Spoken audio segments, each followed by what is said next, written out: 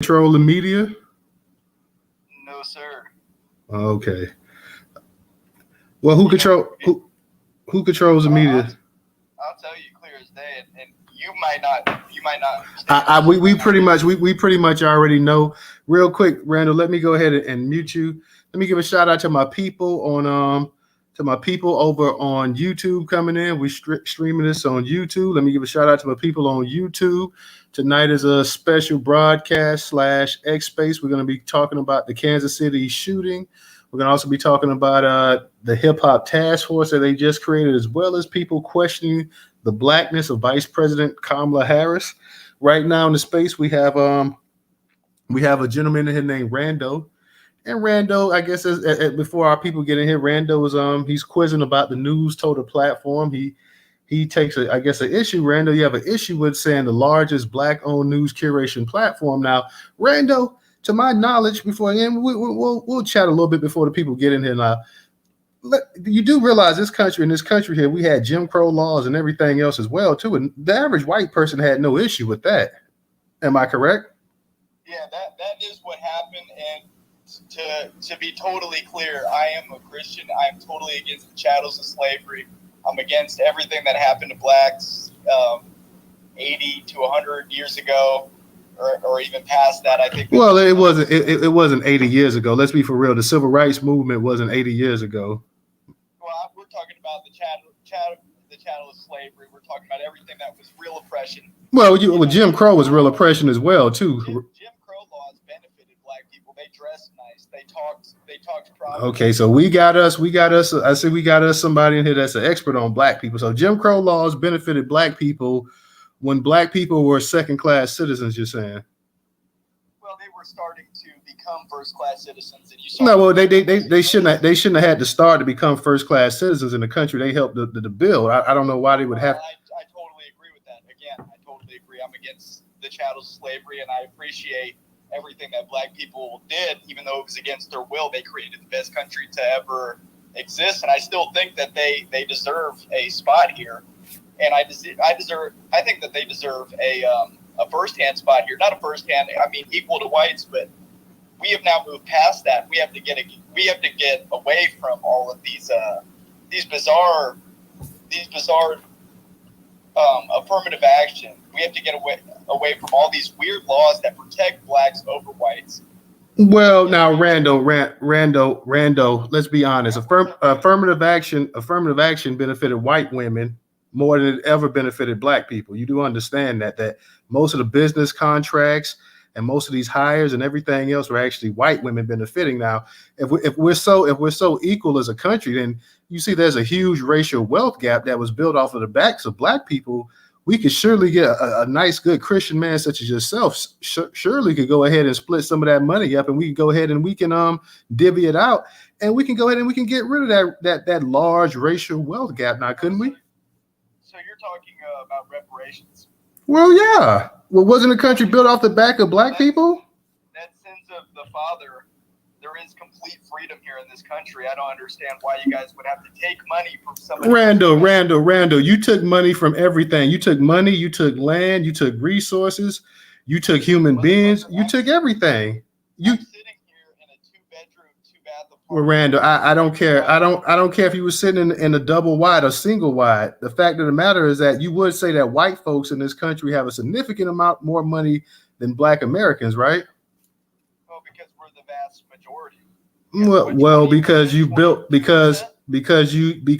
benefited off the free labor of black people. All right, brother. How much time does it take for black people to get their shit together and actually? I mean, whoa! Watch your mouth, white boy. Watch your mouth, white boy. Okay. Now you came in here. You be a good white boy, and you learn something. You sit back and you shut your pie hole, and we'll educate you and we'll teach you, because we've been had it together. You've been eating off of the plate of black people for the longest, and you still want to eat more. You're a greedy bastard.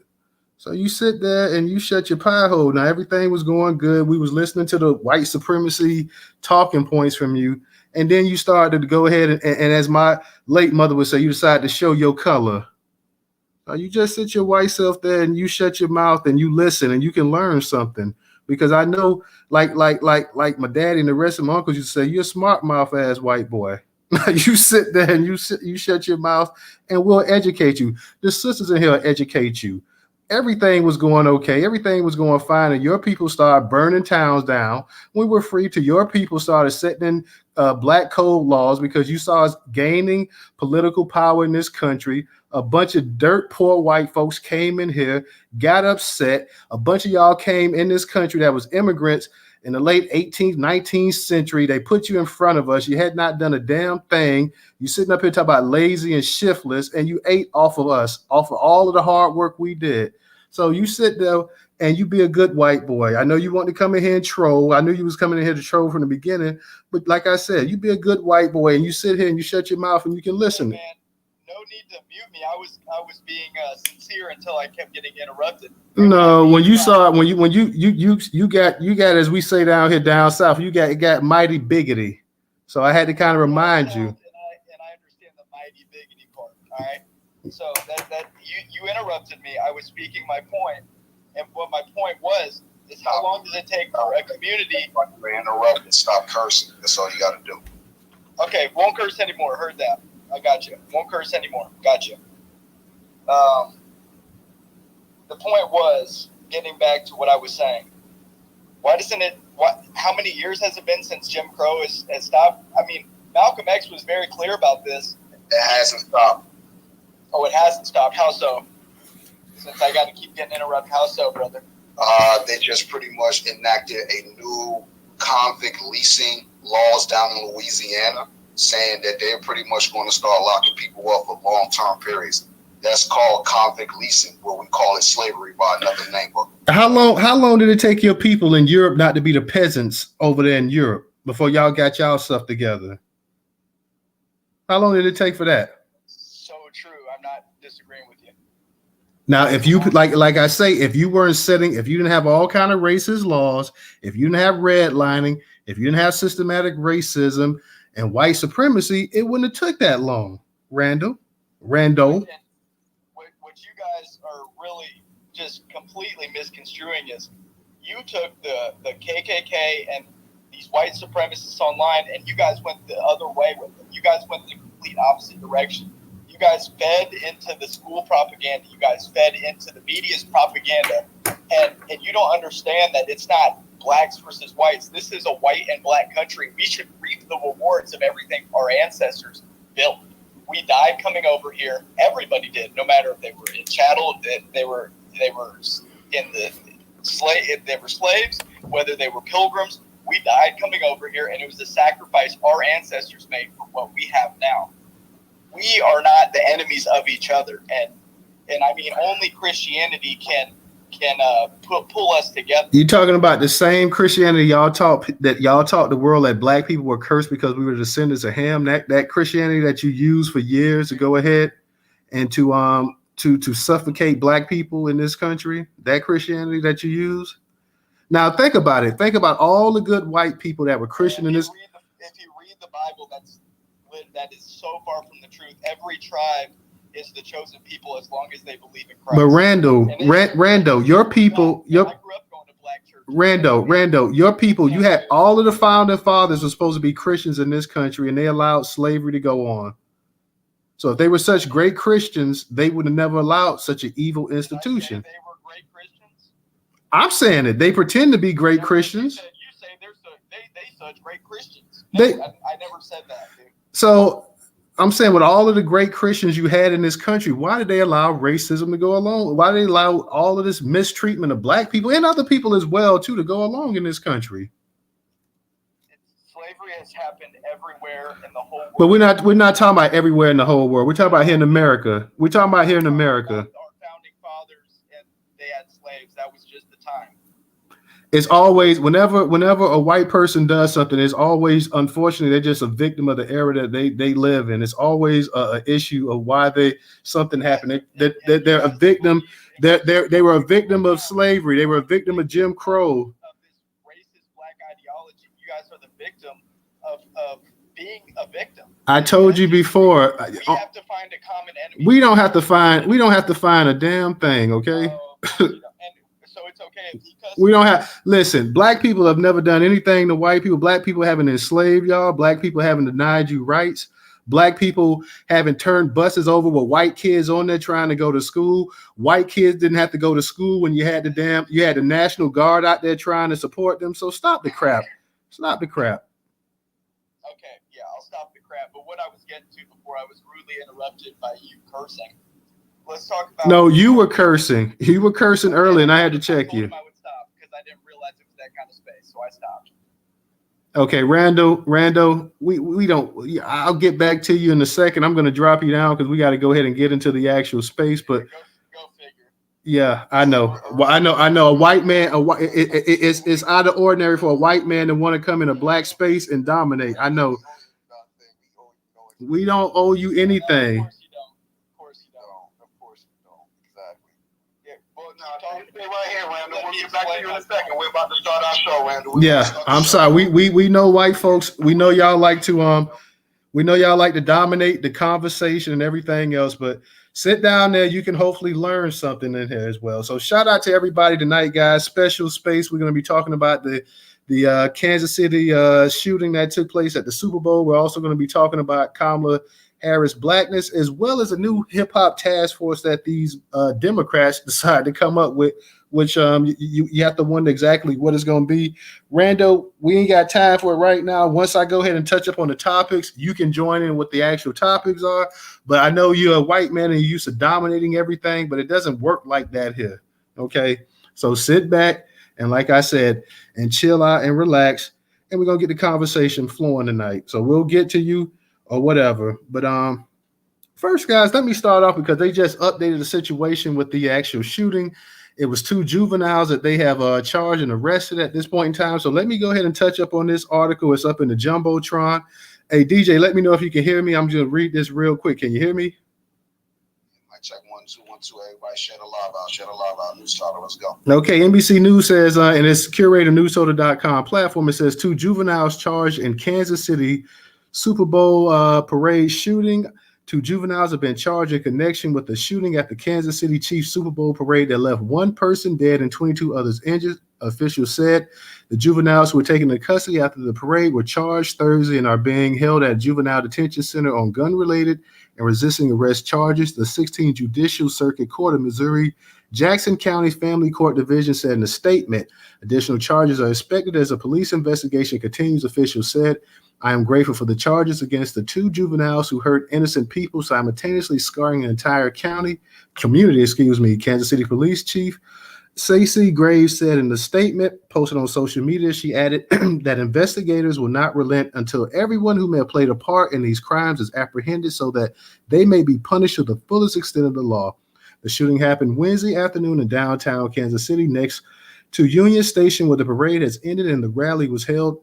Authorities said they believe a dispute among several people ended in gunfire and said there was no evidence of violent extremism or terrorism. Popular radio DJ Lisa Lopez Galvin was killed. Her family said her death was a big loss. Her brother Berto Lopez said Lopez Galvin was a lot more than just a number. She was very wholesome, very caring, very loving individual, he said on NBC's Today's Show. Police said that the other 22 victims in age range from 8 to 47, that at least half were under the age of 16. Children's Mercy's Hospital has said the youngest patient they received was 6. 3 people were initially taken into custody after the shooting. Police said Thursday that one of them was released after it was determined they were not involved. Several firearms have been recovered, the police chief said. So that's where we're at right now, guys. 2 juveniles are responsible, or at least they've been charged, they've been arrested. The story is still developing. They think they may have more people involved. Potentially, we'll see exactly where that goes. I want to go ahead and touch up also real quick on this on this hip hop task force. This is from The Real Hip Hop, one of our curation partners. Democratic representatives held a press conference Wednesday to announce the formation of the first ever congressional hip hop task force. Hip hop is not just music.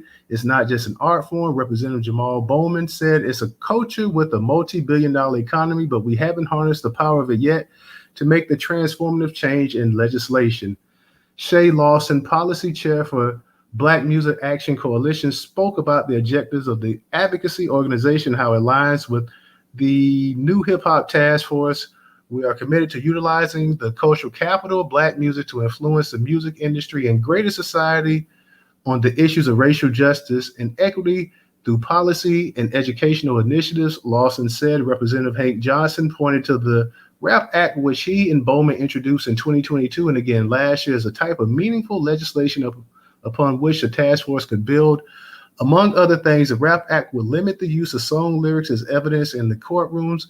As of 2022, over 500 cases across the country had introduced rap lyrics as evidence of crimes. Willie Prophet Stiggers, co-chair and founder of BMAC, gave a shout out to artists like Fat Joe, Meek Mill, and Jay-Z for their work within the hip-hop culture. What you are watching is a maturation of the culture. Prophet said you're watching us come together and take something that came from nothing, that came out of despair, that came out of being disenfranchised. Now you're seeing the effects of that culture growing up. In addition to Representative Johnson and Bowman, the task force will also include Reps Delia Ramirez and Andre Carson. It is not clear whether any Republicans will join the task force. Also, guys, I put up in the Jumbotron article about Kamala Harris. I want you guys to speak on it. Kamala Harris, a lot of people have been talking about her blackness as the election comes up. They feel that once again every 4 years, Kamala Harris, she gets around black folks and she tries her best to go ahead and use her blackness when for the most part during her time as vice president, she kind of steers away from it as well too. They want to know whether she's Indian, she's black. So guys, that's where we're at tonight. Rando, I see you in here. We also we're gonna have a in the space also tonight, we're going to have a person running for office, Tariq. He's going to be up in here as well, too, and he's going to talk about his candidacy and everything else as well, too. We'll give him a second just to explain himself and, just to let everybody know what's going on. And, guys, we have us a troll in here tonight as well, too. He came in early. He came in before all of y'all. Rando, he's requesting. So y'all may hear from him tonight, especially if you guys stay down in the listener section and you don't come up. We will have to bring this potential white supremacist up in here and let him spy off his rhetoric. He's already been talking nonsense. Shout out to my co-host DJ for the Cash App. So it'll be interesting. He already has something to say. When he saw the curation, he's like, I see that you're the largest black-owned media curation platform. Would you have a problem if we had the largest white-owned media curation platform? Like, I ain't got no problem with it. We may have a problem in this space with it, but I don't have a problem with it, babe. So yeah, we got us a troll up in here tonight. You see him putting up the emojis and everything else as well. He came in here for some black love, I guess, tonight. So, like I said, we're gonna let him come up here and speak as well, too, especially if you guys sit down there in the listener section. So, shout out to everybody coming in here and definitely retweet the space out. Go ahead, Quadil. You got it. You can. Got some information in the purple chat. Get in the purple chat. We can fall over there. Go ahead, Quadil. You got it. Yeah, I was saying he's just attention seeking. What type of question is that? Would you have a problem with the largest white curation? I mean, don't they have CNN and everything else? Oh, I already said that, but of course, we know that white folks don't own it. It's a religion faction that own it. They ain't white. They look white, but they're not really white. We know the game that he wants to play, but. Okay. Yeah. To get into the topic, I want to start off with the shooting thing. That is very sad, man. It's a tragedy every time these things happen. Now, they said they got 2 juveniles. Do they have any more info on those individuals and like their parents and stuff, or they keeping that stuff under wraps? So far, that's the only thing that I know of, Quadil. They with juveniles, they try to protect their their identity for a while. I don't know how old they are or anything like that. This happened. They must have was arrested yesterday or whatever. So I don't exactly know. They haven't. What I read is all I know so far at this point in time.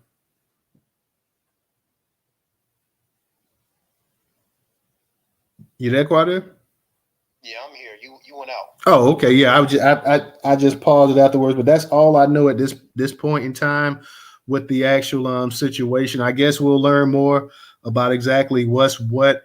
I know a lot of people have been speculating because they saw the black guy that was arrested or handcuffed the other day, and everybody said, "Oh, well, it's got to be a black shooter," and this and that. So I don't know the identity of these people, race, or anything else. So we'll I guess we'll just have to kind of wait and see exactly what's what. Okay. And last thing with the hip hop task force, it sounds like another wasted time, another task force. It's getting no, and they're already all lives mattering. It's very tiring and annoying. It's beyond annoying at this point. That's why we need our own. We need to, as what Mike Carter would say, slate our own candidates, put our own people up in there. Like people like Marcel. We got Tariq in here. He's going to come and introduce himself a little later. He's already in the space. So yeah, we got to get our own people up in there, man.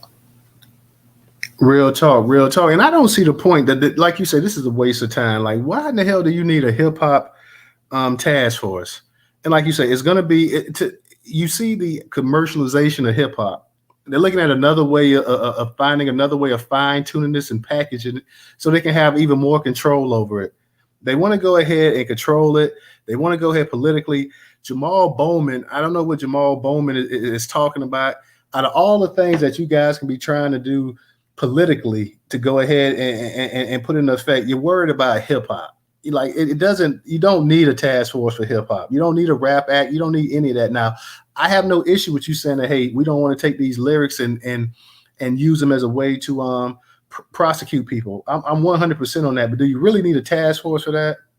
Do you really need legislation in terms of you guys talk about and it's not, you're not even doing that for you. I think that's just a cop out. You're not trying to go ahead and protect people from incriminating themselves through their music. You're just using that as a way, as a talking point to go ahead and get this passed. So I am totally against any kind of damn legislation of hip hop. Like I say, it's already in turn. The more they commercialize it, the more it's with corporate America, the less and less impact, and the more that it's taken out of the actual hands of Black people as well too. So I am totally against that. I see girl Trouble coming up here as well too. So shout out to Trouble. Did you have anything, Quadir, you want to say real quick about Kamala Harris?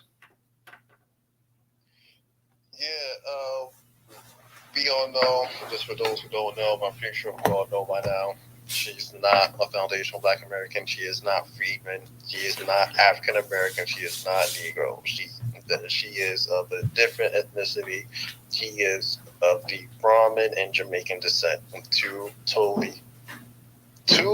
has two different, a mixture of two different ethnicities compared to our FBA freedman lineage. And I'm a yield with that. All right. Let me go ahead and get to my girl Trouble. Trouble, what's going on tonight on this Friday night?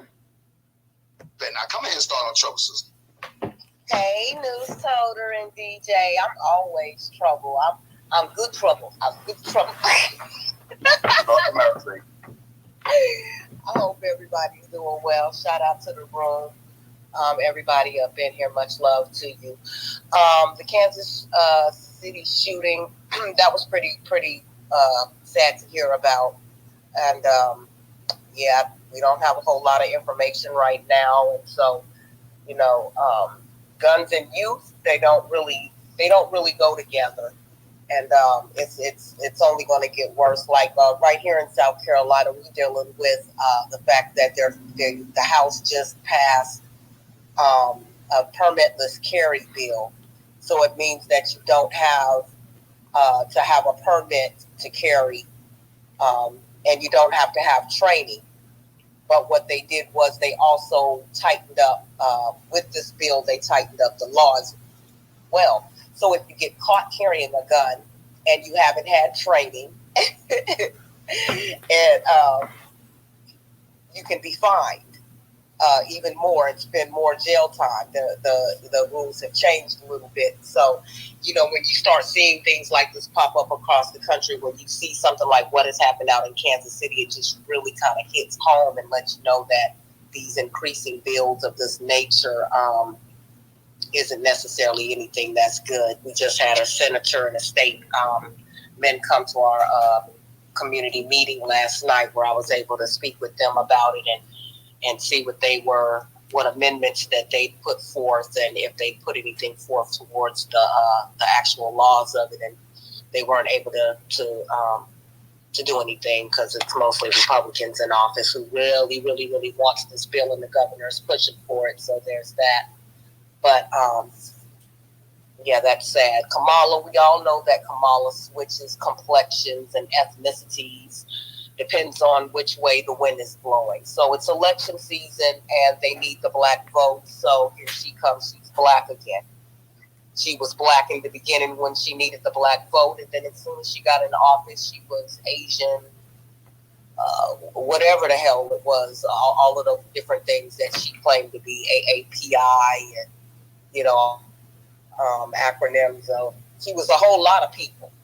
You know, she's a little bipolar with her ethnicity. So, once again, she's black. But I believe the majority of us who are in the know sees through that. And so that's just what that is. Dems with the hip-hop task force, that's a bunch of bull snaps. But, you know, the last election season, they came with the no bucking, no vote.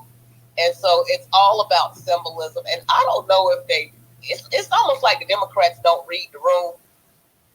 It's almost like they have no ideas. They have no thoughts. They have nothing to move. It's almost like talking to the opposite sex and they can't move the conversation forward. Both of y'all just sitting there looking at each other and you doing all of the talking and, you know, they just sitting there just going with the flow. And it's disingenuous. And when the first time I read the article, in the first sentence, in the first paragraph, they went to hollering about for the black and brown communities. Well, first of all, hip hop is a black creation, a black American creation. And so I don't understand why it is that they can never address black Americans, black issues, black topics, bring black policies without always trying to black and brown us to death. So that to me was distasteful in the first sentence reading that. And I don't get that. I don't get why they continue to do that. Then in the article they went into Jamal was talking about, you know, when he was growing up and, you know, the music was misogynistic and it was this and it was that. And, you know, hip hop has so many different layers, so many different flavors, so many different, you know, segues that you could go this way and you could go that way. And just to kind of continue to harp on the negative aspects and not speak on the positive or anything like that before you even, just don't even bring none of the negativity in there. You know, it's a hard pill to, you know, to swallow. It's really kind of hard to take these jokers serious. So that's that on that. It's a nothing burger. It's like the Congress people, you know, Pelosi and the rest of them putting on dashiki. You know, that's what they're doing. They're dashiking us again with this hip hop task force. So it's a nothing burger. To the white supremacists that comes inside the room, I don't know why lately they've just been weaving in and out of these spaces with the disingenuous foolishness and the need to center themselves and always make it about them. You know, and they ask these ridiculous questions and they act like, you know, they're the experts in the room and that they really want to know, you know, why do black people A, B, and C? You don't want to know. You don't really care. You're just here to center yourself and be seen and show your natural, you know, let me not say that word, but, you know, you just want to show your natural caveness. You know, return to the caves from which you've came. You know, we don't need that up in here. We don't need the disingenuousness, and really because we are dissatisfied with the Democrats, and we've been speaking a lot on that. They've picked up on that, and I don't know why some of them feel the need to nitpick and nitpick.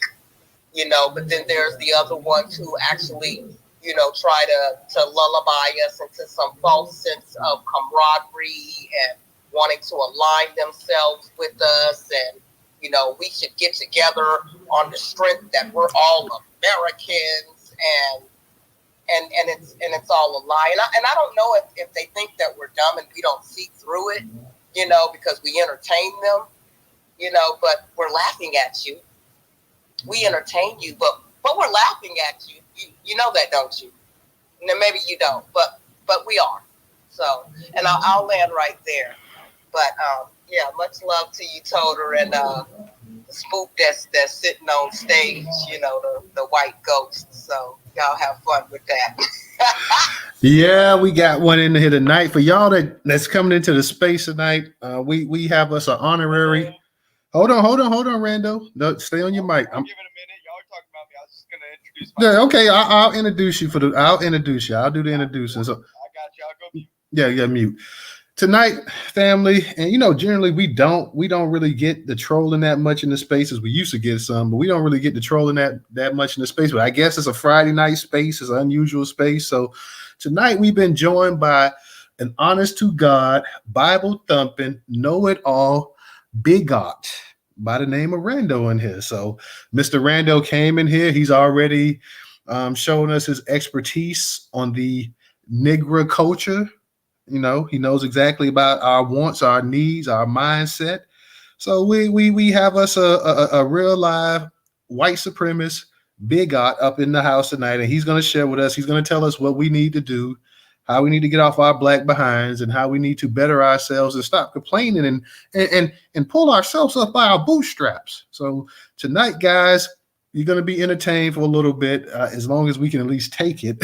But yeah, we got us a cat up here. I see, is that LA Rob? Shout out to LA Rob. I ain't seen you in a minute, LA Rob. I see you down there. I see my man Rock Roller, Shannon, Infinite QT. I got to give a shout out to the regular Stephanie. Thank y'all for joining. Of course, Black Majority State.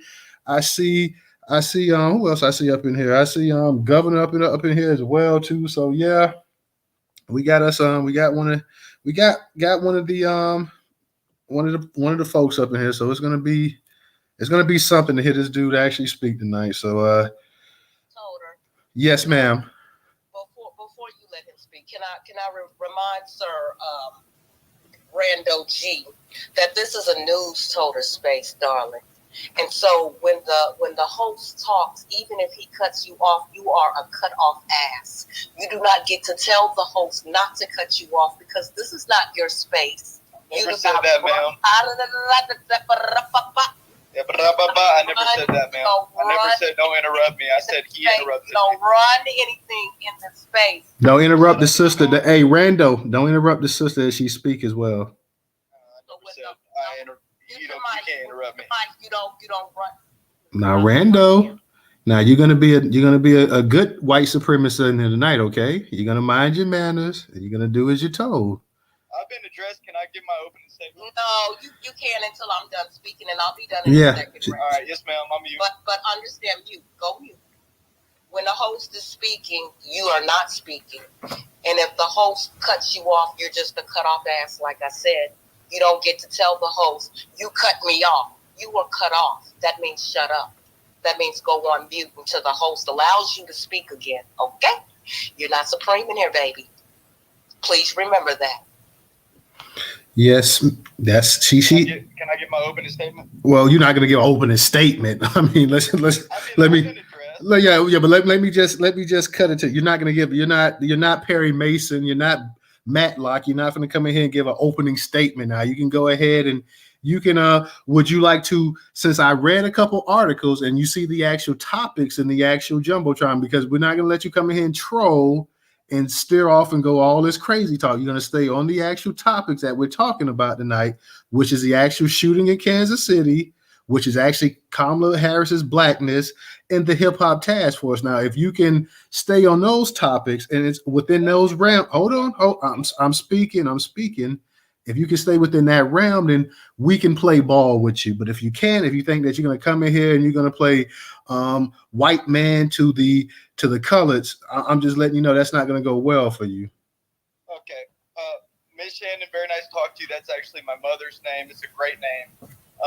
Well, sticking to the topics, I did hear your opening statements. I heard everything about them. I just wanted to say from a Christian standpoint, I did hear about the news last night.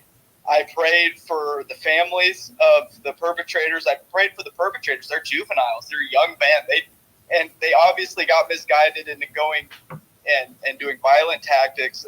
That was horrible. And I prayed for the victims. I prayed for everybody last night. And that was just a horrible situation, man. And I do feel bad for every single person involved, especially the family. Imagine if that's your child that's now in juvenile in juvie. They're going to be facing long, hefty sentences. These are children, and it's all just very sad, man.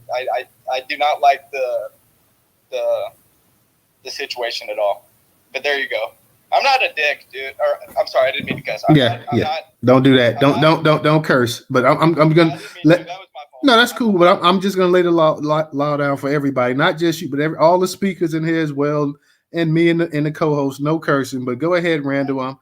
You touched up on the Kansas City shooting. Now, what about Kamala Harris, Blackness, and the Hip Hop Task Force? What's your opinion on that? Look at Kamala Harris, Camel Toe Harris. She her dad was a slave runner in Jamaica. That's not too far-fetched at all. That's very true. You can go look it up. He disavowed her family has disavowed her because they said that this is not how blacks are supposed to act. This is common knowledge. Just like Joe Biden, a huge taken racist who was friends with Robert Byrd.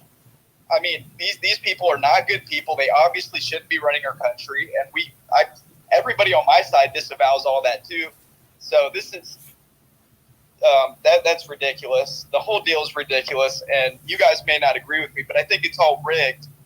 I mean, having an ex-KKK member, which really is what Joe Biden is. I mean, he supported Robert Byrd, who was a literally Grand Mason. He was decorated KKK member. Yeah, sure. When he died, he said, "Okay, I'm sorry about all this," but I mean, it happened. He did support the KKK. Kamala Harris's grandfather was a slave runner. This is just simple knowledge. So, yeah, I'm against all of that. I'm against Kamala. I'm against Joe. All righty. Well, thank you, Randy. Did you have anything you want before I get to the new speakers? Do you have anything you want to talk about with the hip hop, the task force? They're trying to create a task force. Did you want to touch up on that? I'm being fair. Oh, sorry, I didn't mean to interrupt. No, if you didn't hear it, if you didn't really get a chance to cover it, that's fine. If you didn't hear me read it, that's fine. Yeah, I don't know. I want blacks to get back into soul music. I grew up in black churches in the deep South, Lower Alabama, Upper Florida. I don't want to hear degenerate music anymore. I don't want to hear degenerate rappers talk about violence and buttholes. I hate all that. It gets old. It gets annoying. It's sick. I'm a Christian, so I'm against all of that. All righty, Randall. Well, you can stick around, mute your mic. I'm sure you're going to have plenty more to say. And I'm sure our speakers will also have something to say in here as well, too. So go ahead and put... I got a question for Randall when it comes to the hip-hop music. The owners of the music companies, like that one dude who funds Sexy Red, I forgot his name. What do you think about him? I know you guys are on YouTube and you guys can't get banned for the Jewish topic. Do you guys want me to get into that? Oh, here we go. So everything is always about the Jewish community. It's never like. Let me ask you something real quick, Randall. Yes, sir. Aren't Jewish people white also? That's a tricky question. And how's it tricky? It's a yes or no. They're not from Europe. They do have lighter skin, and in biblical times they were darker people. They heard. I mean, like everybody knows that Jesus was black, and they said he had the hair of wool. I mean, these are things. So, yeah, they've adapted into European culture over the last 2,000 years, but that is not their ancestry. Yeah, they may have mixed race. They may have, changed their skin color, but they still have the same nose they did back then. They still have the same ideology. So if you want to, yeah, they look white now. That's a good thing, but they're not European. Okay. Well, we'll get back to you because we got a couple hands up. So and it's no problem. It's no problem. I see my man Rock Raleigh. He's laughing down there. I'm laughing too. Like, yeah, you stick around for a little bit, Randy. You're gonna be comic relief tonight. Yeah, no problem. You're gonna be comic relief tonight. I can already pretty much tell the way this is going. Let me go ahead and get to we got Big Draco, and we're gonna get to Ray. If you want to speak, you go ahead and just raise your hand. We'll get to you as well too. I see you up here. Okay, Ray. I didn't know if you wanted to speak before, but I'll get to you as well. So, Big Draco, go ahead and unmute your mic. Hey, just real quick, bro. Chat. Just real quick, Draco, get in the purple chat. Everybody, get in the purple chat. What's your opinion over there? You got it, Big Draco. Go ahead. Yeah, so hey, shout out to everybody in here. Thanks for letting me come up. I was listening to the Mayo babble from this rando guy, and yeah, it was Helmans Mayo. Who said that? No, that was DJ. Helmans Mayo or other content. The Great Value Mayo. Woo! Open jar that was just like in the stock room in the back. It just starts spoiling. And that's the type of Mayo babble that I'm hearing. He's trying to do the ethnic hot potato thing with it's the Jews, man. It's not us. Even though we have Y chromosome DNA, European because of white slave enslavers. But of course, that's the Jews' fault. The Jews made them do that. The Jews caused climate change. The Jews, gave him a headache. Everything. This Jew thing. Jews are genetically European. Okay, and you're talking about people changed and all of this over time. You're not the same as what Europeans were 1,000 years ago. So let's not talk. Let's not do these disingenuous arguments because you're hell bent on, separating the Jews from you. You all are aligned in white supremacy against us. That's your true religion. You're not a Christian, sir. You're a white supremacist. That is the religion. And even in the Bible, I believe it talks about people coming to you preaching a different Jesus. The Jesus of many white conservatives, these so-called white nationalist people, that's not the Jesus of the Bible. And I'm not Bible thumping. I'm just dealing with him on his level. Okay, so he preaches a different Jesus. His Jesus is that white people are supposed to be on top. I just said Jesus. No. Rando. When the speakers, let me get this clear. When the speakers are speaking, nobody comes off their mic in this space here. So Rando, you gotta keep your mic muted now. Either you keep it muted, or I'm gonna have to drop you down to listener. Go ahead, Draco. My bad.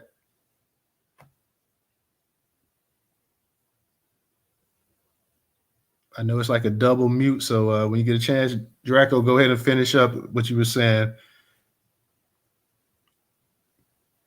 Okay, yeah, the double mute just came off. Yeah, so Rando, let's do this like we would do in real life. You wouldn't talk over me in real life because I would stop you from doing that. So let's carry on like we're face to face, even though we're not face to face. Don't get emboldened and be rude because you're talking to your phone. Because you guys don't do this in real life. So anyway, like I was saying, they are white.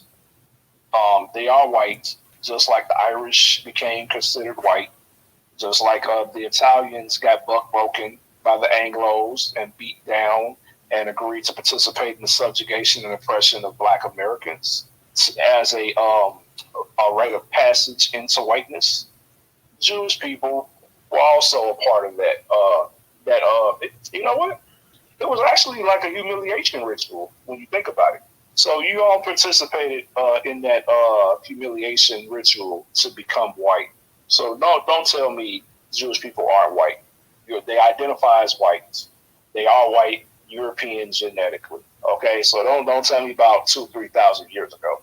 You don't have the same DNA as your ancestors from 2,000 years ago. So we cut that. And like I was saying about the different Jesus, these people talk this, it's Christianity, Christ, and unity stuff. But really, they're for unity as long as they're on top. That's what it's really about. And when it looks like they're about to lose, because now, the average age of a white person is 58. In about 4 or 5 years, they will be a minority in the workforce because many of them will be retirement age. and they have negative birth rates. They're dealing with infertility. Obviously, it's the Jews' fault that they're the oldest, demographic. It's the Jews' fault that they can't breathe. Everything is, they get sunburned. It's the Jews' fault. Everything is, they blame on the Jews. But then they tell black people about personal accountability. I find that funny. I'm kind of jumping around, but I land my plane here. There is no unity where black people will be subjugated under this system of white supremacy. There's no unity when people of your demographic are gaslighting us into trying to make us believe that the oppression, systemic racism doesn't exist when it's objectively true. So if you're coming here on that and you're babbling about the Democrats trying to play political hot potato and ethnic hot potato with the Jewish people, that's not going to fly. We've heard these talking points, the Robert Byrd thing. Okay, that doesn't make the Republicans any better, because you have plenty of skeletons in your closet as well. So let's keep it a buck, or let's not spend any money at all. And I'll land right there. All right, thank you, Draco. Appreciate that. Let me go ahead and get to Rando. You gotta keep your, because we got hands up now. You spoke, so we'll get back to you, but we got to get to the other hands in here. So keep your hand keep your mic muted, and we'll get back to you as well. Go ahead. Let me go ahead and get to I think Ray. Was it Ray? Yes. Good evening. I would like to address the white racist or possible immigrant that brings their supremacy here with them while talking to Black Americans. I'm tired of y'all mentioning our inventions or music or our violence without mentioning all the wonderful inventions. Okay, I'm going to put the number 101. What's going on? Is And anybody still here? What's happening? Hello?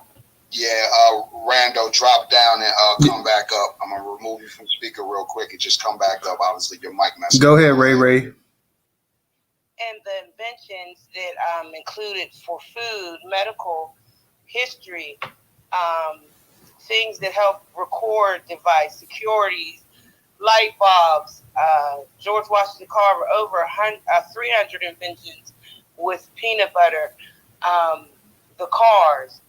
We can go on and on the list for that. We can go on and on. Hold on, let me look. I'm going to drop these links for you to be able to look up the timeline of the American civil rights and the number of rights that came along with it, that were federal human rights laws, along with 8 key laws that advanced civil rights in America, right? Along with our first fight for civil rights, which was the early 1900s. See, it's a lot of things that his story that he has made to make him look less savage that downplays the fight and the plight of the Black American. And y'all play this little game on us with these situations that we're talking about, like you're playing in our faces like we're not intelligent. The no for me and my community, when I look at things that we need to get back to making our children's today better than our yesterday, like the elders before us, because I'm not ashamed of my lineage, because I am the descendant of the slave they could not kill, the one who refused to die, the one they could not hang, the one that persevered, the one who was full of resilience, with hope in their heart, willing to die through civil rights, through segregation, the family that lost land in Arkansas and had to come on a train with 6 kids and bought more land and got their foot in the steel mill, and his wife in William Penn Hospital in Pittsburgh.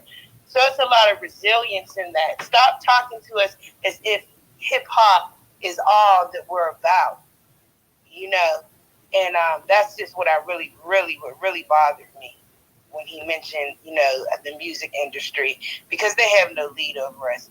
we're smart enough to know that they're entertainers, and they better get back to doing their entertainment jobs if they want us to support them and buy their music or stream their music, or else they can get canceled. All right. Thank you, Ray Ray. Thank you. Let me go ahead and get to Rella. And then anybody else who wants to speak, Rando, if nobody else wants to speak, come up here and we'll go back to you as well. I know it's a bunch of y'all in the space. Shout out to all y'all coming up in here.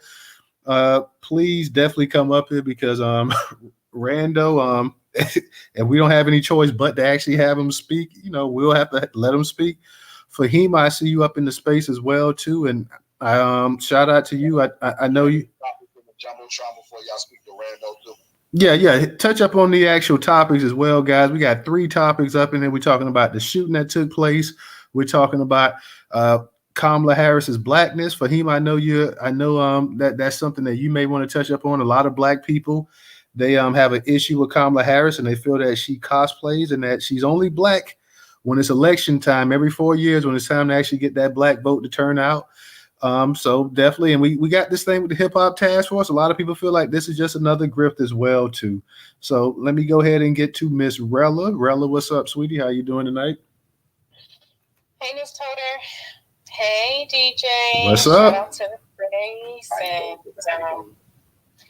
and shout out to definitely all of the attendants in the room. It's very, very interesting when you look at the Chiefs shooting topic and you see it. It was a tragic situation that took place. And I know they're still investigating why it happened and questioning, I think, the people they have in custody. I've seen people, I think, also post a picture around of two young black guys or men that were not a part of the shooting. And I think the news and some authorities have came out and actually denounced people, targeting people in a way where they don't have all the information, but they're utilizing pictures because they were at the parade, and maybe they were, maybe in a melee. But it's crazy because, Kansas City has had a lot of violence that have happened. There's a lot of violence that happens even when majority of the white citizens in Kansas City come out and, kind of destroy the city. So they're dealing with a large amount of violence. And Kansas City itself has a history of that. They have a history of genocide and even, Ku Klux Klan and a lot of gang activity, especially heavily with the rural areas, even having a lot of white supremacy and Klan members. So that is a big deal in Kansas City. And yes, kids young as 5-6 years old can actually, obtain a weapon. But the crazy part is there needs to be some sort of solution, I think, with education, gun education, and just overall pulling Kansas City back together in regards to humanity efforts. And so I'm definitely going to truly pray because that's what, God's children really do. We don't necessarily have to ostracize other groups of people like some folks do, as a measuring stick. So Kamala Harris, I don't appreciate, I don't really care for her. But the one thing I will say I'll never do is I'll never get on a space and call somebody something like close to like a cunt or something vaginal or bisexual. I think that definitely is a WPS type situation, because when you don't have a vocabulary, that's the type of thing that you do. My issues with Kamala and this administration has always been known. When you have people who are not descendants in the community, they don't represent the community, and they don't actually have their ears to the ground to the community to know what it is that the descendant community needs, what Americans truly need, and they're all for other people. I've always said that is not even the patriotic situation that's happening. Our humanity is being erased, but we do get gaslight by other people who want to come in and pick and choose which party they belong to say, okay, well, this party over the other seems to be the best and we need to be rocking with them. No, it's about policy over party. And it is really about aligning with people who understand what Americans truly are about and the foundation of who we were and how we are trying to preserve ourselves in our nation. We, and when I say we, Black Americans, descendants, we don't have any immigrant status. We don't have other nations that we can run to or call on when it's time for us to find somebody to help us fight the issues that happen in our country. But everybody else seems to be able to cosplay and get involved with our culture and utilize our culture for their benefits and then to trash us at the same time. You might not like hip hop, but when white folks took over country music, you turned it into degeneracy. You turned it into, oh, my brother slept with my mom, or oh, my aunt slept with somebody, or my girlfriend left me, I'm a wino, I'm a drunk, and all this other stuff. And that wasn't even the basis of country music. But here we are today. The Hip Hop Task Force, it's always one of those symbolic things where we didn't really ask for that. But I will say that if we had a majority representation in office, I wouldn't be mad at it, especially seeing as that people are trying to erase our culture and our contributions, as Ray Ray so beautifully put it.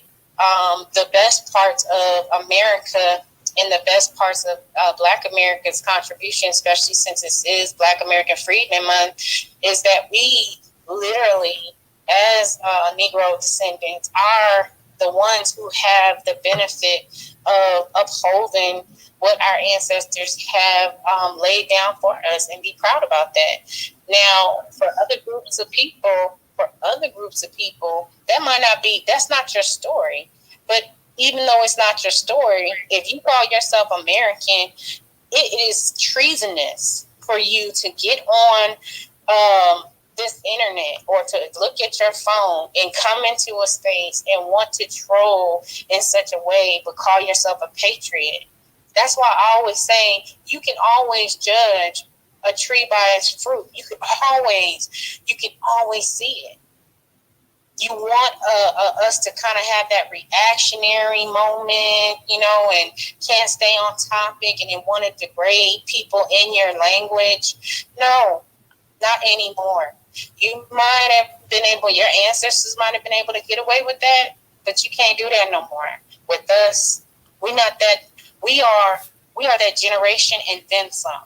How about that? Because they didn't have the opportunity to pick up 2A, and guess what? We have that opportunity to protect ourselves at all costs. That means with our tongue, which is a weapon, and that means with our hands and our knowledge. And just because you don't know your history and where you come from, and you can't represent what European degenerate country you might come from, or your ancestors come from, that's not our problem. If you're talking about America, stick to the facts. If you can't do that, then you need to bounce because you have nothing to offer. Just because you read today that Jesus had hair of wool does not mean that you sincerely care about that. Because Christianity, white Christianity, that took over and utilized Christianity to actually suppress and murder and genocide people out of humanity, that's not even what the word was about. So if that's the Christian you are a threat to me. And you have just aligned yourself with why it is that we need laws that address people who commit terroristic cyber activity online or offline. And I land my plane. All right. Thank you, Rella. Thank you. Real quick, we got we have a speaker up here. I'm not to cut anybody off because I'm gonna get to you, Stephanie, that Negro. But we have somebody that's running. I'm gonna get to you too, Rando. I ain't forgot about you. We got a speaker that's running for office. He's up here right now, Tariq Shabazz, and he's just going to tell you real quick about his candidacy, guys. So we're going to give him a minute, and I'm going to try to see about also holding a space coming up soon with Tariq and maybe a couple other candidates, maybe Tariq, FBA Goddess, and a couple other people, some of the black candidates that's going to be running for office, and so we can get them all in a space and have a political space about the candidates. But Tariq, how you doing tonight? Do you mind talking to the audience for a second? No problem at all. Firstly, I want to say thank you for offering the platform for me to speak and talk and disseminate my message and our campaign, what it's really about. So for everybody out here, my name is Tariq Shabazz.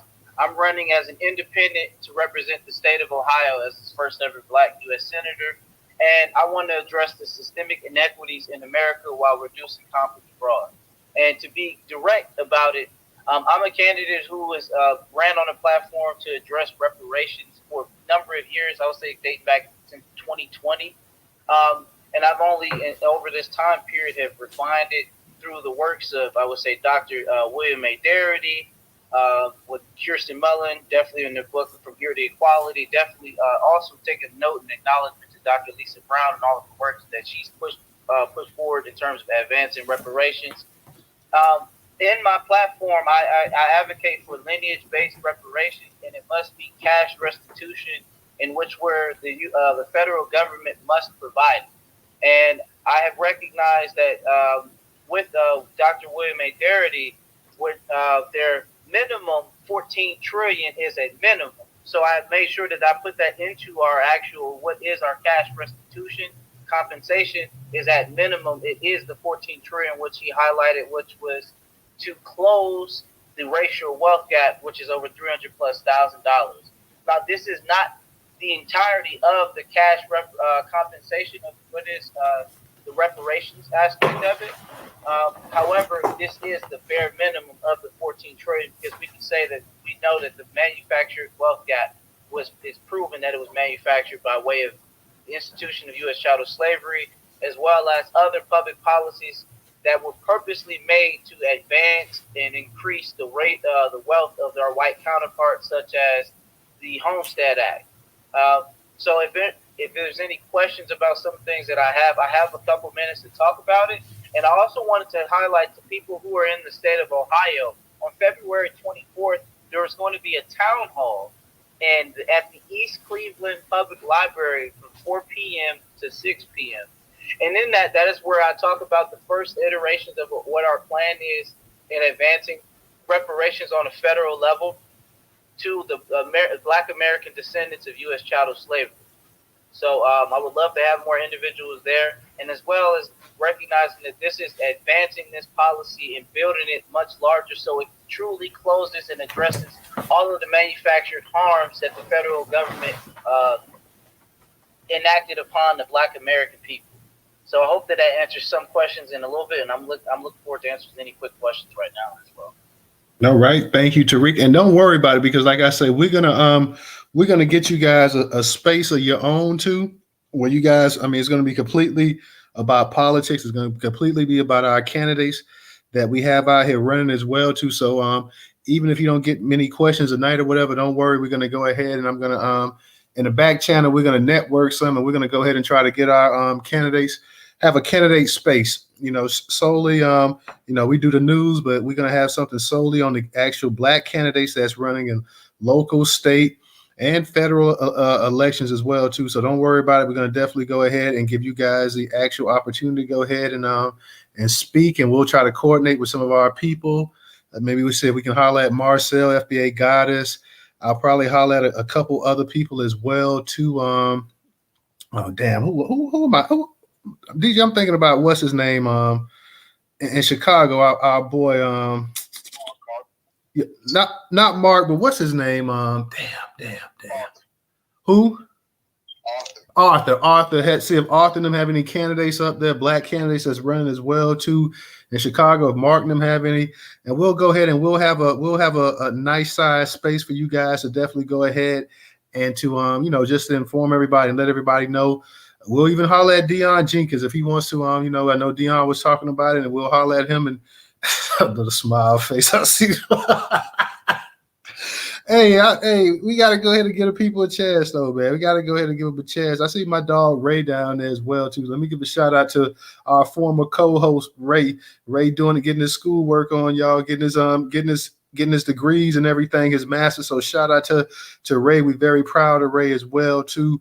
One of the original co-host on here on Newstoter platform. So shout out to my man Ray and his pursuit of his master's degree as well too. So, but yeah, don't worry about it, Tariq, because I definitely I want to have a political space as well too. So we're gonna go ahead and yeah, we may even try to get Judge Joe Brown up in there as well too, so we can get you guys as many eyeballs as possible. And so we'll definitely go ahead and we'll do that, man. But I appreciate you coming through as night, and we'll go ahead and get back to the speakers. And if anybody had just real quick, 2 seconds.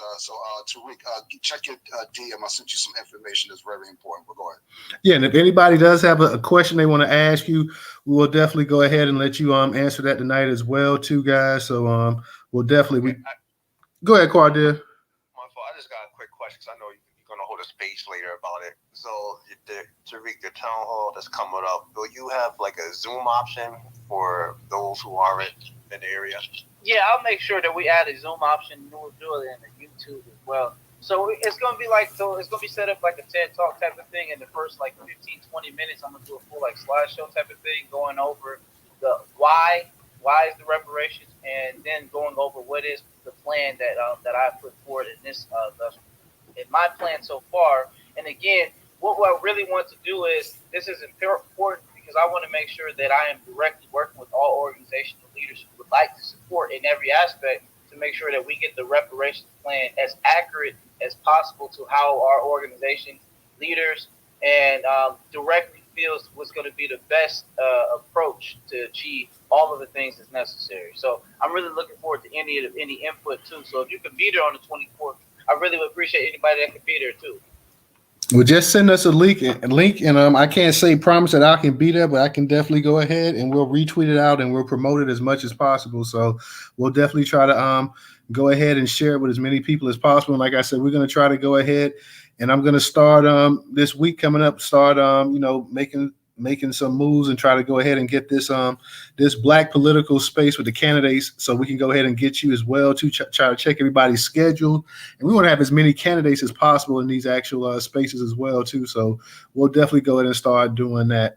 So I appreciate you coming through tonight, man. Thank you so much. And best of luck to you as well. And I look forward to hearing more about your platform as well too. And welcome to the Newstoter platform tonight. And it's good to have you up in the space as well. Let me give a shout out real quick to my girl Shannon, who always shows love. Shannon, thank you for your contribution on Cash App, sweetie. It is greatly appreciated. And for anybody else that wants to donate to Newstoter, it's $Newstoter, $Newstoter. Y'all know Newstoter is the largest Black-owned, Black American news media curation platform today in America. Rando, I know you didn't particularly like that when you came into space. You was talking about if white folks had their platform, if they had the largest white-owned curation platform. But tonight, this is for the brothers and the sisters. So it's Newstoter. Newstoter is the largest Black-owned, Black American. Now, there might be some larger Black, but in terms of Black American, largest Black American news media curation platform. So, I have no ill will towards any white person that has a large curation platform, because there are white folks that have much larger curation platforms than me. But, we small, but we trying to do our thing here. So $Newstoter, $Newstoter. And for those that don't have Cash App, we have the Venmo and PayPal up in the Jumbotron. Same for my people on YouTube. Cash App is on the actual screen, and the Venmo and PayPal is up in the description.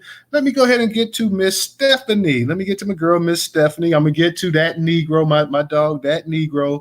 I'm gonna get back to Rando, I'll get back to you, and then I'll get to Big Draco as well too. So Stephanie, how you doing tonight, sweetie?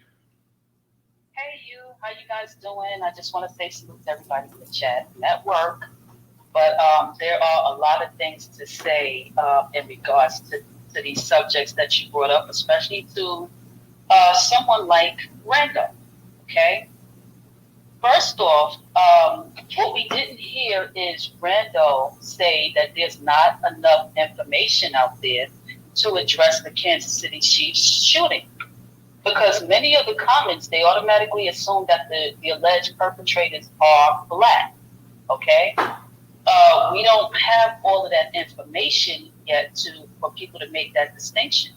And had they looked under the comments, they would have saw all types of N-words, how we should be killed off and all these other things. Nobody likes to address that.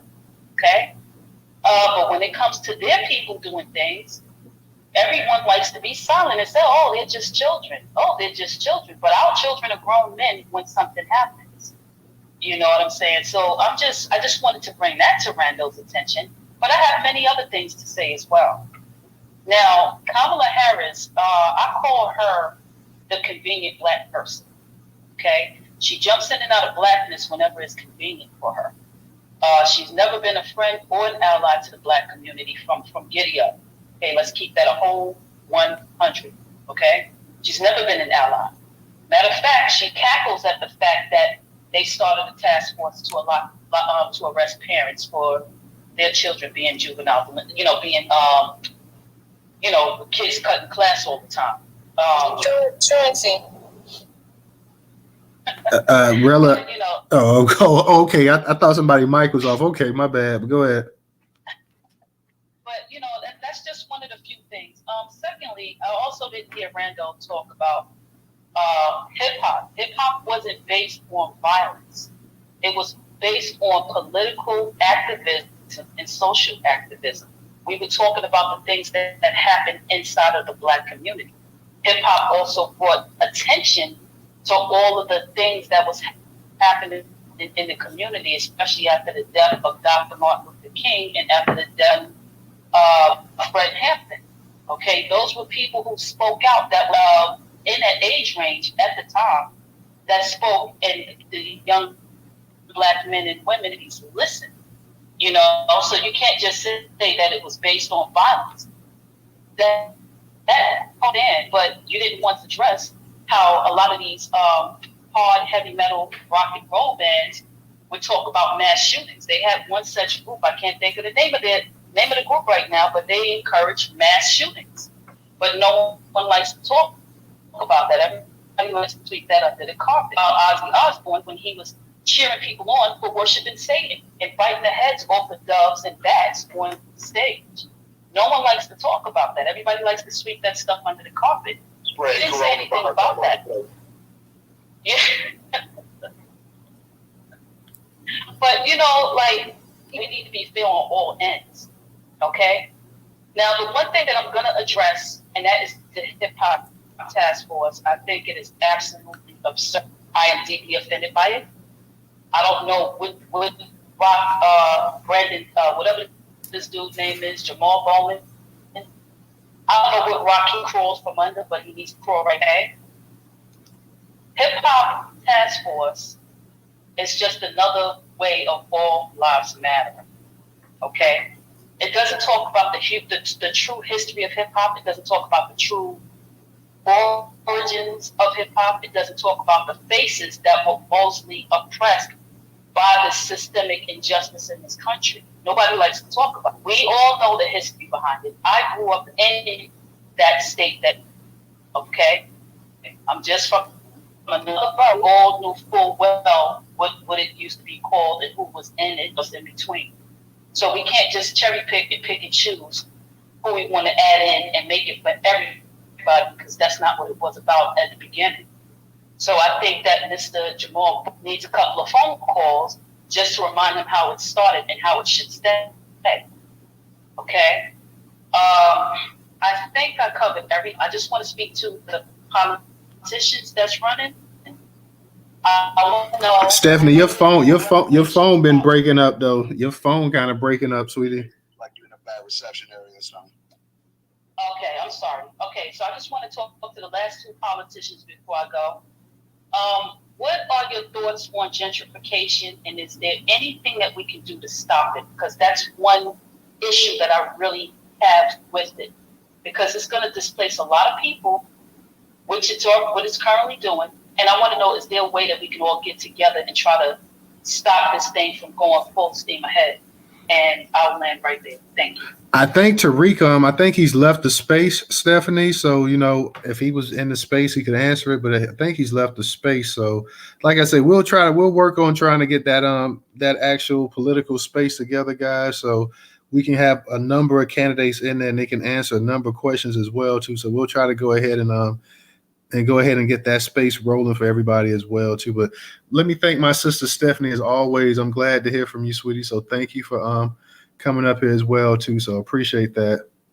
Let me give a shout out real quick to Marley Paradise for their contribution on PayPal. So thank you, Marley Paradise.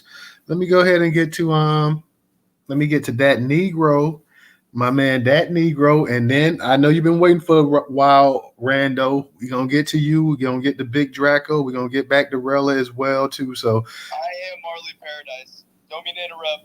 I'll mute. okay, well, thank you, Rando, for that contribution. I appreciate that. Let me go ahead and get to that Negro. That Negro, what's going on, fam? Yes, sir. Hey, brother Newstoter, brother DJ. Salute to both of y'all. Peace, power, and Rella. I see you up there as well. Peace, power, and Negro reparations to the room, specifically for the descendants of the Black American Negroes that built this country with slave labor per the lands promised in Special Field Orders 15, January 16th, 1865. First and foremost, man, people senselessly killed by people that were obviously force-fed or hand-fed supremacy. And it's just wrong, man. Any way you cut that, it's sad. Luckily, only one person got killed in that altercation. It's just, man, it's just like we said, until our community, the bottom of the foot heals, the rest of the communities cannot heal. So heal the Black American Negroes that built this joint. That's what I would say to that. But again, prayers and love to everybody, all the victims, everyone that got hurt, and wake up, Americans. Lastly, the Dems Hip Hop Task Force. I would agree with the sister that talked before me. Jamal Bowman, Corey Bush, anything with Dems, period, is whitewashed and going against the grain. I would encourage Brother Tariq that is running to look at Real Repair, which is up in the Jumbotron and can be found at AmericanUnionReparations.com. I believe, we had back and forth with Professor Darity, as well as numerous speakers for our community, and the minimum payment is $15 trillion. All you got to do is put today's value on 40 acres along the waterfront of the Georgia, Alabama, and Florida. I believe they were, off the top of my head, and we did that at minimum, and it's $1.45 million per head of household. So that's a minimum, man. If you got one kid, that's a minimum for you when you're one child, period. That's how that goes. So 14 trillion, they just throwing that number out there to appease us, but Dems ain't the way to go, y'all. So I'll leave it right there. Thank you again, Newstoter, for letting me get up here and speak. And peace, power, Negro reparations, y'all. All right. Thank you, that Negro. Appreciate you. Glad to have you as always. Let me go ahead and get to Rando. Rando, go ahead and unmute your mic. Thanks for keeping me on. A lot of people that I get into spaces like this don't let me on. I appreciate that. There's so much to address because 5 people have called me out. It's kind of crazy. The one woman that said that I just learned today that Jesus had hair of wool. I've been reading the Bible since I was a small child. I have never cared about the race of Jesus Christ, who is God, by the way. I do completely bow to him. I pray to him every night. I don't care if he's dark as night or white as cotton. I don't care. There's been so much at me that I'm a white supremacist, that I'm a troll. I haven't got in here. I've been making clear and sound points. I just wish y'all would hear me out. You guys, for the most part, and I'm not trying to say you guys in total, but it does kind of sound like you guys in total just completely hate me because of the color of my skin. And that's insane. I get it. You guys were oppressed at one point, but you're not now. This is ridiculous. Okay, so he can unmute and do that. That's a lot. That was actually the co-host, but yeah, let him finish speaking though. Go ahead. No, I have no animosity towards any race. I have white supremacism is an oxymoron to Christian values. You can't. Big Draco can down thumb all you want, but if you're a Christian, you don't understand. If you are actually a Bible thumping Christian and you read the Bible, all tribes are allowed under the Christ. We are all equal under God.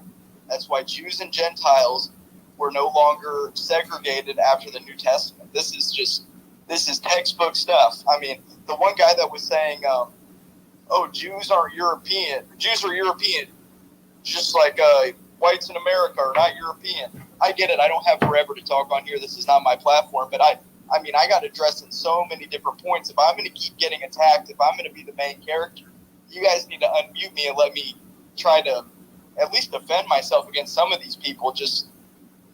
I have clear sound points. I'm obviously not hateful. And what you said in the very beginning where, he came in here and was mad because we're a black. I never said I was mad. I'm for tribes sticking together. I'm for segregation. I'm cool with all that, which I think we all are on the same page. We do not mix grade, obviously. I think we're all for that. So no, I'm not mad that you guys have the biggest black-owned, whatever the thing said, news network. Cool by me. I just wanted to know if you were upset at the fact that or with the fact that a white person, or if a white person were to have the same sort of monologue. You guys would. You call them white supremacists. You call them invaders. You guys would call them colonizers. The whole ordeal. I'm not against anything that you guys have said. Everything that you guys have said is pretty spot on, except for the reparations ordeal. I'm totally opposed to that. But I guess I'll say I guess I'll let it go there. But just let me defend myself a little bit here. I'm not hateful. I'm not cursing anymore. I've abided by your rules. And thank you guys again for letting me be on. I'm mute. Okay, thank you, Rando. I'll say this: I'm not gonna, the actual title is what the title is of the actual space. So I'm not gonna have the other speakers constantly going back and forth with you and questioning everything and just forgetting the actual topic of the conversation. It's okay if somebody addresses you, but it's not gonna be a back and forth. This is not the Rando space. Hold on, Rando. This is not the Rando space, and this is the Newstoter space. So we have to go ahead and conduct it the way I see fit. You go ahead, somebody, once we have the hands up or whatever, you can come back and speak or whatever, but it can't be totally dominated like that. And I'm letting the speakers know that as well, too. They may say something about you, but when we get back around to you, then you can address that. And like I say, you came in here, you can sit here and say about, if white people had this and white people had that. Like I said before, the entire country, all of the power structure is owned by white folks. So if white folks, if they get upset about me saying the largest black-owned curation platform today in America, I told you this earlier. A good Christian man like you shouldn't have any objection with all of the actual resources, land, and wealth that was stolen in this country by white folks. I will go ahead today, this second, and get rid of that actual little title, that little saying. If the white folks say, you know what, for all of the resources we stole, for all of the labor we forced from your people, for all of the destruction we did to your families, your community, your way of life, and everything else, we're going to go ahead, and this huge racial wealth gap that we have in this country, we're going to do the right thing. We're going to split it in half with you guys, because you guys are the ones that actually built this country up. You allowed us to get this nest egg so that we can go ahead, and the Industrial Revolution and everything else, and globalization and everything else that took off, the stock market was actually off the back and the sweat of black people. We're going to go ahead and we're going to do the right thing because we're Christians, and that's the Christian thing to do, not to steal, not to exploit, and all this other stuff. If you guys were to go ahead and say that, then hey, I would go ahead and I'd get rid of that title, the largest black-owned curation platform today in America, and you would never ever hear it again. But I know, because I know we were talking about that earlier, the sins of the father. Whenever it comes, it's always the sins of the father. Why should I be hurt for the sins of the father and this and that or whatever? Because for all of this talk about Christianity and fairness and everything else, you can sit up here and you can say, well, this shouldn't have happened, that shouldn't have happened. But white people ain't trying to give away the actual land, the resources, the wealth, and everything else that their people took, and they know they took it.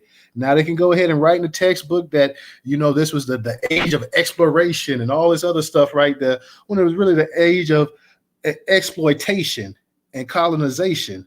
See, they want to go ahead and now everything you want to sit up here and be just and lawful and this and that or whatever, when you've done all kind of things to get to the wealth that you got. When the British Empire colonized what 30, 40, 50, 60% of the actual known world at one time, took all kind of riches and all kind of wealth, just destroyed people. But now when we say, you sitting up here and you say, well, you're one of those type of people that believe in the reverse racism type thing, that all of this and that. And whenever we talk about the relationship between black and white, it's always, well, we need to come to the table and you guys, you sit down and we can work it out. Listen, we're not the reason that this country is in the shape that it is. We didn't create racism. We didn't create the division in this country. We can't stop it either. We've done all we could do and stuff like that to go ahead and to get white people to go ahead and say, you know what, this isn't right, this isn't right. But you guys are the ones that have to go ahead and create it. And you're willing, and you would rather the world blow up than to go ahead and share some of the actual wealth that you stole. So you're sitting up here and you're saying, well, this is divisive and this is white supremacy. Thomas Jefferson was talking about white supremacy. The founding fathers were talking about white supremacy. White supremacy is a real thing. Nobody, the people that run this country, the most powerful people, you can sit up here and talk about they're Jewish, they're this and that. They're white men. Okay, they're white men that run this actual country. They're white men that control these other countries around the world. They're white men right now in Congress sitting up here talking about sending $60 billion here, $100 billion here, a taxpayer money. It's white men that make the decisions. It's white men that have always made a decision in this country. So it's not black people's fault. I'm not the reason that there's division in this country.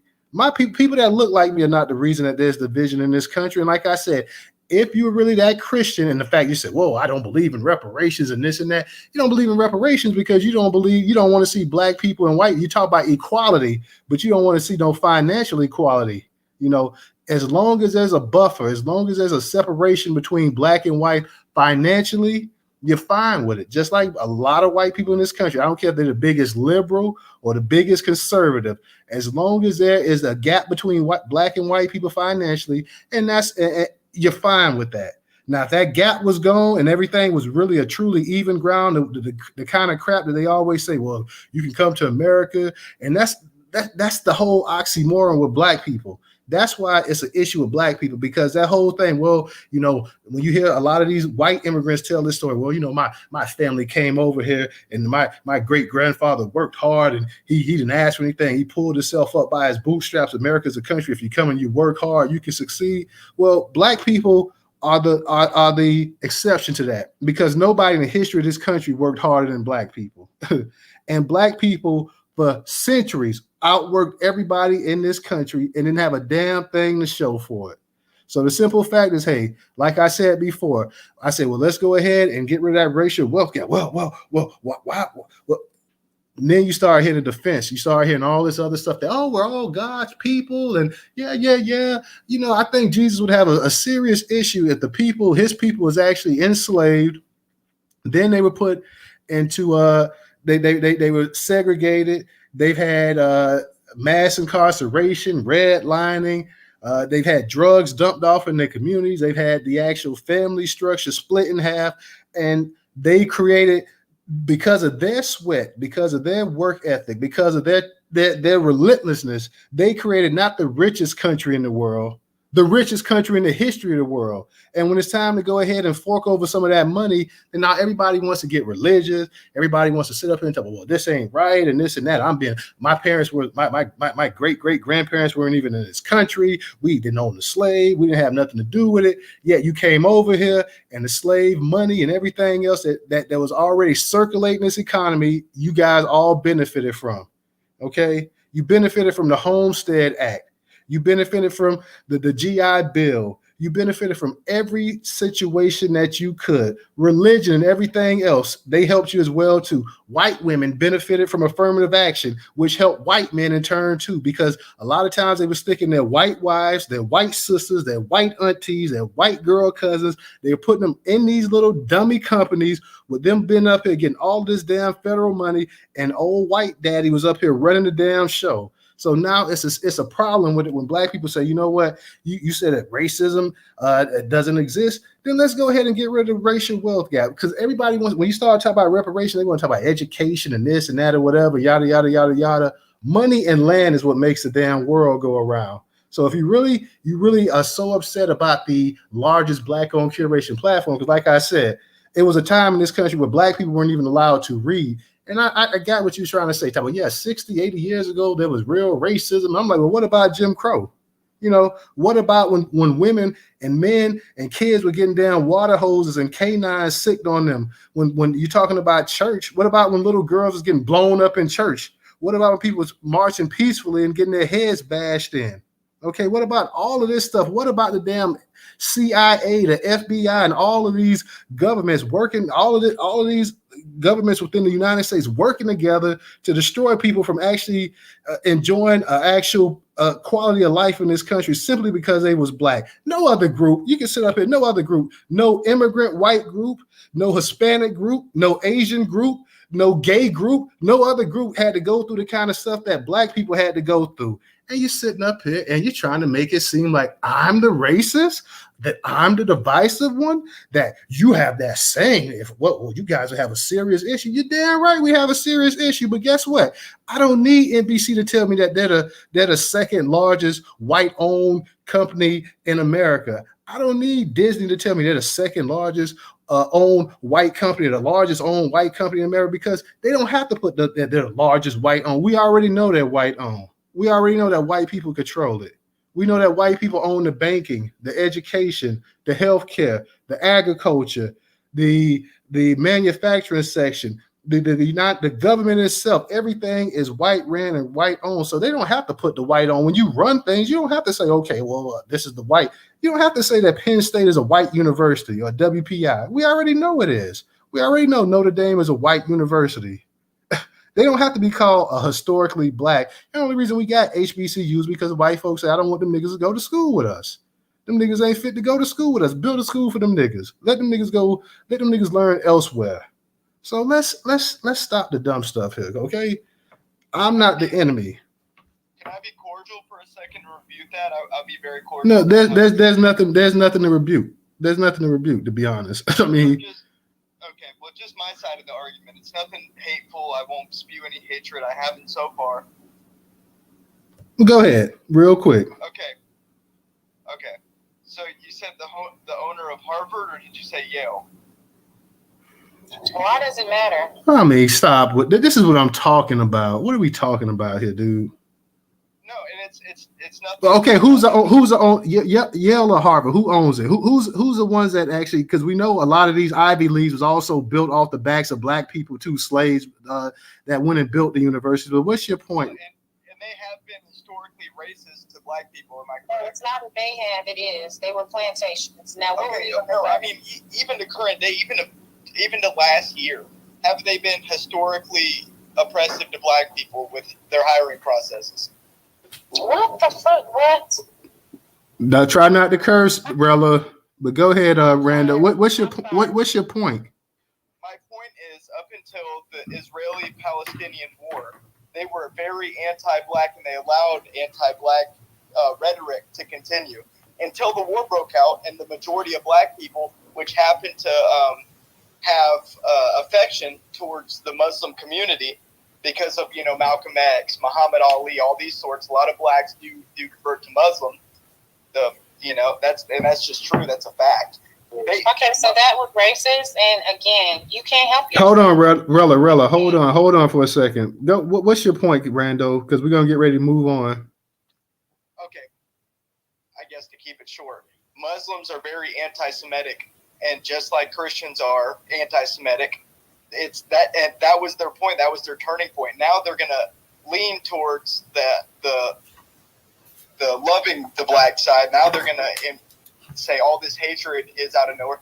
Look at the two leaders of Harvard. They just changed. One of them changed from a black leader or a black CEO member or a white CEO member rather, to a black CEO member. This happened 6 months ago, and it's because the black CEO member was a Muslim. It was a Muslim black woman, and they got her out of there because it's just like AOC, just like the woman in Congress that said that she was going to back Somalia through whatever. This is how it goes. It's as long as blacks and whites hate each other, it's cool. But at the moment they go against Jews, then they want to pin us against each other again. Y'all always need somebody to go ahead and pin it on. Like you always, it just like I guess the Anglos and the Caucasians was chained up in that basement, and it was just the Jewish people that just ran roughshod, and they had nothing to do. They had no sin. It's always this is a nice way of basically telling black people to F off. It's a nice way. It's made up. Man, it's made up nonsense, dude. It's nonsense. It's nonsense. Check out my page. No, thank you. Okay. Jewish people promote pornography. Okay. That's good. That's good, Rando. Let us go ahead and move it. Let us move it. Love y'all. Thank you guys for listening. We don't love you. Goodbye. Christ is king. I hope you guys prefer. I'm out. You're not All right. All right. Let me. Hey, Tyler, let Quad just speak to Wow, what a grand finale. Exit. Hey, when they say Christ is king, that's a white supremacist dog whistle. All of the white nationalists, they say that term. When you go on their page and it says Christ is king, that's a neo-Nazi or somebody that has a neo-Nazi ideology. That's why they always talk about the Jews, even though the Bible says it's neither Jew or Gentile. But guess what? Jews are a part of being white. They are in white. So there's no separation between Jews and white people. And the other point, damn, I'm mad y'all let them run off, man, because I was going to cook them with the Bible, man, because it says, in full, Mark said making reparation. But there's a goodwill among the upright. So I was going to use the Bible against them. Proverbs 14:9-11. I wanted them to, damn, I wish y'all would have let me cook You know, do that too, because once they start talking, they be scared. I just broke down Noah and the I'm well and how he sat and wanted Nine Bay to be destroyed. But the point of that is not even the beauty that he was in the well. But God said, why are you sitting here? He said, you didn't destroy the city. He didn't. God said the king made even the animals and babies put black soot on their head and fast. And he said, I didn't destroy them because they showed the fear of God. Like America needs to pay back and repair the harm that was done. Universal law, if you don't believe in God, it says you're going to get what you put out. And the only way to mend that is pay what you owe. Right your wrong. That's why Canada started is people, it's so nice, yeah, but they righted their wrong towards all them Aboriginals, they genocide. And Americans are being boarded with first, second generation immigrants that identify as white. We already know, we see you keeping these Nazi groups up, and we know the difference between the KKK and all that. And look at Enrique Terrio with the Proud Boys. He's an Afro-Latino, and they used him as a token to be the head of the Proud Boys. But anyway, that's all that I wanted to say is my submittance is what's going on. But yeah, you gotta let them know right away that you know what time it is, and spit them verses to them. And so in the end, I say, yeah. And God said, don't you ask for forgiveness? And Jonah said, yeah. And that king showed the fear of God. They ain't showing the fear of God, universal law, karma, none of that shit. That's how hateful these motherfuckers. Hey, no cursing, y'all. Hey, to all the speakers.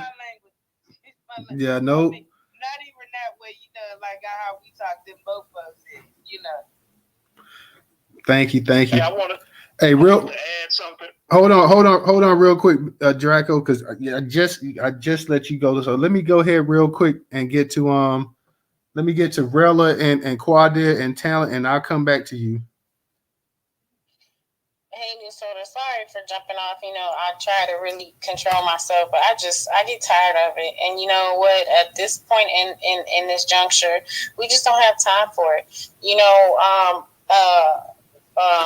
White folks and other people are going to have to be responsible for their own mouth, or the consequences, as it says in the Bible, shall be our victory. And at the end of the day, if you want to come in here and like you said, always pin it on somebody else as being as the reason why you are ignorant and have a degenerate mindset, that's your business. But do it around the people that you seem to find, your well wishes. That's not in here. And so I just don't have time for it. I really don't. And I think, too, it is one of those things where, people try to cast spells and stuff, or cast, cast their stones with us, and they're coming back null and void. So at the end of the day, all of them need to be on notice. They don't even know why they don't like the Democratic Party and why they don't like none of these people. We can actually pinpoint and talk about why we have an issue with all the parties and their policies. And it doesn't have to be about somebody being white. But this mug came up in here, and the first thing he says is the blacks. That is a racial trope. That is a white supremacist talking point that they like to use. I don't like it. You're not going to come in here and try to play that game. I am a nice person. No, you a nice, nasty, evil person. And your spirit is wrong. But you want to have a place in the conversation amongst us. Go talk to the people that don't let you on stage. Your own people. And why they don't let you on stage.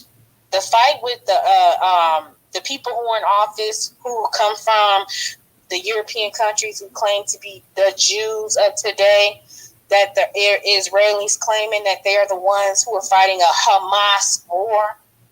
Okay?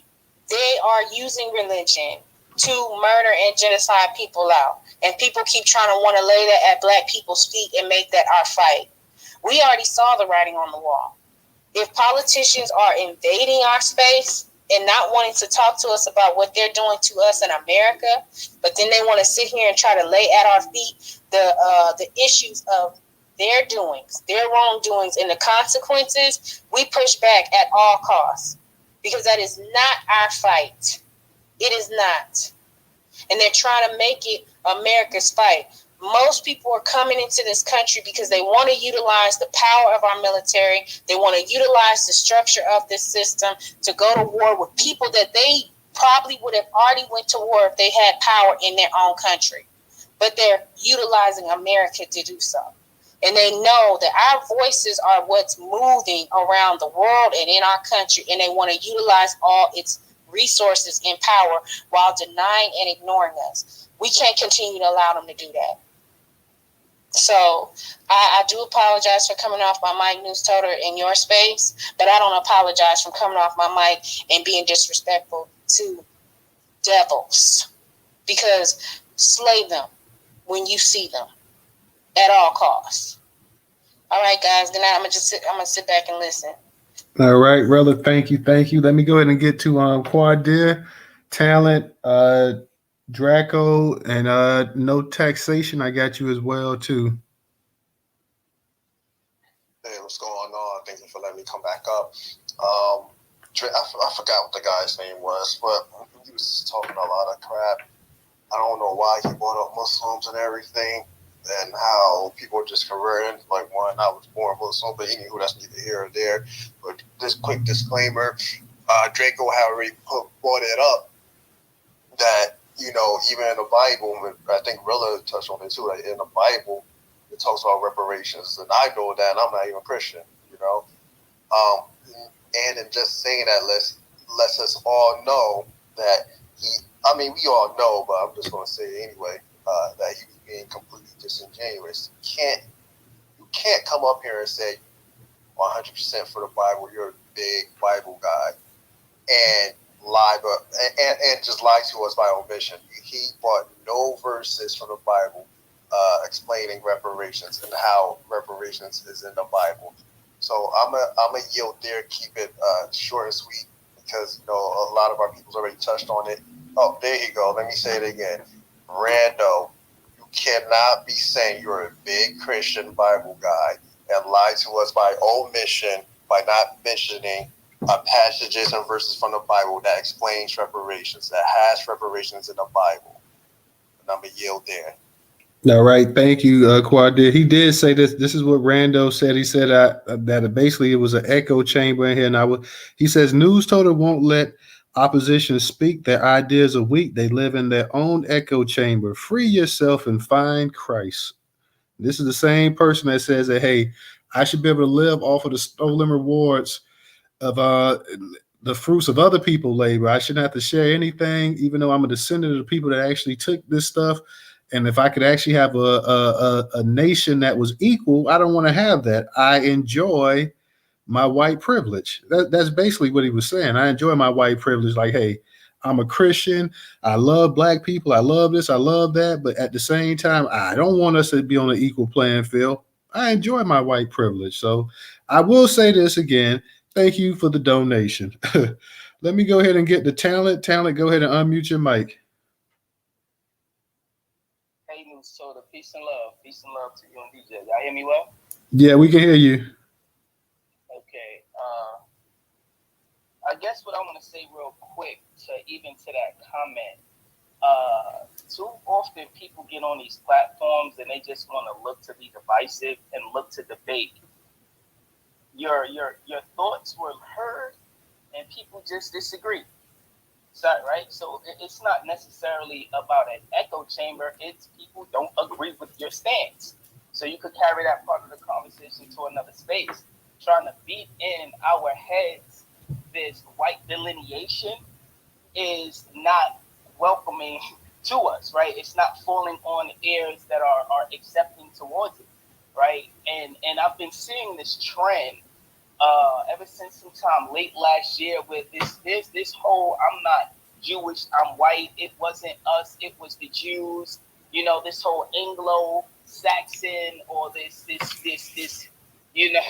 I guess Aryan race whiteness trying to delineate themselves from what partnership that they created when it was in the benefit for whiteness, allowing the Jews to cosplay as white and or welcoming the Jews into whiteness. I mean, we could go however many different ways. We have so many versions of history from the 1830s with the blackface minstrel shows to the 1920s when you get the ADL happening after the murder of Leo Frank, to the 1960s when they co-opted the civil rights movement and forced us to integrate when a lot of our community was still fighting for separate but equal, right, until where we are now in modern day whiteness and its power dynamics that the Anglos play with this backdoor relationship with the Jews.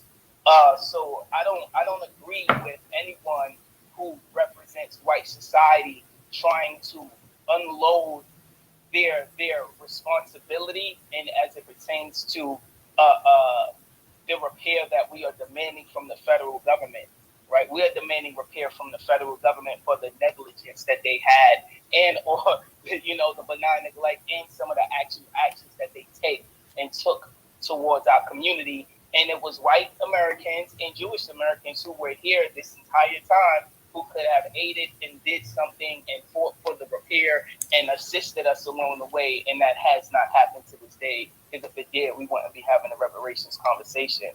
So I don't know why even that person would want to censor themselves in this type of conversation when niggas don't care about that shit. We don't care. The other part, I guess, I wanted to address the topic that you had in the room. Don't really watch have the much person, to say about this. watch the person.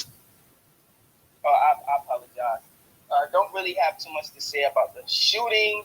I see that there's this whole conversation I'm seeing online about these stats, right? The whole per capita, it's a blackface connected to it. So now it's the whole, it's black people's fault, all this weird stuff that I'm seeing that, it's funny how the Christian white, nationals who want to align with the Negro, with the black Americans, somehow always know how to point that it's not them, it's the Jews, but they fall for the propaganda by the quote Jewish media when it comes to utilizing these tropes and these racial identifiers to make it seem as though we don't know how to behave and control ourselves on a national level. So I don't really have much to say to that. Kamala Harris, obviously, we already know what that is. She is not one of us, not of the lineage. So, anybody, I ain't got to rest on that. She can go ahead. But the Democrat with the hip hop task force, I find that interesting because I even remember that there was some conversations that were mentioned during the reparations conversation in California about what the Freedmen's Bureau was supposed to do, and one of those components I remember even Camilla Moore speaking about was there was going to be some type of efforts around art, around some sort of protections around our creativity. So I'm wondering if some of these recommendations that have been mentioned, maybe some people in the Democrat Party is trying to just kind of pull certain things and try to get ahead of it, or just trying to, find a feather to put in a hat. So I don't really know what a Democratic hip hop task force is going to do when it pertains to the equity and the ownership that we need to have within our community. I think if it's going to be effective, one thing that it could do is start breaking up the monopolies of the amount of record labels that own, or the subsidiaries that own these labels. When you look at like Disney and how much they own, when you look at like Warner Music, when you look at Sony and how many labels are under them. So if they were to break up the monopoly and kind of create somewhat of what Byron Allen had to do with the media side of it, where they had to give like the revolt and have to give up some of these media outlets, I think if we were to position the advocacy around breaking up the monopoly of the record industry to be able to land more Black ownership from a institutional level, from a distribution level, from access to media, and not just like an independent boutique label, that would be beneficial. But if they're not going to execute it in that type of way to give equity, then it's another dog and pony show, another, nothing burger, and it's just symbolism. And I'll end it. All right, thank you, Talent. Thank you, Rando. We already had you up here. I'm not going through this. The space not finna stay open too much longer. Oh my God, who is this right here? Breakfast. Okay, oh Lord, I know this has got to be a troll here or something. So let me. I got to see who this Breakfast cat is. I guess he's gone. But who the hell is Breakfast? Let me go ahead and get to who was next? Let me get is Draco still up here? To get the matter of fact, Draco, let me get the no taxation. She hadn't had a chance to speak. Breakfast, stay and Breakfast. We'll get to you. I'm gonna see who you are. I know you're a troll, but we'll get to you too, guys. For those that want to donate, definitely for those that can support us on Cash App, even if you got $1 that you can donate tonight to the platform, $Newstoter, $Newstoter. We definitely need your support. Once again, $Newstoter for those that are able to support. Let me go ahead and get to no taxation. No taxation. How you doing tonight? Go ahead and unmute your mic. I'm doing good. I was listening to you all go back and forth with the boy. How you doing? I'm doing good. You saying somebody up here named Breakfast? Yeah, the requesting to speak up here. Breakfast. Who? I'm once you and Draco, once you speak, I'm gonna let Breakfast come up here and see what it is. I'm sure it looks like it could be a troll account, but I'm gonna see. But go ahead, no taxation. You got it. Well, tell him we waiting on brunch, lunch, and dinner, so he needs to go get some help. Anyway, hello to you and everybody in the room. I want to ask a question first. I'll ask it last. So the chief shooting. So it's my understanding they said it was a non-terrorist act. The kids were 15 or 16 teenagers, and one is in custody. And I think they said they was looking for the other ones. Is that what they are with it? Well, from what I read, they were saying that they had them at the juvenile detention center. So I assume that they had both of them. I didn't hear an age to them. I just know that they were juvenile. So you know more than I know. Well, you know what? People think that those little tucked in places out there in the Midwest don't do any harm, but I'm here to tell you, it's a lot of stuff going on in those little hamlets right there. None of it is any good because You know, poverty, no jobs, no industry. You know, same old thing that's going on everywhere. Kamala Blackness. Well, you know, Kamala is a chameleon. And maybe we need to call her Kamala the chameleon because she'll switch up and change everything, and she's whatever way the flow. But she's been that way all her life. Well, she's been that way ever since she took office out there in California and ran for stuff. They've been that way. I don't know about all her life. Well, she was there in college too, because remember she was black when she was at Howard, and all that kind of stuff. So, you know, expect her to change it again before it's all over with. The Dems Hip Hop Task Force. I read the article when it came out. It sounded like a commercial for Jamal Bowman. Jamal Bowman is up for re-election this year. My guess is he got to bring in some votes. And if you look at what's really going on, the landscape politically, if you're just watching it and saying what's happening is the age of both Biden and Trump is in play. And so that means the age of everybody is in play, right? And so they expect the younger ones, the more in touch ones, to bring in the vote, especially the black vote, because the Democrats know that they're losing the young black vote. And they got to get the people out there to go get it. And I'm quite sure they told Jamal Bowman to come up with something. But this is the question. There's two questions.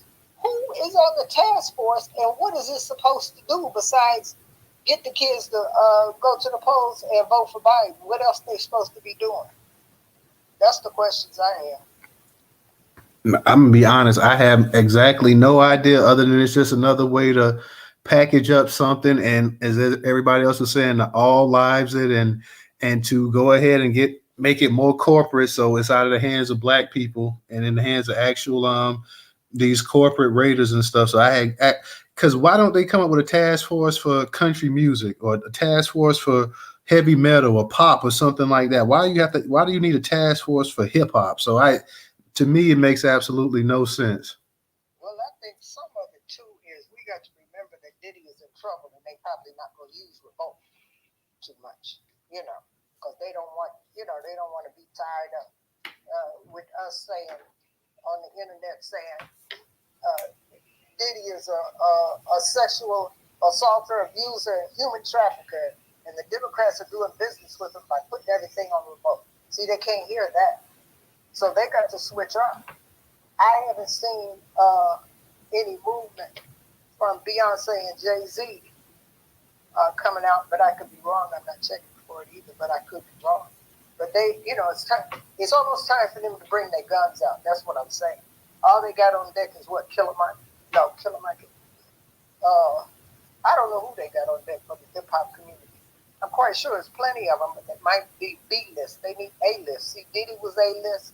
Beyonce A-list, Jay-Z A-list, people like that. That's, they got to do, they got to go for the big ones. But time will tell. I think it's Jamal Bowman coming up with something, because he got to bring us the young black vote, or the young ethnic vote, any kind of young voter will do for Biden. And I think that's what it's all about, no more than that. We'll see. Thank you. Bye. Thank you. No taxation. I appreciate it. Thank you for coming up tonight. Let me go ahead and get to I'm gonna get to Draco, and then I'm gonna get to the breakfast. Go ahead and unmute your mic, because I see you got your mic off unmuted. Shit, what's good, brother? Oh, here we go. Shit, yeah, my nigga T told me to come in here, y'all. I knew this was a troll right here. What do you mean? You want to let the intel talk before I go? Hold on, Draco. Chill for a second, because you see he got his mic unmuted. So chill for a second. Go. Didn't I tell you to mute your mic, breakfast? Shit, man, I'm right here. What you saying? All right. I see we got us a troll that don't know how to shut his pie hole. So I ain't no troll, my nigga. Shut your dumb ass up. All right, go ahead, Draco. And Draco, for future reference, let me go ahead. I didn't let anything. The person came in here and had their mute mic, so let me just make it clear for everybody. I didn't tell the person to speak, but I will go ahead and I will control the room, everybody. So let me go ahead. If it's an issue, I'll handle it. I don't need to be told how to handle the space. Then that's no offense to anybody here, but I'm just letting everybody know. Go ahead, Draco. You can speak. I asked you, did you want him to go before me? I just called. No, I knew he was a troll because I could see it was a damn troll. I was gonna let him go after you, but he couldn't shut his mouth and just wait. So yeah, it's all good. I wasn't telling you what to do. Though. I was asking, did you want to let him go ahead of me? Because I seen he was a troll by his profile picture. I already knew. No problem. That's my bad. I shouldn't even let him up. I knew it was a troll myself, so that was on me. I was gonna go ahead and see what he had to say, but tonight, for whatever reason, a nice topic. Maybe because we hadn't done a Friday night space, and I don't know when. And the actual topic, it just kind of brought some of the trolls out tonight. Rando, I told you I don't. Look, we're gonna be closing this space out in a little bit.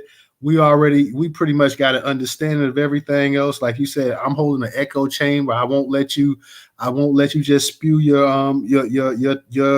your rhetoric the way you want to. So, I appreciate the donation. As a matter of fact, guys, please, even if it's $1, let's not let Rando be the last person to donate the Newstoter tonight. If you got $8, at least let that dollar be the last donation to the platform tonight, guys. $ Newstoter.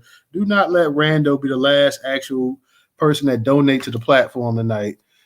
Go ahead, Draco. Okay. To address the topic in the of the room, the hip hop task force.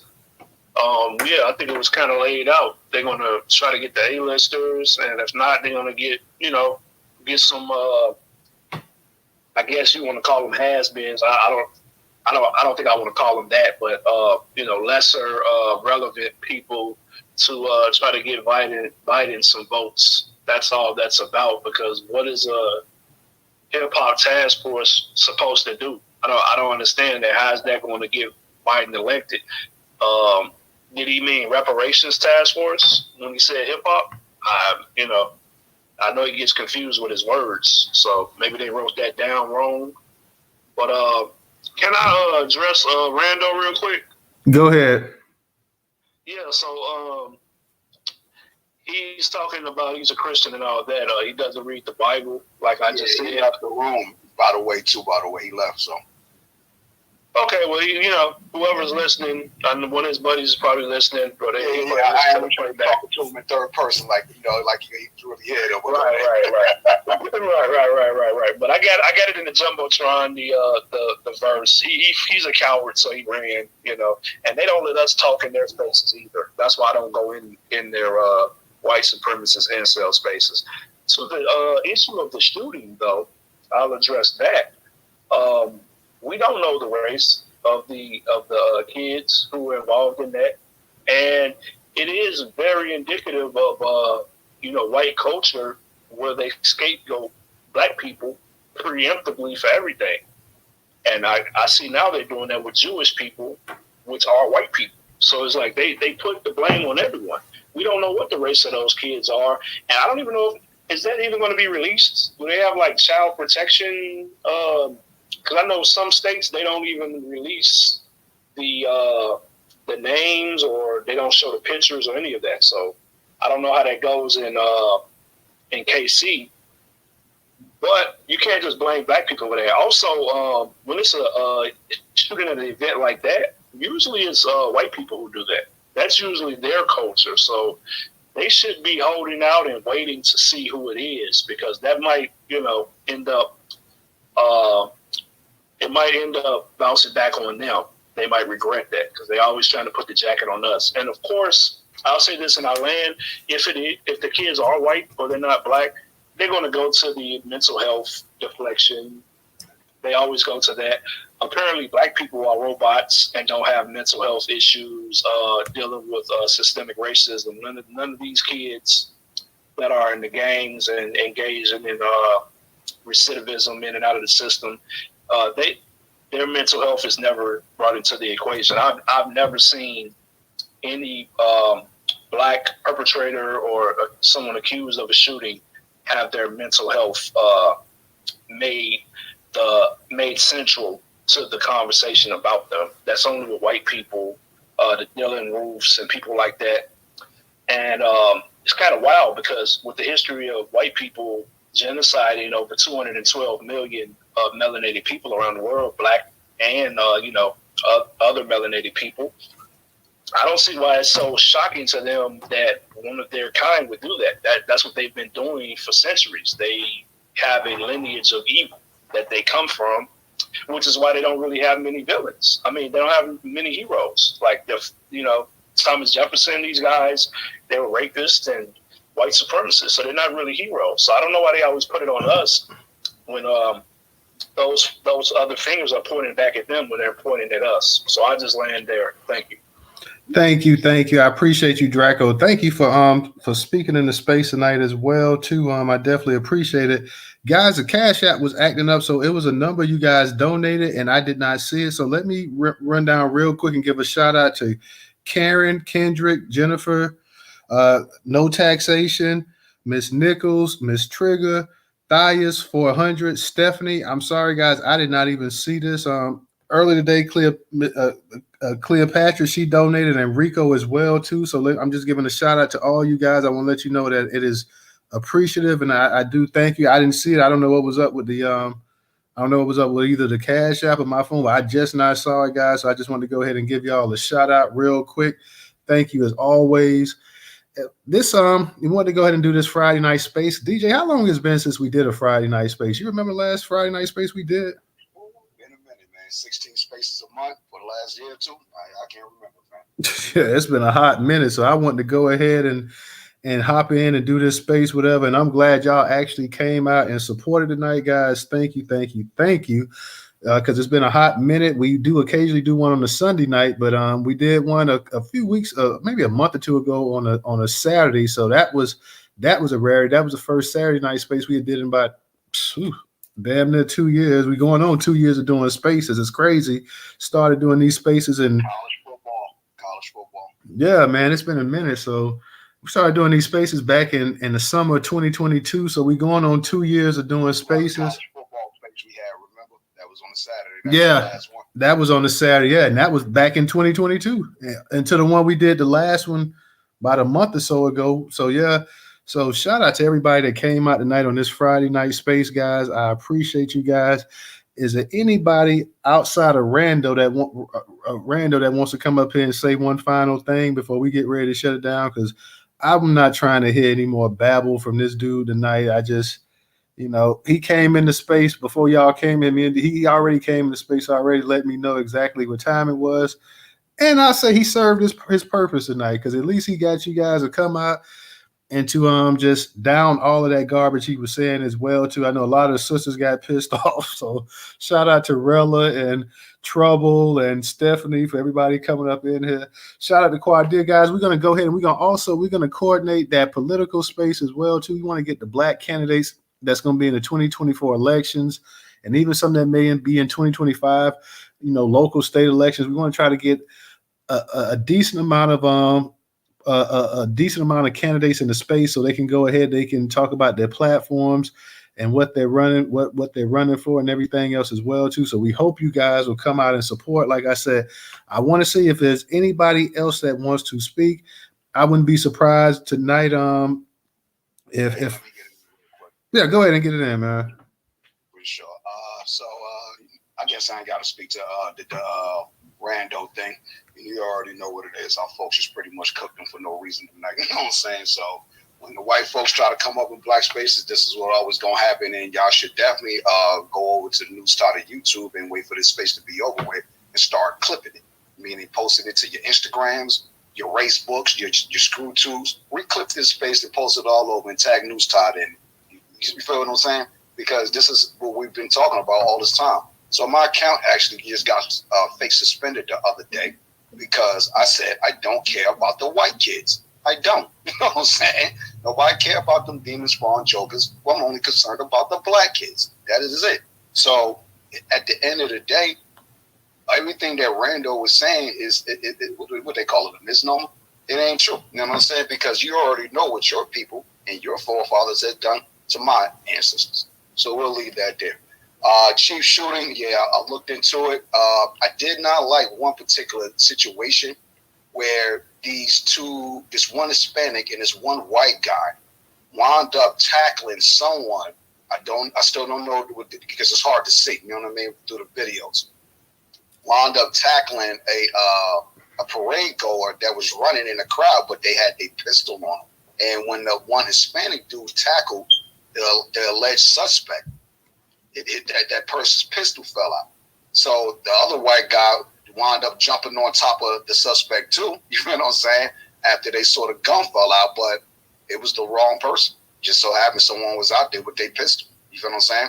Or it could have been undercover that you tackled and didn't want to let them up until the actual, the authorities came to investigate. So that's something that actually needs to be talked about. Hey, look, don't make no citizens arrest unless you absolutely 1,000% sure. Like, this person was pulled out of steel and got to dump it. If you wasn't even nowhere near that person, why would you try to arrest someone? And knowing damn well you could have gotten shot. See what I'm saying?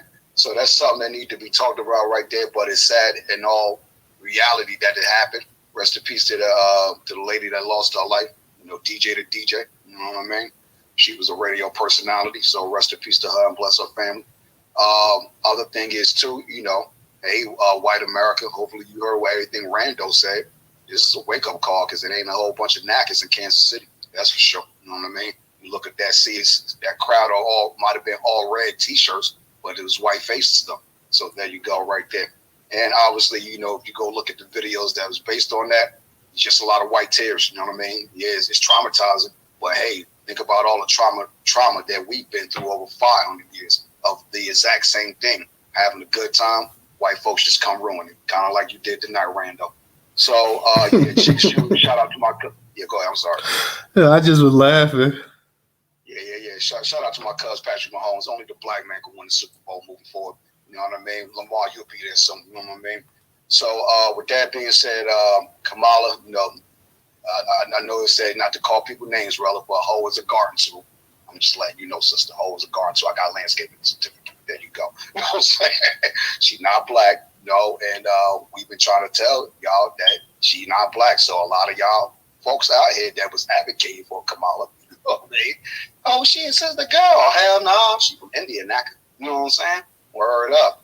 I don't know if she a Dalit or Brahmin, but the way she acted, obviously she a Brahmin because that's the top class citizen over there in India. But she'll have your dirty cousin Vivek Ramaswamy, aka Salami, come pop trash against the black people.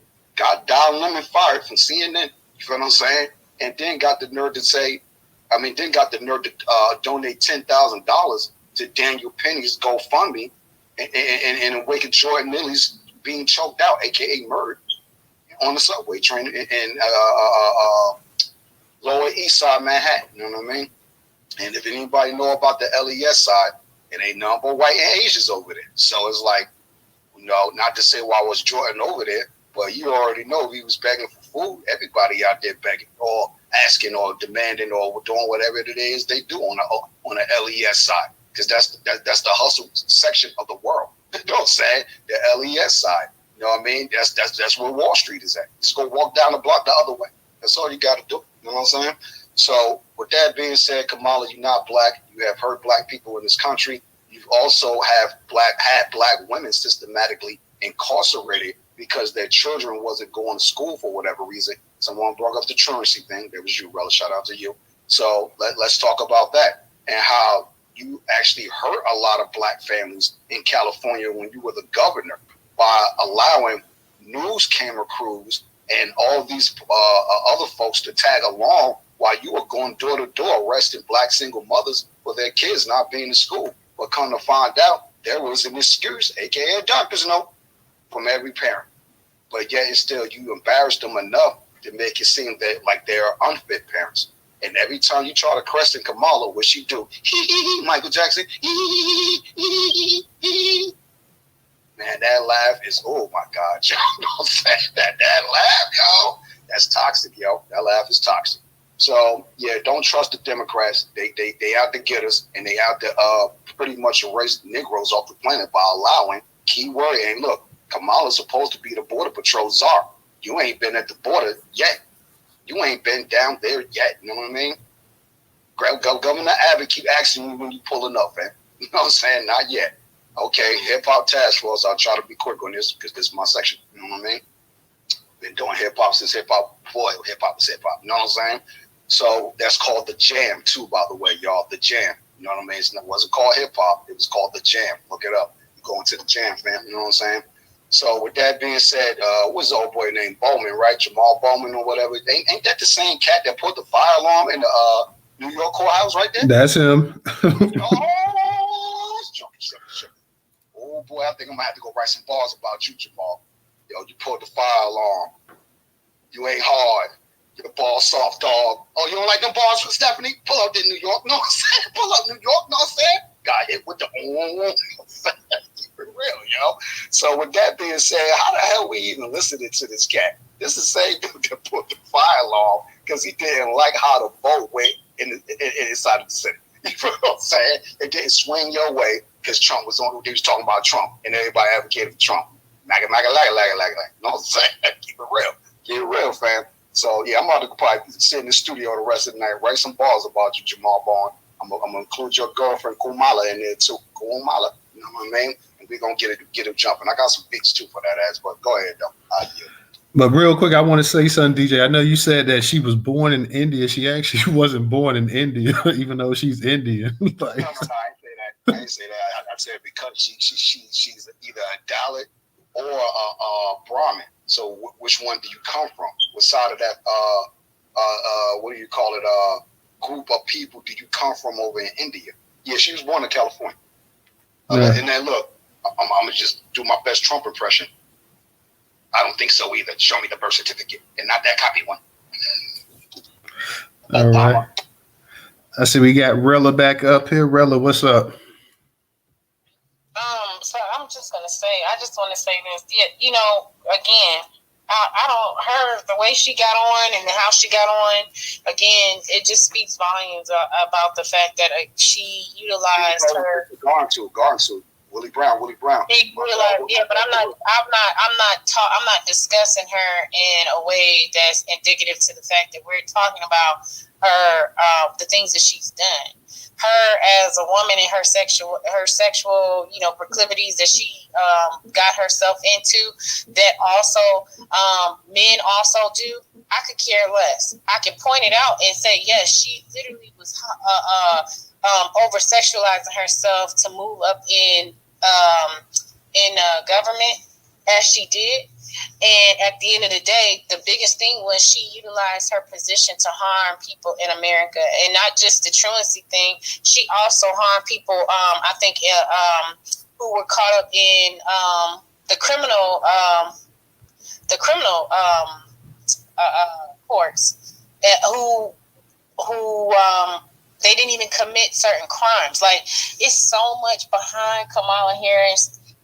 Regardless of how people just describe her, that I'm trying to really pull out. And I think because I'm annoyed by the person that was in the room, because again, people like that come into our spaces, and again, they are trying to move into our spaces to try to get us from talking about and pinpointing the core issues of what we actually need to be focusing on when it comes to policies, whether it's a Democrat or Republican. Because I'm not trading one plantation for another.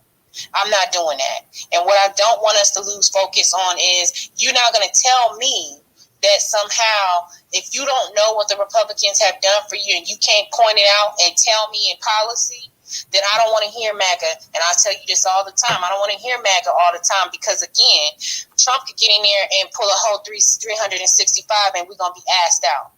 So we have to make sure that the deck is stacked.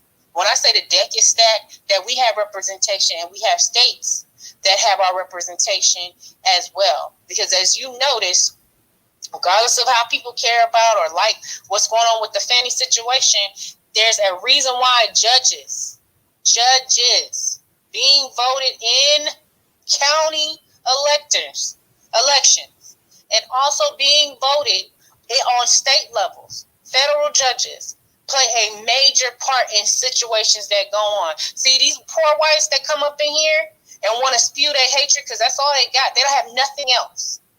I don't want to hear what your religion is, because 9 times out of 10, you don't know if you're going to heaven or not.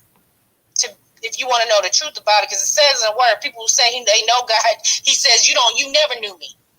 Okay? So let's keep it all the way 100. I don't care about that. What I care about is when you coming into our space and you're demanding that we give you some sort of grace, as if you have done something for us with over the last, I am 40 years old. And the last person I've seen in our space that comes into our space, no one's ever talked about the issues that happen to America as a whole. That means what happens to Black Americans, you should know it. What happens in the impact to Americans, you should know it. It shouldn't be an eyesore for you. It shouldn't be that the conversation surrounds you pull yourself up by your bootstraps, or, oh, well, I just think y'all don't like me because of my skin color. No, that's what you do. That's what you do. We don't know you. You popping in a whole space that nobody knows who the hell you are. Behind an avatar, like we are behind an avatar, but we've been around each other. Have had back and forth and differences amongst each other long enough to know how to get down with each other. So I'm not going to let some white person come up in here, or Indian, or anyone else from another group, to try to impose themselves culturally on us to make us believe that we need to get off topic because you want us to be on some low-level bullshit. You are a disgrace to your community. The cursing, Rella. Watch out for the cursing. I just said disgrace. Disgrace. You a disgrace to your community. Because you're not even intelligent enough to even come in here with the whole facts and issues of why you even want to have a problem with the people that we're talking about. At least we can describe what's happening to us. We know what has been happening to us as Americans. They can't even look at us like that long enough to say, okay, yeah, they American too. We need to make sure that they good too. That's never happened, ever. But you want to come in here as some Christopher Columbus crusade, Indiana Jones, riding down a horse and talking about something. Well, I just think y'all just mad at me because y'all didn't. No, we didn't agree because you're an idiot. You're right. We didn't.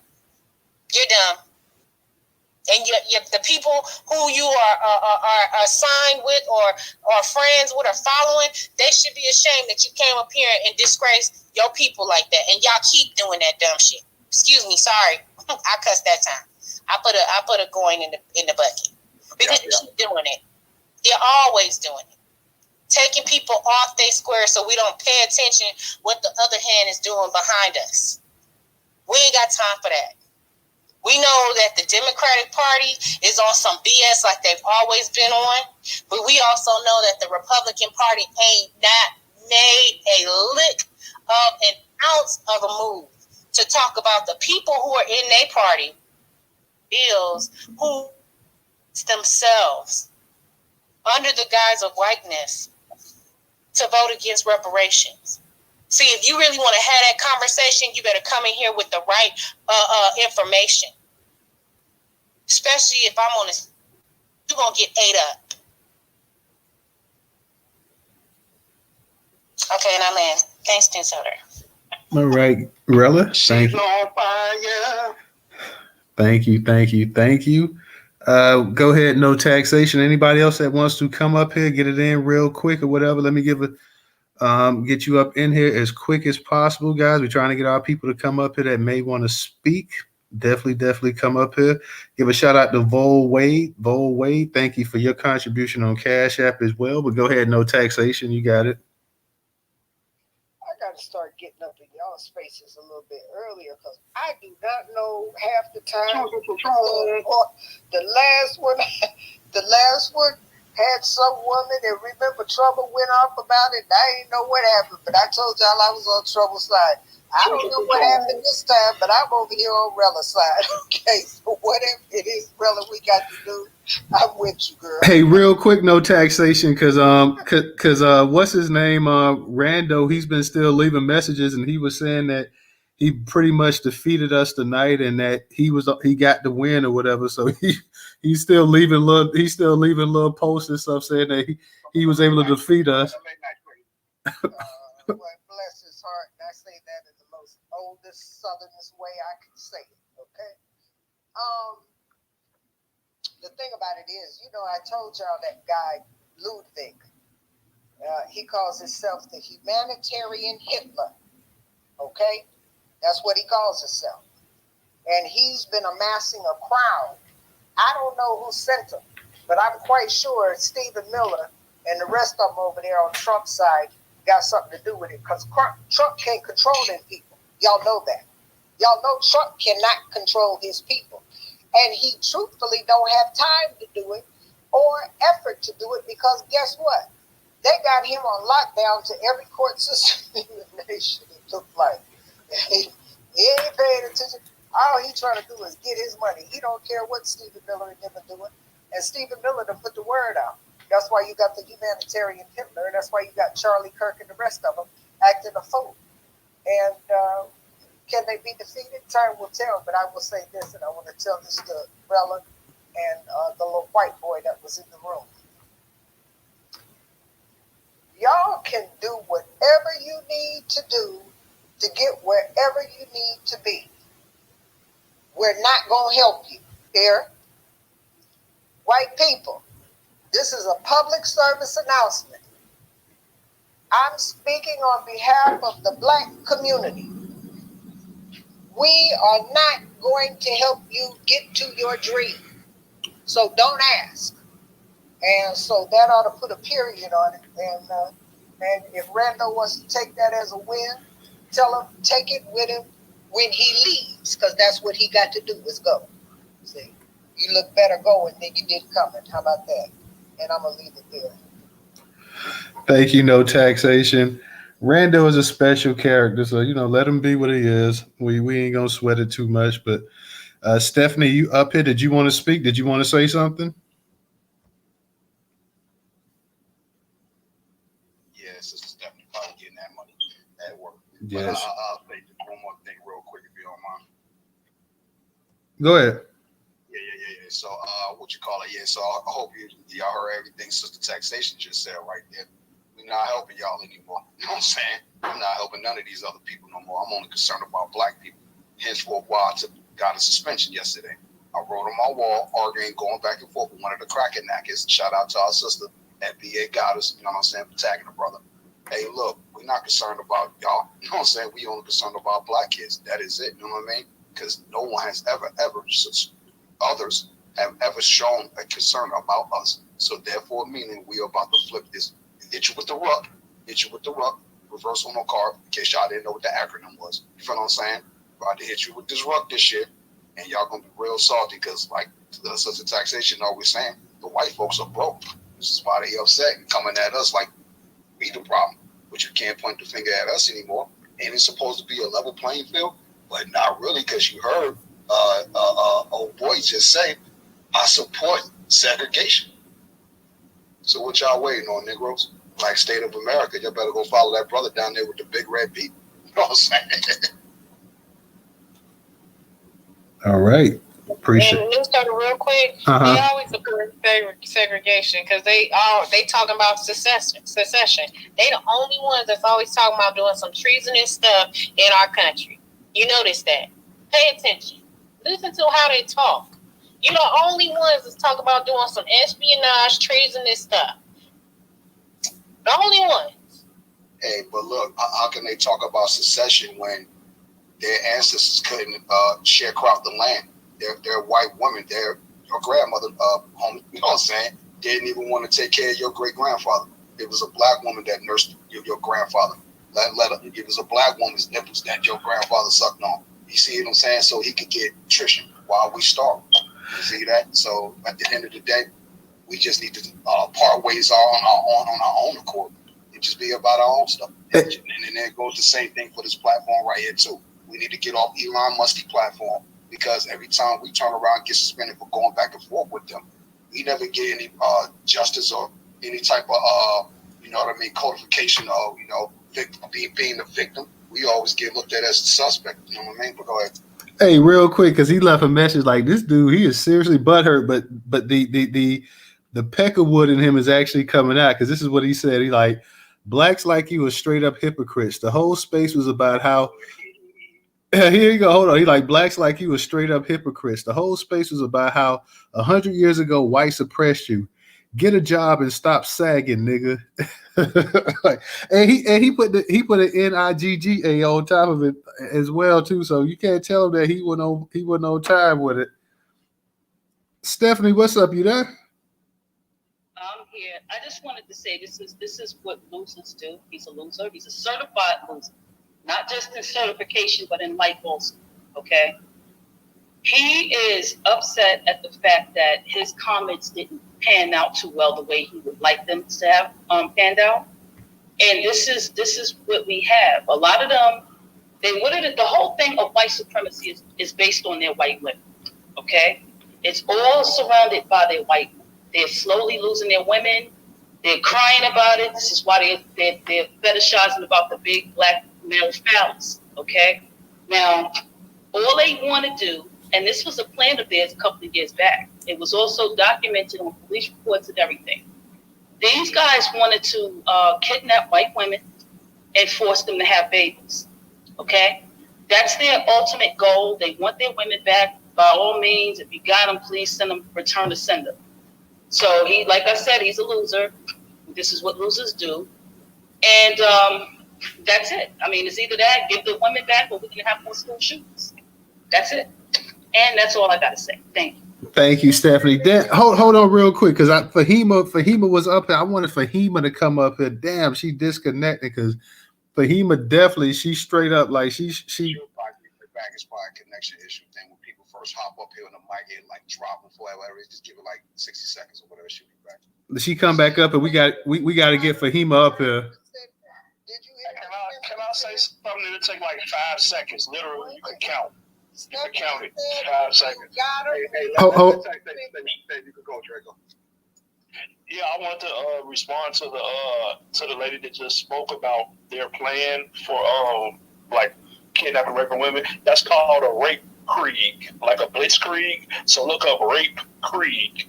That's what the actual term is. Yeah, I land right there. That's all I want to say. CREED, krieg. K is like German or something. Like, blitzkrieg. I think it's KRING. Yeah, I'll pull it up and put it in the jumbotron. I got you right. Go ahead. Hey, what's up? I see my girl Rera down there as well too. So shout out to her. Okay, Fahima that came back. This is what I'm talking about right here. All right, this is what I'm talking about. We got my girl Fahima up here. Fahima, what's going on tonight, sweetie? Greetings, Newstoter. Thank you for allowing me to make a brief comment. And just want to say I'm a little disappointed by your co-host, because we have had conversations offline, and I'm just a little disappointed that he would spread misinformation.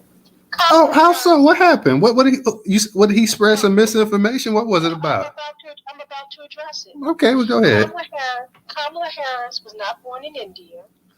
Her father is Jamaican, and her mother was Indian.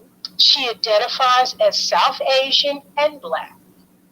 I've never heard her say anything else. I've never heard her deny that she was South Asian. You can laugh if you want. I've never heard her say anything other than she was South Asian and Black. When she was a student at Howard, she was South Asian and Black. And as a Pan-Africanist and one who believes in self-determination, people have a right to define themselves however they see fit. Doesn't matter what you call me, but it's what I answer to. And the other thing, this repeated stuff about she was locking people up. I put an article in the timeline with a public defender who worked with Kamala Harris, who talked about how she put in diversion programs, and she wasn't arresting mothers whose kids were truant, and behold, they had doctors. The brother, please DM that to me, because we do communicate proof of documentation that she locked up mothers whose kids were truant. I put an article in Timeline. Getting a purple chat right here. I've been posting that. An article in the Timeline where one of the defendants talked about how Harris was a very progressive prosecutor, and she put in place divert programs, and that the Police Benevolent Association was very upset about Kamala Harris is because she refused to call for the death penalty for a young black man who had shot a police officer, and that's fact.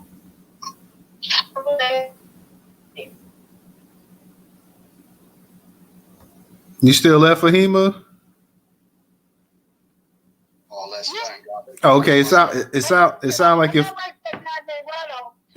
your phone had broke up. I said I'm not like the white guy Rhino who ran away. No, okay. Well, I'm glad because I hit you up with the invite to speak earlier. I was hoping you was gonna come up there. I'm like, because I know Fahima, she gonna stick by her guns. She gonna even when the rest of the space is gonna be somewhere, she gonna stick by her guns. And I knew Kamala was your girl too. So I was saying, yeah, I knew. No, Kamala's not my girl. Well, It's just that I just am allergic to misinformation. So if correct me if I'm wrong, but then because I heard that Kamala's mother on her birth certificate identified as white or something like that. Is that true? I don't know because I've never seen Kamala Harris's mother's birth certificate nor her mother's death certificate, but I do know that her mother was Indian, her father was a Jamaican. They raised her and her sister in Oakland as two little black girls, and they were involved in the civil rights movement. That's fact. It can be checked. It's not hearsay. And wait, they raised her. They raised her and her sister because those little outfits we saw, those Indian outfits, didn't look like two little black girls. Now I'm just being honest. I know that they were. I don't know what pictures you were referring to. I saw the ones where they looked like they were in some like Indian type garb or whatever. It didn't look. They very well have. I'm sure they weren't going to deny their heritage, but they were raised up during the civil rights movement in Oakland, California, and were involved in protests. I'm sure you saw pictures of her parents were taking her to protests as well. No, I didn't see those. You could post those. You could. There are no pictures. Yeah, you could post that because I never saw that. I don't even know if you got pictures, you need to post them because ain't nobody ever seen them pictures. She just said that they did. Hang a photograph. No, there were no photographs. There were no photographs. Ma'am, you can't tell me what I saw. I was saying. Hold on, Rella. Hold on. Let Rella let her finish. Let her finish. Please let me respond. I remember seeing a photograph of her as a little girl at a protest with parents. Her and her sister, fine, and I will send it to you. But the thing is that like I said, I'm allergic to misinformation. We are too. We're allergic to misinformation. Just because you got a biases, there were no pictures. But go ahead.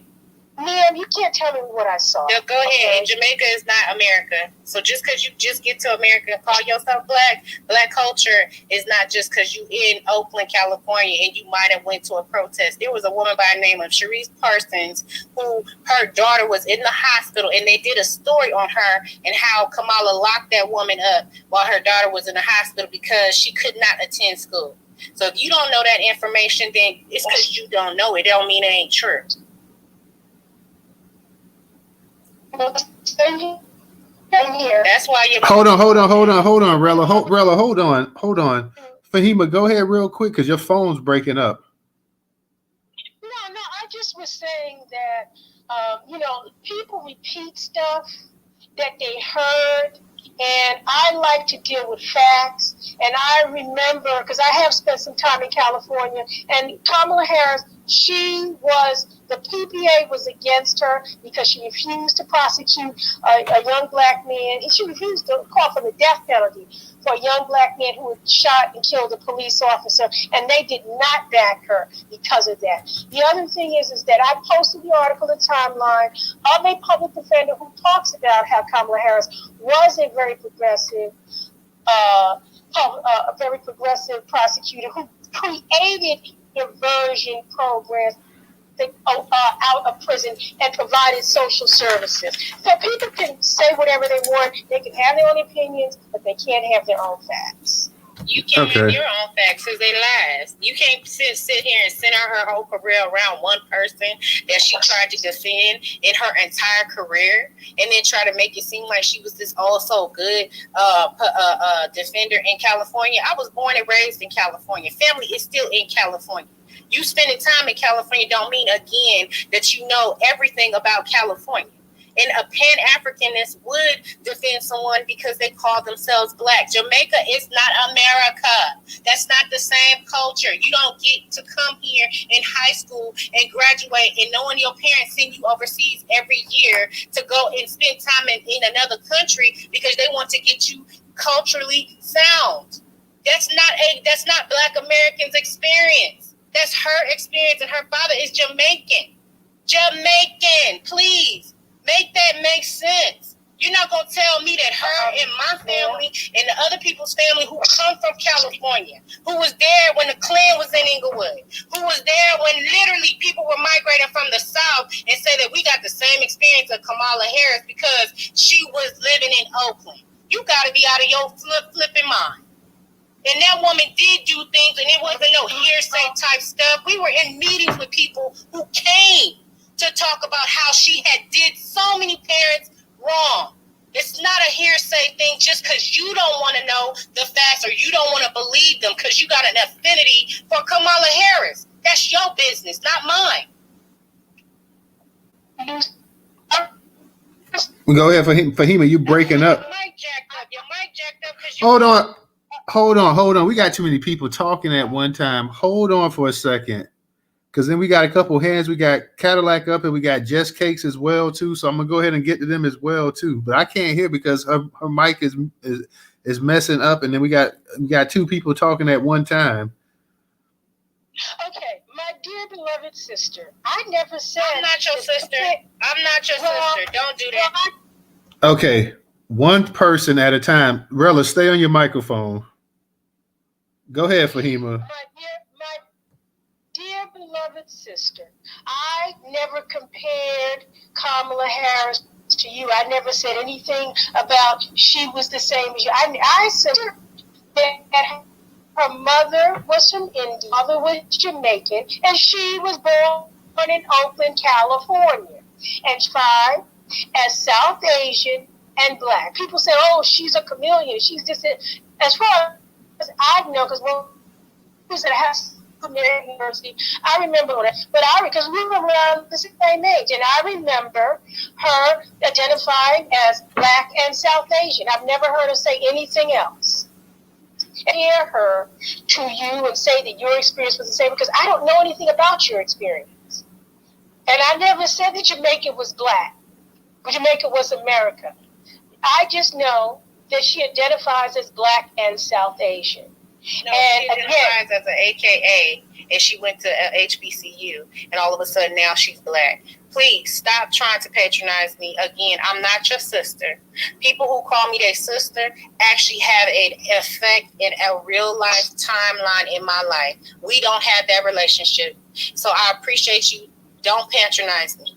And again, if you're going to speak on California and you're going to speak about the experiences of people in California in the lens of Kamala Harris, maybe you need to talk to people who actually have that conversation. Newstoter can get Miss Parsons, I hope I'm saying her, Sharice Persons, in one of these spaces. She was one of the mothers who did go to jail under the truancy laws, and she wasn't the only one. And you can look that up too. That's not hearsay. That ain't no made up information. It's all over the internet. All right. In the newspapers. Let me go ahead. It's not fake because you don't want to believe it. That's the problem I have with people who do that. All right, real quick. Let me go ahead and move and get to the other speakers as well. Cadillac, how you doing tonight? Go ahead and unmute your mic. I'm doing good. Can you hear me? Yeah, I can hear you. What up, dog? What up? Okay. Well, what's up? What's up? I keep forgetting your damn name, but you know I know it. DJ said one. Yeah. Yeah. Hey, shout out to you too, Newstoter. Shout out to the rest of the family that's in the space. I heard everything, but it was disturbing to me because, and I'm just making example or analogy. Maybe y'all can figure it out. Maybe you won't. I know the Pan Africans ain't gonna get it, so it is what it is. But and I ain't come up here to shoot shots. I just came up here to make a couple of factual statements. To be honest with you. So hey, Cadillac, can we get you a little bit louder if possible? Can I get my mic? Hold on. Yeah, if you're on Bluetooth or headphones, just talk through the regular phone speaker. I'm on it now. Can you hear me? Yeah, we can hear you better. All right. Hey, listen. So if I'm a Black American, right, and I got a Black American wife, or let's say a Black American wife, right, and we go to China, right, and we raise our kids in China, right, 20 years, right, would that kid be considered a Chinese, a Black Chinese? Blackanese. Would it be considered that? No, What? not ethnically. Are you asking me? No, I'm not asking. Are you asking me? I'm asking the Okay. Because there's a difference between race, ethnicity, and nationality. Hold on. I didn't cut nobody off. I just bear with me. Just bear with me, if you don't mind, please. I'm just making a statement, right? You know, anybody can take it how they want to. I'm just trying to get you to use your brain, right? So, my child, since I'm an ethnic Black person, I got a culture, I got traditions, I got ways, I got music, I got language, I got all this type of stuff that I've been ingrained with, you know, throughout my whole existence. There is no way I can go to China and I can embrace their culture, I can experience their culture, but I can't be their culture. I don't know their culture. Even if I'm around them every day, if I'm shopping with them, I'm eating their food and all this and all that, that would still not make me a Chinese American, a Chinese national. You know what I mean? Black Chinese, it wouldn't. So just because somebody comes to America and they're from India and Jamaica, Black is an ethnicity. Black American is an ethnicity. Whatever name you want to put on FBA, whatever, $8, whatever. Whatever name you want to put on, it's an ethnicity. Y'all know who we're talking about, right? So just because one parent is from one place and another parent is from another place, neither one of them is from this place. This place has a specific, we're not Jamaicans. Jamaicans do not have our culture. They got a whole different way of life. They do all type of stuff that they women will never do. They throw them off the top of buildings and jump down on top of them, twerking and stuff like that. We don't do that. So there is no way even a white woman couldn't raise a white daughter to be Black because she don't know nothing about Black. Here in America, she don't have a clue what it is to be Black. So how can she raise a Black child to be Black? If that child is a white child, it's a Black skin color with a white mind. That's all I came to say. Thanks for letting me speak, y'all. I'm gonna drop down. No problem. Appreciate you, Cadillac. Thank you for coming up. I'm gonna get the Just Cakes, and then I'm gonna get back to Draco as well too. Newstoter, can I say something? Because his comments was directed based upon what I just said. Can I just say something very quickly? Go ahead. Particularly in the time, and specifically for the gentleman, there's a difference between race, ethnicity, and nationality. And my students often conflate them. Most people don't know the difference between race, ethnicity, and nationality. I'm not going to give you an overview, but I put the article in the timeline. And last time I checked, Kamala from India or Jamaica, she was born in Oregon. And the Constitution said, and I believe there was an amendment, if you are born in this country, you're an American. Back to her citizenship and her nationality. No matter where you're born, yes, if you, as a Black person born anywhere, you're still Black. That's going to be your race. The country you're born in determines what your nationality and the ethnic group you're affiliated with. You could say no, but it's fact. You can have your own opinion, but you can't have your own facts. Okay. Let me real quick, guys, we need everybody to stay on their microphone. Stay on your microphone when somebody's speaking. And then we will go ahead and we will get to you. But if everybody's coming off your microphone, that creates a little bit too much chaos. So let's go ahead. Don't interrupt anybody while they're speaking. You can rebuttal what somebody has to say, but go ahead and let them finish speaking so we can also move it around as well too. I want to just say this real quick, Fahima. I don't nobody's questioning whether she's an American. I know I'm not questioning whether she's American. people are questioning the actual race aspect with her as well. And one thing, and I don't know how true it is, but I heard that her father is a Jamaican, but he did not classify himself as a black Jamaican. Now, we know that in Jamaica has a lot of mixture of people as well. Jamaica's got, you got Indians there, you got Chinese there, you got whites there. So you got all kind of different groups as well too. But from my understanding, and I could be wrong, that he did not say that he did not classify himself as a black Jamaican or whatever. Well, So he surely couldn't have been Chinese. He couldn't have been Chinese or white. What else could he have been? Come on, man. well, he could be Indian. I mean, come on, he could be. Dr. Harris was not Indian. He retired from Stanford University, and then nobody ever said that Dr. Harris was an Indian. Come on. Let's be fair. Okay, so you're saying you know for a fact that he classified himself as because you're saying that Jamaicans come in all different shapes and races just like everybody else. Okay. So I'm saying that he from my understanding, he did not classify himself as a black man. Now, I could be wrong. Well, in Jamaica, there's only 3 classes. There are Chinese people who are Jamaican. There are people who are of African ancestry, whose ancestors were taken there as slaves, and they're blue, and they're Indian. Well, he's Indian, so he'd have to be black. Okay. His biography, people just make up stuff. Google him. He's a retired professor. He's taught at Stanford University. His CV is on the internet. Okay, so anybody in the space, Google him and see if he identifies as a black man. Let me go ahead and get to Jess Cakes. Jess Cakes, go ahead and unmute your mic. Hey, Newstoter. Hey, hi, fam. What's up, Jess Cakes? What's up? Happy Friday. We made it. We here. So every time I'm able to catch a live, I always, this like the 3rd time I done call her shilling. And I be trying to get a benefit of the doubt and stuff like that. And I'm not trying to make the space an echo chamber, I promise. But the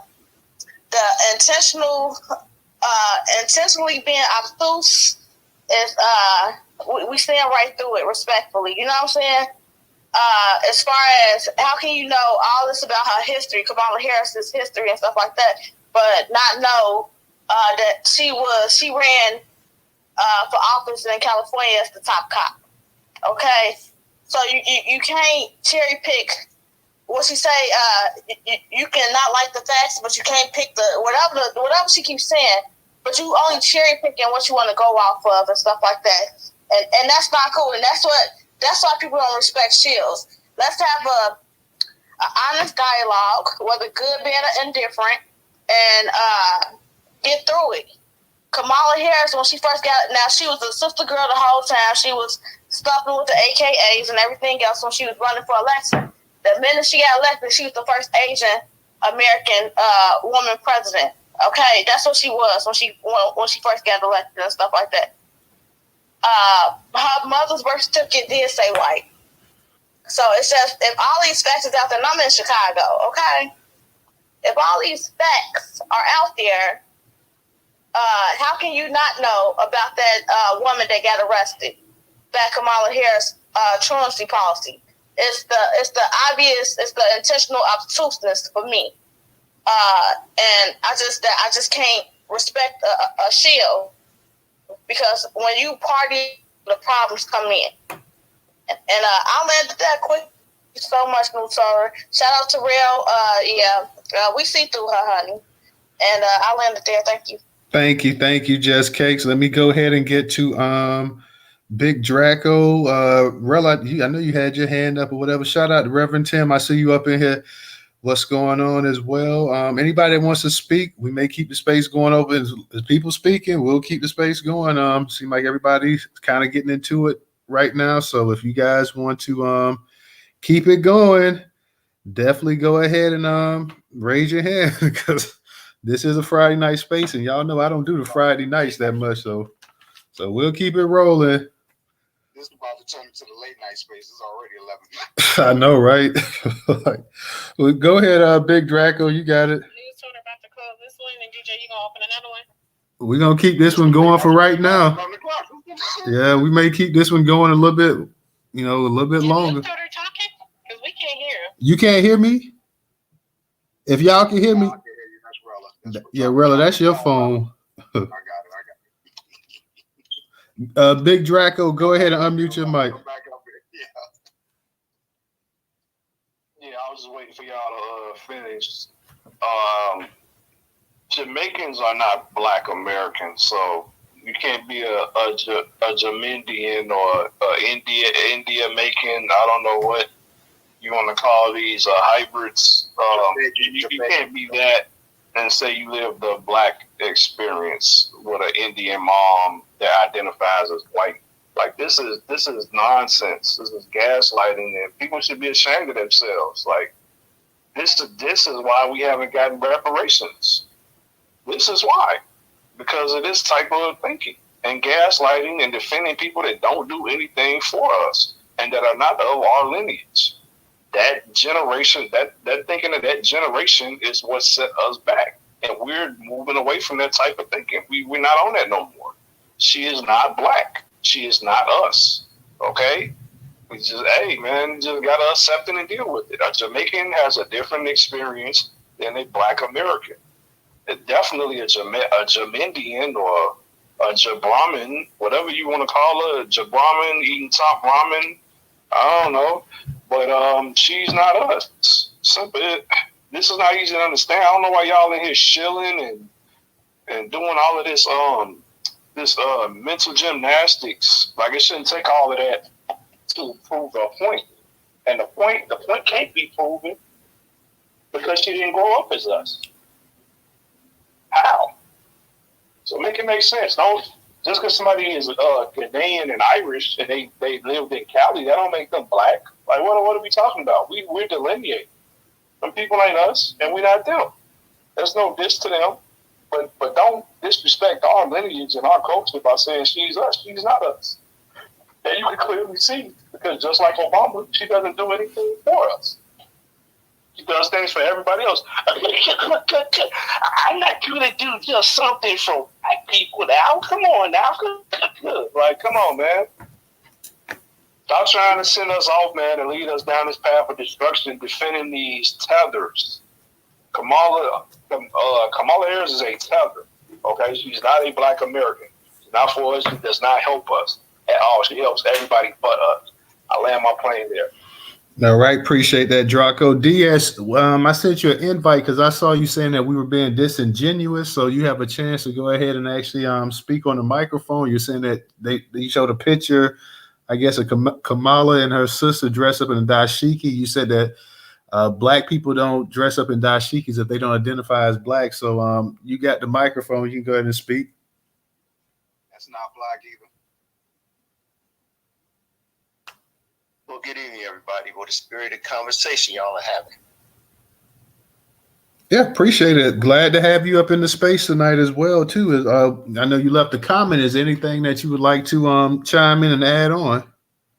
Yeah, I do have a few comments to add on. I think this conversation has been going on and on ever since she's become VP, and it's kind of sad, to be quite honest with you, because people have taken her story and made it their own, and I think it's kind of unfair. But I will tell you my experience. I went to school in the Bay Area, and as an undergrad, and as an undergrad, we all had fake IDs, so we would sneak to the clubs in Oakland. And guess who was in the clubs in Oakland? Kamala Harris. On many occasions, and everybody knew who she was. So from the Club Silk to Club Jeffries, she didn't just start identifying as being Black, just when she became an AKA. So people from California back in the day know exactly who she is. That's why you guys don't hear a lot of people from Northern California actually debating whether she's Black or not, because she does identify as a Black woman. Okay. Glad to hear you come up. We got and I'll just say this part right here real quick. I've been in the club and stuff here in Florida, and predominantly black clubs. And I've seen Chinese girls in there. I've seen white girls in there as well too. So they partied with black people as well. Now that's not to say that she didn't identify as black, but I'm just saying there are a lot of people that party with black people of different races as well that weren't black. But I'm not going to dispute you on that. You say you've seen her and people grew up with her and everything else. But I'm just saying that I have been in clubs and stuff with all black clubs, and you got Chinese girls in there, and you got Asians, you got other Asian women, you got white women, you got Hispanic women, and everything else as well too. So I'm just gonna add that part in there. Let me go ahead and get to Rella. Rella, go ahead and unmute your mic.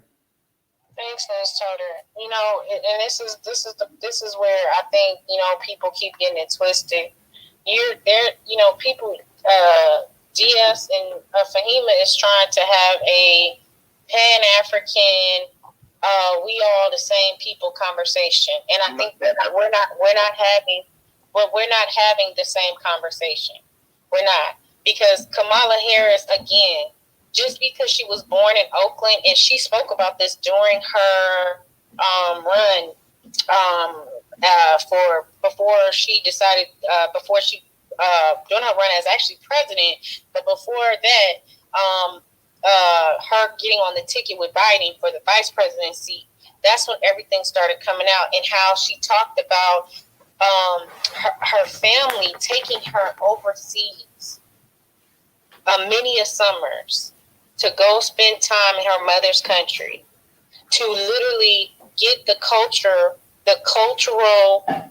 astuteness for her mom's culture, because it was always the mom in them. And so the crazy part is when I hear people talk about how, she black because her dad is Jamaican and he's quote unquote black because he's Jamaican, and then you want to say, okay, well, we're going to talk facts. Black Americans, Negroes, the descendant community do not have the same experience. I don't care how diaspora conversation you want to have it. I'm sick and tired of people keep trying to erase our culture, our language, our identity, and put us up under the umbrella of African, all these other nations, as if somehow we can't stand alone and actually be a people great enough to stand alone. And that somehow we got to be something else. So other people shoehorn in, and as long as they move into the community, guess what? They of the community. No more, because you're not going to keep trying to do that. We do not have the same experience. So if ethnicity, culture, and nationality is what we're going to stand on, then we're going to stand on it. She a first generation immigrant. She did not share the soul culture. She just went to clubs with y'all. Her family pictures. Matter of fact, during her campaign as vice president, she made sure to get with Mindy Keeling, and she started talking about the food that her mom used to cook and the food that her mom and family used to make. It was no soul culture in there. And if it was Jamaican food, guess what? That was not a part of the soul culture, especially here from descendants from the South who migrated across this daggone country that made California what it is today. And everybody else just hopping on the bandwagon, pushing us out the way, because people like Kamala get to come in and cosplay, and all of a sudden you look and sound just like them. Because you can go and dance, or you can hang out at the club with us. We're more than just that. And it's like, God rest her soul. My mother has been gone for 2.5 years, and she would even say that she not us. Just because you go to an HBCU, you hang around Black American descendants long enough to adopt their behaviors, their ways, their language, then somehow you them know. Your culture is how your parents raised you in a house. Your culture is how you literally identified when you was in the community. See, because you can't be Tim's and AKAs in the Divine Nine, and then when you get in the office, I am Asian, I'm mixed race now, I identify as, no, stop. Why don't you just be that all the way 100? Stop trying to placate people while ignoring us. Now I know why Obama did it. Obama did it because if they admitted to the fact that their culture literally stems somewhere else, then they had to admit the fact that they are not the descendants of this land that they've ignored in their administration or in their careers or to the face of Black Americans that they probably friends with. Because those Black Americans be in their face kicking and laughing. Hee girl, you know, you Black girl. I don't know why people tripping. You know, they keep trying to call you everything else but while she in her mama house talking about some mom, you know, I don't know what's wrong with these people. I don't know why they can't just accept me for who I am. And her mom, if her mom was still alive, yeah. I don't know why either. Because if you look at the pictures that they post of the family, it's not a soul culture. It's not descendant culture. It is her culture. Nobody's stealing that story from that woman. No one in here who is a descendant can steal her story because we didn't have to lie. We didn't. If I decided to go to HBCU, I don't got to put on Chucks to do that. I don't have to put on pearls and get in the divine nine to do none of that.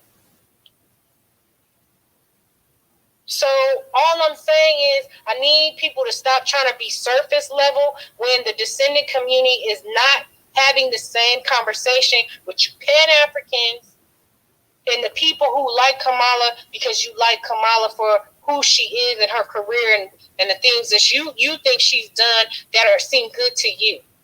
That's not the same conversation. And it's very, very hurtful. And it's honestly, it's disrespectful on so many levels because it makes, and me, I am literally a descendant having a conversation trying to defend the erasure of my Black mother, my grandmother, my great-great-grandmother, my grandfather, who literally bear the weight of chains in this land to someone who came to Oakland, who was born in Oakland, but your parents is from somewhere else, and she gets the trope of, she Black, she can speak for us, while my story gets to be put in the background, or my other sister's stories get to be put in the background. And she propped up by other people who are descendants who got the fool's mentality. I don't even understand. I really don't. All right. Thank you, Rella. What's this fool Rando at? Because he keeps trying to come up here and he's leaving little messages. The last message he left, I see he's talking about dude. He's talking to the other little fool that came here to breakfast, dude. Talking about dude, these at Newstoter niggas are hating. I've been having a field day. So Rando, you keep trying to request to come up here, yet this is the second time you done called us niggas. So what's really going on? I mean, we niggas and you can't stay away from us. So I don't know what's really going on with you tonight, but oh well. Let me go ahead and get to Trouble. Trouble, go ahead and unmute your mic.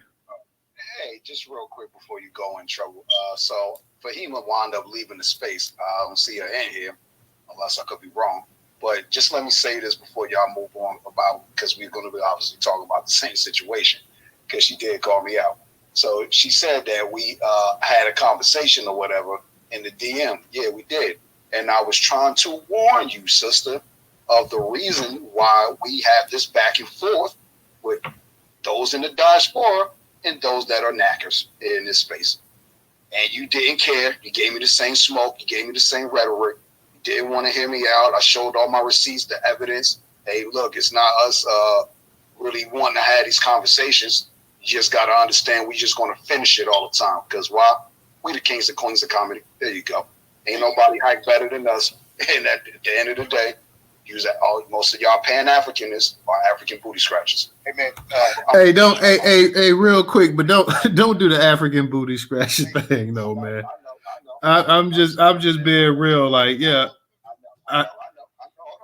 Hold on for a second. Hey, hold on for a second. I'm gonna let you speak, but I'm just saying, yeah. Cause I don't even know Africans that really got nothing to even do with this conversation tonight. But I'm just saying, nope. Let's not do that, guys. No, I'm not disparaging anybody. I'm getting to the jokes, brother. You know what I'm saying? This burrito dude is a hacker. That's what I'm trying to tell you. Block him. Okay. We got you, bro. You say who's a hacker? Yeah, I'm gonna post a video in the jungle. Oh, okay, yeah, do that. So if you find his account, just block him or whatever. Okay, let me go and find that account and block him, and I may block the other one too as well. Yeah, hack my account, throw some money up in there. You know what I'm saying? Because they shit up in there. No, they've been hacking people to dox. Which ones? Breakfast burrito and the other dude. That motherfucker. Watch your language. Hey, shout out real quick to my boy Black Pressure too. Thank you for the contribution on Cash App. But let me I'm gonna find a breakfast burrito and I'm gonna go ahead and block him as well too. But go ahead, Trouble, you got it. No, hold on, just real quick, just let me finish saying what I'm saying real quick so we can have some context for the room. So I ain't disparaging anyone because at the end of the day, it has never been Black Americans the one disparaging the diaspora up here online. That's a joke. I'm not an African Buddhist graduate. You is. I'm from Crenshaw Mafia. You know what I'm saying? By way of New Jersey. You know what I'm saying? So with that being said, you remember she's the one up here, Fahima, saying everything she's saying about she's a Pan-Africanist and Kamala this and all this. I don't had this same conversation with her in the DM. Hey, look, sister, the reason why this is happening, you might have to mute your mic a little bit, is because I don't think you understand all the information. And yeah, there are Pan-Africanists out here that don't look at this stuff and are on code and all this other stuff and get along. Fine, that's cool. But what about the little demon time jokers that be coming from Ghana, Nigeria, and all these other places, Caribbean and so forth, disrespecting us when they come to our homeland? We're not in the Caribbean. We're not in Africa. We're not in any of these places. So at the end of the day, she was warned. Hey, look, this is the information in the receipts. And Rella I don't know, one day when we meet up, I'll just buy your lunch, sister, or my time. You know what I'm saying? There you go. I'll yield there. Go ahead, Trouble. How you doing, sister? Am I in trouble? Hey, no, you ain't in trouble.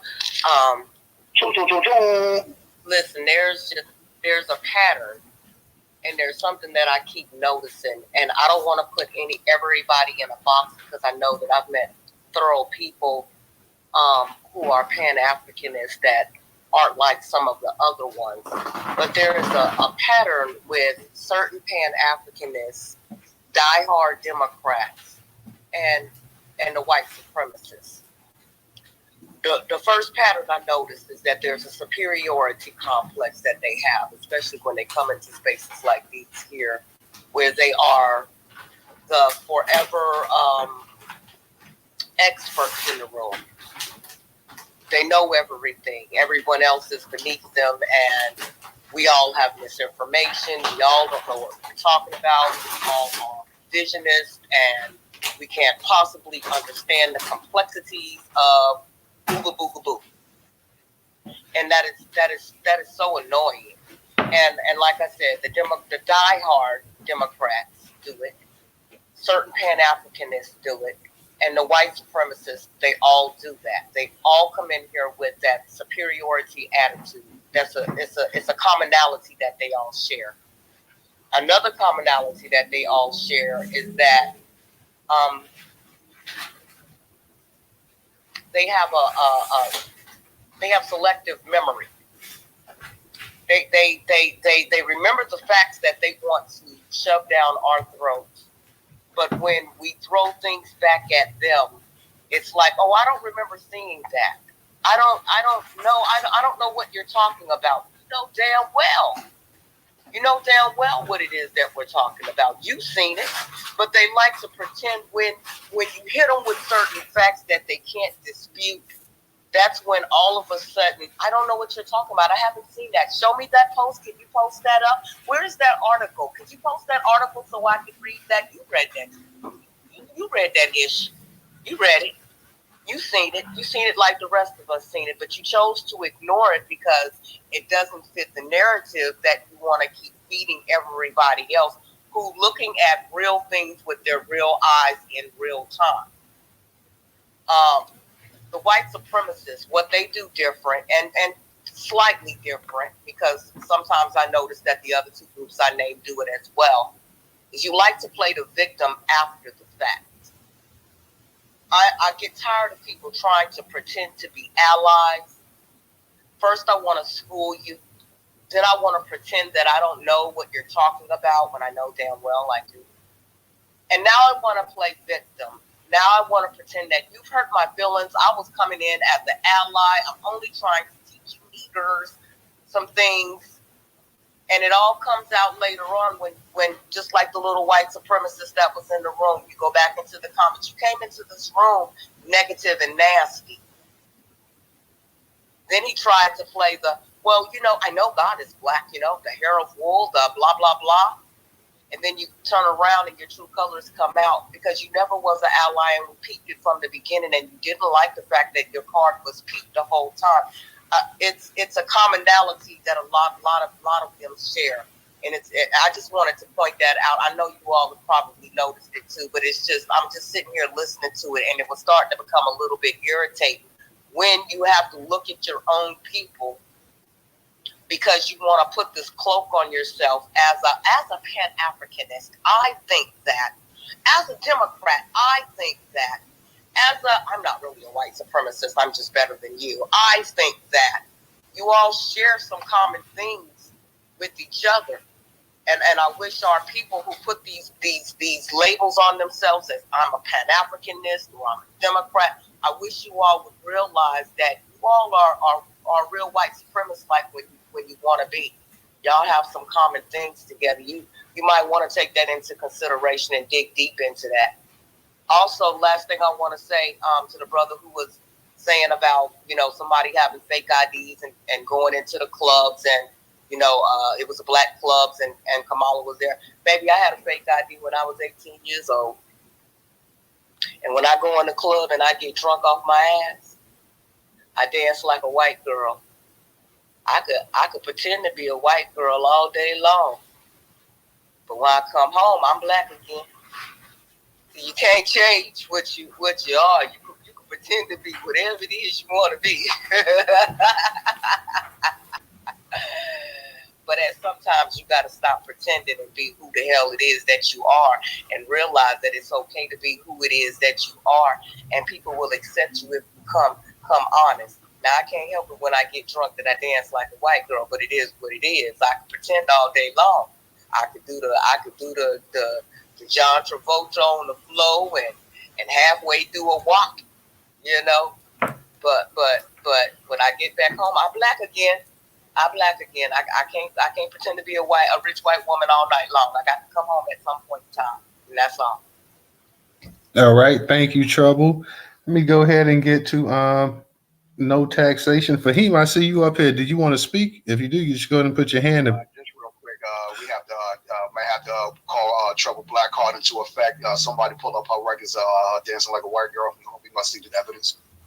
Yeah, Fahima, if you want to speak, just put your hand up as well too. No taxation. Go ahead and unmute your mic.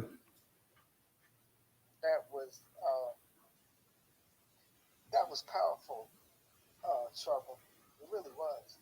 And what Rella said was powerful. So that was two people back to back that gave me food for thought. And as you were speaking, Rella, I realized, I thought about Matt Gaetz. Y'all walk with me for a minute. Matt Gaetz is a white congressman out there in Florida. I think he in the Panhandle. Any news? I forgot where. Yeah, I can't remember. If he's in South Florida. Yeah, he went to school in Jacksonville. What's the name of that university out there? And it could be now. The University of Florida's in Gainesville. I'm not sure if he went to Florida or he went to Jacksonville University. Well, he won Jacksonville University. But anyway, I thought it was like a University of Florida or something like that. Anyway, it might be North Florida. Okay. Everybody he ran around with in school was black. Everybody. They tell the story. The people that ran around with him tell the story. And And he that's who he partied with, and that's where he was, and that's who he was. You know, and then he grew up and became a congressman because his daddy got a lot of money, and married the white girl like he was supposed to. Kamala is no different. Here's the thing, and Rella said it, but I'm going to say it in a nutshell. What makes us more unique than other people with melanin that come to this country or live outside of the country? And we can't really compare ourselves to other people's plight because everybody's story is different, right? But what makes us unique in this country is that if it is true, as research concludes in epigenetics, that trauma is passed down through your DNA, then the trauma that I walk around with, Kamala Harris will never know because she don't know my DNA. See, that's what makes us different, is DNA. And the fact that trauma is passed down. And we live in a country where we have been through and go through on a daily basis trauma. And whether it's a big T or a little T. And that's how we live. We're black in America, and that means something. It's a double-edged sword. And that's something that no other people in this country, because see, this country is different from all the other countries. So no other people in this country are like us. And we have people from every other country in the world that live in this country. And none of them are like us. See? And really expressed it. And so did Trouble. And that's food for thought. And I thank the both of y'all for saying that. And I'm going to drop down to listening because y'all gave me something tonight. Y'all fed me. So thank you. All right. Thank you. No taxation. Fahima, you had your hand up. Did you want to speak? Thank you for allowing me to come back on. Your co-host had put up information about a gentleman who was wrongly convicted by Harris's office. I think that the gentleman's name was True Love. Is that correct? I'm not sure. I didn't see. I'm speaking with the gentleman. Him and I have been speaking on the back channel. Is that Jamal True Love you're speaking of? I believe that is. Yeah, go ahead. Okay. Did you forgot to mention that he also endorsed her? You want to tell the whole story? Her office wrongfully convicted, and I think she may have shown up one time at his trial. He also endorsed her because he understood that she was not responsible for what had happened. She headed up the office. So people are putting out, her office wrongfully prosecuted this man. And there were dirty cops that had framed him. That's why he was wrongfully convicted. But you left out the fact that he endorsed her. We want to tell the whole truth.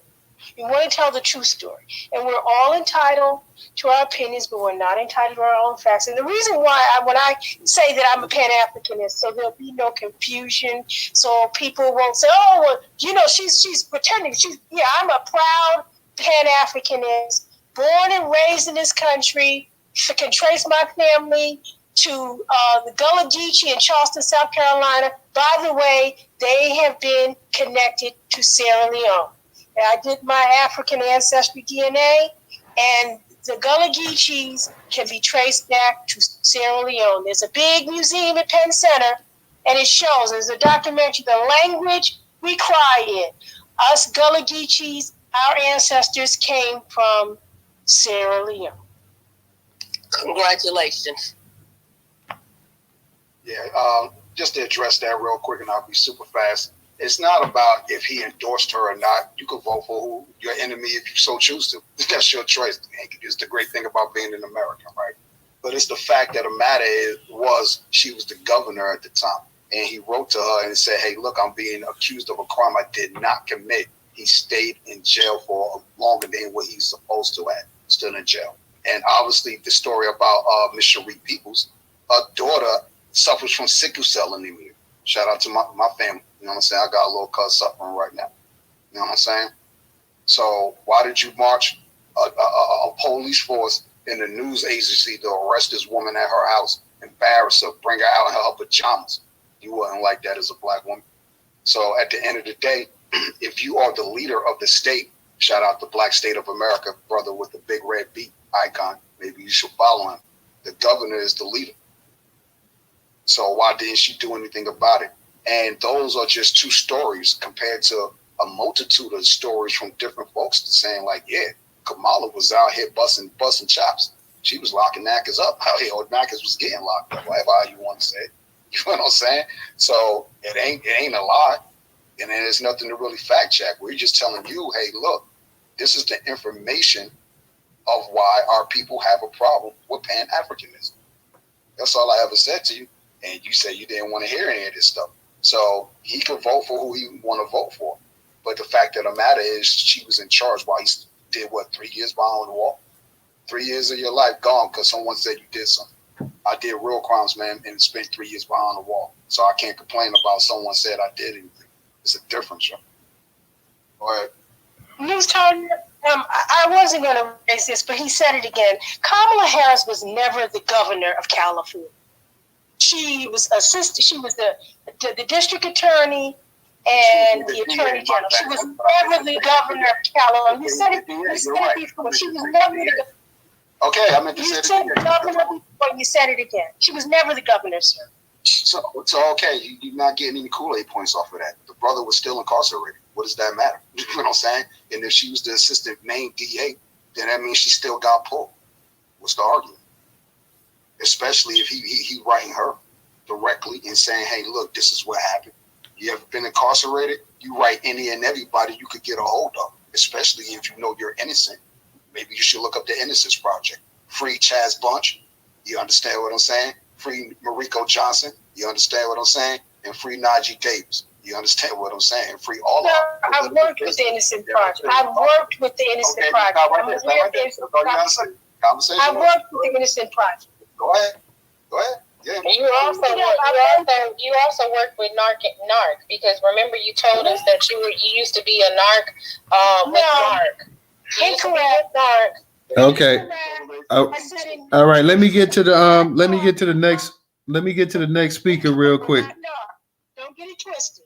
Well, they all the same if you ask me. They ain't did nothing. And then real quick, guys, let me get to the next speaker and then we'll get to y'all. Just keep your hands up. We'll get to y'all. Draco, go ahead and unmute your mic.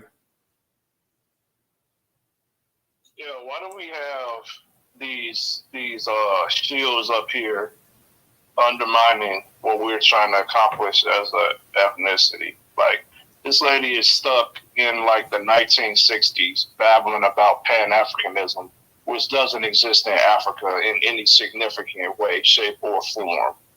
So if she wants to be a Pan-African, maybe she should go to Sierra Leone and see if it'll work over there, because they don't even get along over there. Why she's talking about these little spit kits from Ancestry where they're guessing things. So it just tells you the level of ignorance that people have. They're stuck in the 1960s, and we need new ideas, we need fresh ideas and fresh ways to approach these problems, because what she's talking about is failure. That bleep, that S word failed. That stuff failed. It does not work. It's like a cult-like allegiance to this delusion that we're just misplaced people from Africa. I call them trans-Africans. They got Peter Pan syndrome. They think that they want to be African so bad, but they won't go over there. They won't move over there. Can they even get citizenship in many of these countries? No, they can't even get it without an investment. This is ridiculous. These people are coming over here, competing against us, bringing their tribalism over here, and they just turn a blind eye to it. You don't want these people in the foxhole with you. You know what I'm saying? They don't know which way. They don't know which way is up or down. They don't. Their amygdala doesn't work in their brain. They don't detect danger. You see what I'm saying? They don't detect danger, so they can't vet threats. They're still clinging to this garbage nonsense. It's disgusting. I'm tired of it. Like, this failed decades ago. Why are people still in here babbling about some damn Pan-Africanism? We don't want to hear that. It's dead. It failed. It never happened in Africa. Garvey never even went to Africa. All he did was go to white countries. He went to Jamaica. Then they run him out of there. He got ran out of Harlem too, I think. Yeah. So it's a failed clown ideology. We're not interested in it. We on delineation, and we're on building our people up. And no, Jamaicans are not Black Americans. So we that flat blackness is dead. We rebuttaling all of that. This is not the 1970s, so that's not gonna fly no more. And I land right there. All right. Let me go ahead. Hold on. Let me go ahead and get to the next speaker. That Negro. That Negro, go ahead and unmute your mic. Yeah, thanks for the opportunity to speak again. I really just wanted to come up. I mean, before we heard the Pan-African, I wanted to just give flowers to Rella, Trouble, and I did catch the sister's name that was up here and spoke right after Trouble, but man, that was 3 in a row. Power from some Black American Negro sisters killing it. So thank you for those words of encouragement. We appreciate that. And yeah, big salute to all 3 of you and the brother that just spoke. To the Pan-Africanism, we hear your words, but we see your work as well that bears no fruits, and that's why it's a dead ideology. That's over. Please stop bringing that here. I'll yield right there. Thanks again, Newstoter. Okay, no problem. We got a new speaker up here. Let me get the Black majority state, and then I'll get to you, Just Cakes. Black, how you doing tonight? Hello, Newstoter. I'm good. Just resting, just trying to stay warm. Listening to the space. So yeah, I know there were some trolls in the space earlier. I heard all of that. And one of them is still trying to come back up here. Rondo is still trying, even though he called us niggas, he's still a couple times he's still trying to come back up here. Yeah, let me try to find that person so I could block them too. I blocked the other one. They said it was a hacker or whatever. So when it comes to those people, the Caucasians, I guess, for me, I say, well, when do I want to talk to these people? If I have to, that's like one of the reasons. If it involves earning a living in some way, capacity, and if they're in a position of authority where you kind of need them, and I hate to use the word need, but you want them to move policy forward for uplifting Black Americans. And outside of those 2 areas, maybe there's a third. There's really not a reason for me personally. I avoid those conversations, especially on these platforms, because they only go in one direction. Even when seemingly at first it seems like a quote unquote cool white person, if you talk to them long enough, they'll start to leak out their pores their hatred in many different ways. They'll start talking about different groups to try to see if you're comfortable with that, and then it kind of goes. That's their method. They'll talk bad about themselves, and they have all these different methods and tactics to see when they can slide in little racist jabs in your conversations. So I try to avoid it at all costs because it's not productive. It doesn't benefit. It's not going to help us. Ironically, the same goes for Pan-Africanists who are from America, who've lived in America, and who have this blind love affair with the over-romanticization of this black globalism that doesn't exist, that's never existed, and that will never exist because it's unnatural. Right now in sub-Saharan Africa, there are so many conflicts that if you were living in these hot zones, you would be begging on hands and knees for God to ship you back to America. So I just give it no energy at all whatsoever. There is an article I posted in the Purple Pill. It's from San Francisco. It talks about Kamala, her life, her childhood, yada, yada, yada. You see pictures of her in dashikis at a very young age. They talk about how her mother intentionally wanted her to have this black identity, even though she traveled to India during summers, even though her parents separated and she went to Jamaica during whatever other times.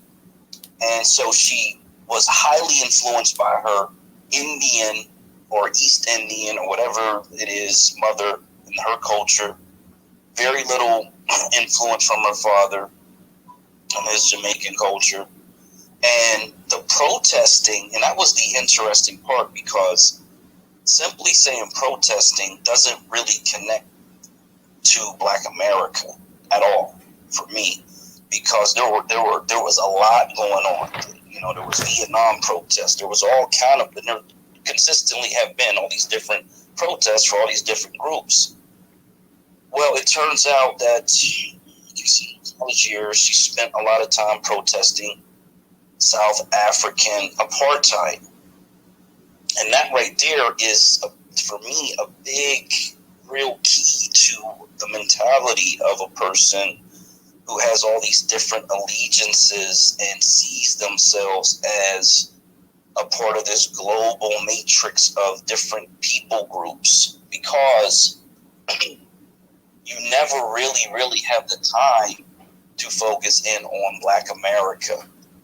And I really believe that because her mother really seemed to imprint this on her, this desire to express her blackness in America. I think it was in matter of fact, she says that as much in quotes of how her mother kind of really wanted her to live out her blackness in this country. And I think that she, whether it was conflicted or not, doesn't really matter, that she figured out she could use it for her benefit. She could use it to advance herself in whatever career field she chose. Even her sister is in some sort of political organization, I think the ACLU or something like that. So even her sister used it as well. And so you have this chameleon, first generation foreigners who come into the country, and then they're able to advance in society in ways in which the people who are a part of the lineage of the people who have suffered the most in this country cannot, because they know they can code switch when it's convenient. They can code switch into, my mother's East Indian and from Pakistan, and we have all this cultural yada yada yada yada.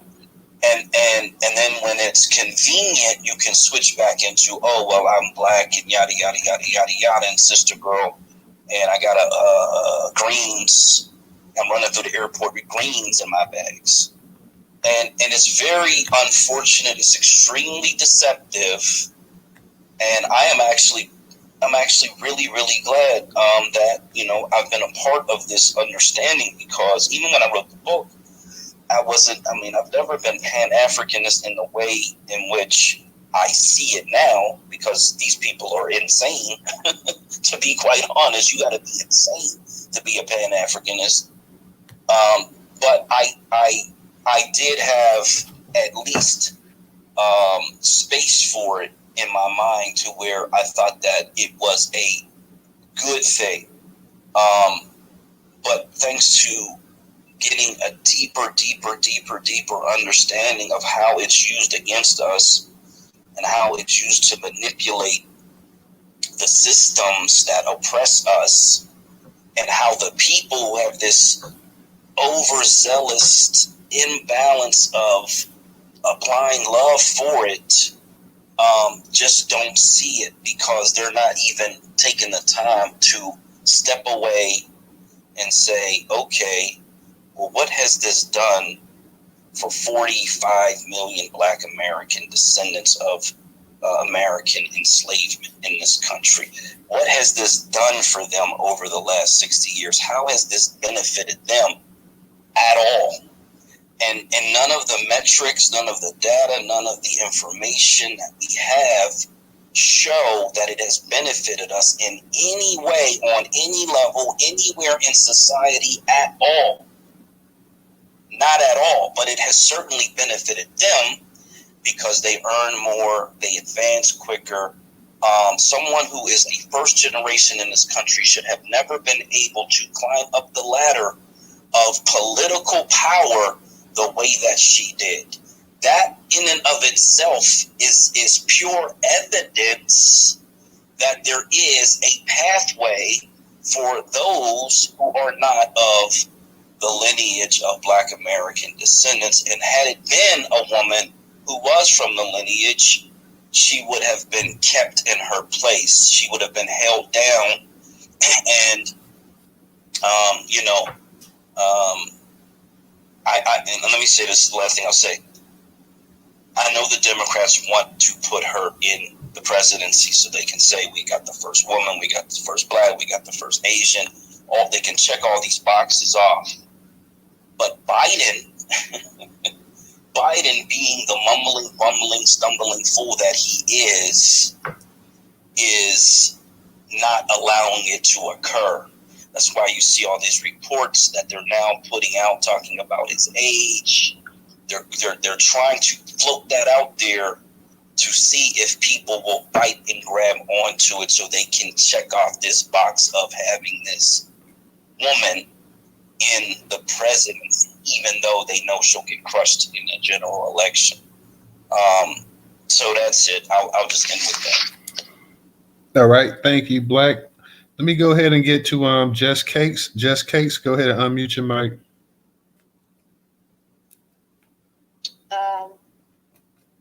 All great points by everybody. I just want to say that I think this lady is trolling. I'm not trying to beat up on her. I'm not trying to gang up on her. I really ain't. Like, I'm not even in that type of space or that type of energy.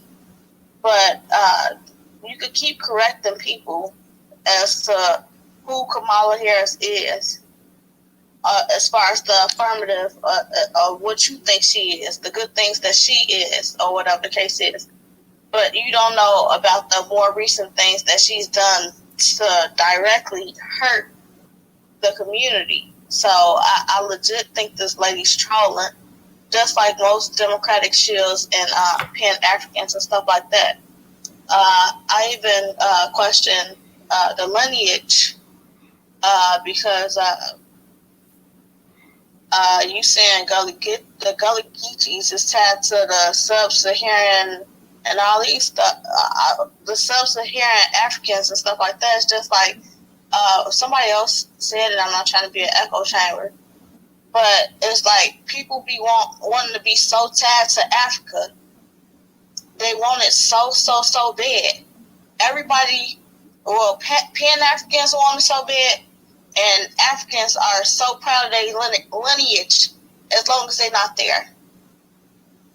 Everybody's a proud African of some sort, as long as they're not on the continent. You got Africans fleeing and flooding every country except for their own. It's a mass exodus off the continent, the quote unquote motherland. So much so that here it is during COVID, you got big 6 foot, 7 foot African men getting kicked off in their ass, by 2 feet tall Chinese guys. Most places where they go, they not, people hate to see them coming. Okay, let's just keep it a buck. I don't believe that this lady is, respectfully, I don't believe that she's American. I don't believe she's a foundational Black American. I believe either she's a tether or she got real bigger issues. But I just to keep on entertaining the lunacy that's coming from it is, like somebody else stated, it's counterproductive.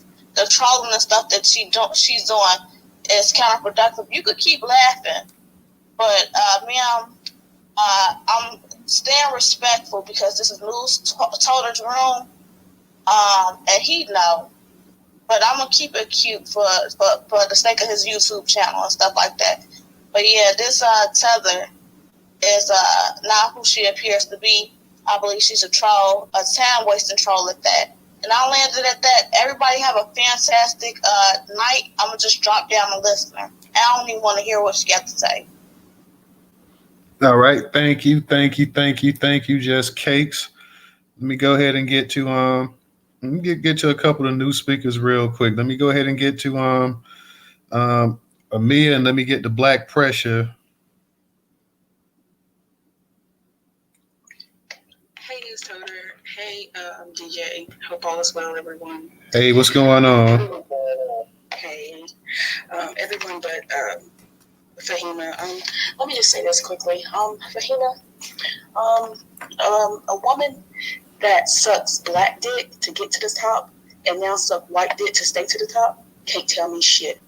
Have a good day, guys. Okay, I was gonna say don't curse, but you got that in pretty quick. Let me just say this. I think you people are very respectful, but I don't think I want to be in a space where people behave this way. We can have conversations, we can have disagreement, but I haven't once called anyone a name here. And I think That's true, Fahima. That's true. That's true. What you're saying is true. What you're saying is true. I even donated to your platform. That's true. Hold on, Fahima. You're hold on. You're right. Everybody, and I've asked everybody in here. You can disagree with somebody, but you don't have to insult them. Everybody, I'm cool with pretty much everybody up in the space, and I don't mind people coming up here, voicing your disapproval or disagreements with somebody. That's fine, but guys, you don't have to go ahead and just trash people, whether you agree with Fahima or not. It's a lot what Fahima says I don't agree with. It's a lot what I say she doesn't agree with, but we don't have to we don't have to go that far, guys. Everybody in here is intelligent. Everybody's pretty sharp for the most part, and like I said, we're not going to agree 100% on things. That's fine, that's cool, but we don't have to insult each other. I'm cool with Amia. I'm cool with Fahima. And I don't, it doesn't need to get to that point. For one, we're simply having a conversation. Like I say, the sister, she does not she may have her certain things on something, but she's not disrespectful to anybody. So let's come on, guys. We don't even hold spaces like that. We don't have old spaces where we go in on people like that, to that point. Like the troll that's been in here, whatnot, with the white supremacy thing, that's one thing. But just the simply, just to hit somebody like that, come on, we don't have to do that, guys. It's not, y'all know I don't even want all of that, really said up in the space, to be honest, either. So let's not get to that point. Because like I said, I did send Fahima an invite early in the space, and she came on later on, because I figured that her point of view was going to be different than other people's point of views and stuff like that as well too. But it's not that serious, guys. We're having a conversation. It's not that serious where we have to, just diss somebody like that. It's not to that point. I don't want anybody, when people come in here, I want people to be treated with respect. Everybody wants to be treated with respect. Whether you agree with somebody or not, if we were in person and stuff like that, nobody wants people yelling at them, cursing at them, screaming at them, and everything else like that, insulting them and saying that kind of stuff as well too, guys. Let's not take it to that point. It's not that serious, It's just a discussion, it's not life or death. Nobody's going to prison. Nobody's going to war, anything like that. Let's not keep it like that, because I don't try to hold spaces like that, guys. I really don't. I want to come to the point where people can come in here and they can feel somewhat comfortable and, they can, things may get heated, conversations get heated, discussions get heated, and everything else like that. And people will curse occasionally. I try to keep the cursing down to a minimal as well too. But let's not get it to the point, guys, where we're sitting up there and it's just. I don't want it to get to that point, guys. I really don't, because I know everybody in here is better than that. And like I said, we don't want to sidetrack the conversation like that as well, too. So let's not do that. I'm just saying, for the sake of argument, let's not get it to that point. It's not that serious. And I know sometimes these spaces get heated to the point where it gets serious, but it's not to that point, guys. Let's not do that, please. Like I say, Amia, I'm straight with Amia. I'm straight with Fahima. Like I say, we like disagreements or whatever. It's not to that point. It's really, really, really not to that point. Black Pressure, go ahead. We're not going to keep it open too much longer. We're going to actually get Black Pressure. Rella, you had your hand up, and then we're going to go ahead and we're going to close it down. Raise your hand if you want to talk. Yeah, we're gonna get ready to close it down for the night. We've been going since 8:00, guys. So we'll go ahead and we'll be shutting it down in a little bit. Black Pressure, go ahead and unmute your mic. What's going on tonight, Pressure? What up, News? What up, dog? What's up, Black family? Look, check this out. News, first of all, I'm going to start out. I agree with you. I really do agree with your last point you made. Even if we disagree with each other, we shouldn't disrespect and, getting ad hominem attacks and diatribe and stuff like that. Like you said, them white folks, yeah, let them have it. Take the gloves off with each other. Even if we disagree, even if we vehemently disagree with each other, we should disrespect each other first. But I'll move on to my next point. Is this a room? Is this a Kamala Harris slander room? Because if it is, I'm all for it. So I know I came in late, so I got off. I went to the gym, talked some shit with my mom. This corner, we got Black Pressure versus Kamala. I'm saying, and it's going to be short. If it is Kamala Harris slander, sign me up. So I'll say this about Kamala Harris. Round one. Yeah, y'all might have already brought this up. I'm not jumping. I just came from the gym, jumped in late. So let's not forget about Matrice Richards, right? Let's not forget about her defying the Supreme Court and keeping people locked up, keeping inmates locked up who were due to get out, who were due to get out soon to help them fight forest fires, right? Let's not forget she defied Proposition 8 in California, which the people of California voted for, and she defied Proposition 8, I think she was the Attorney General at the time. Don't forget about Jamal Truelove. Not only was that bad, that the innocent dude was locked up. I think Cuz was locked up for a little minute, like 2 years or something like that. But her office had evidence that he was innocent and refused to release him. I'll move on, and don't forget she was getting them guts beat up by Willie Brown. I think Cuz was like 80 years old. She was in her 30s. So like I said, News, I would keep it short. Reckon that number.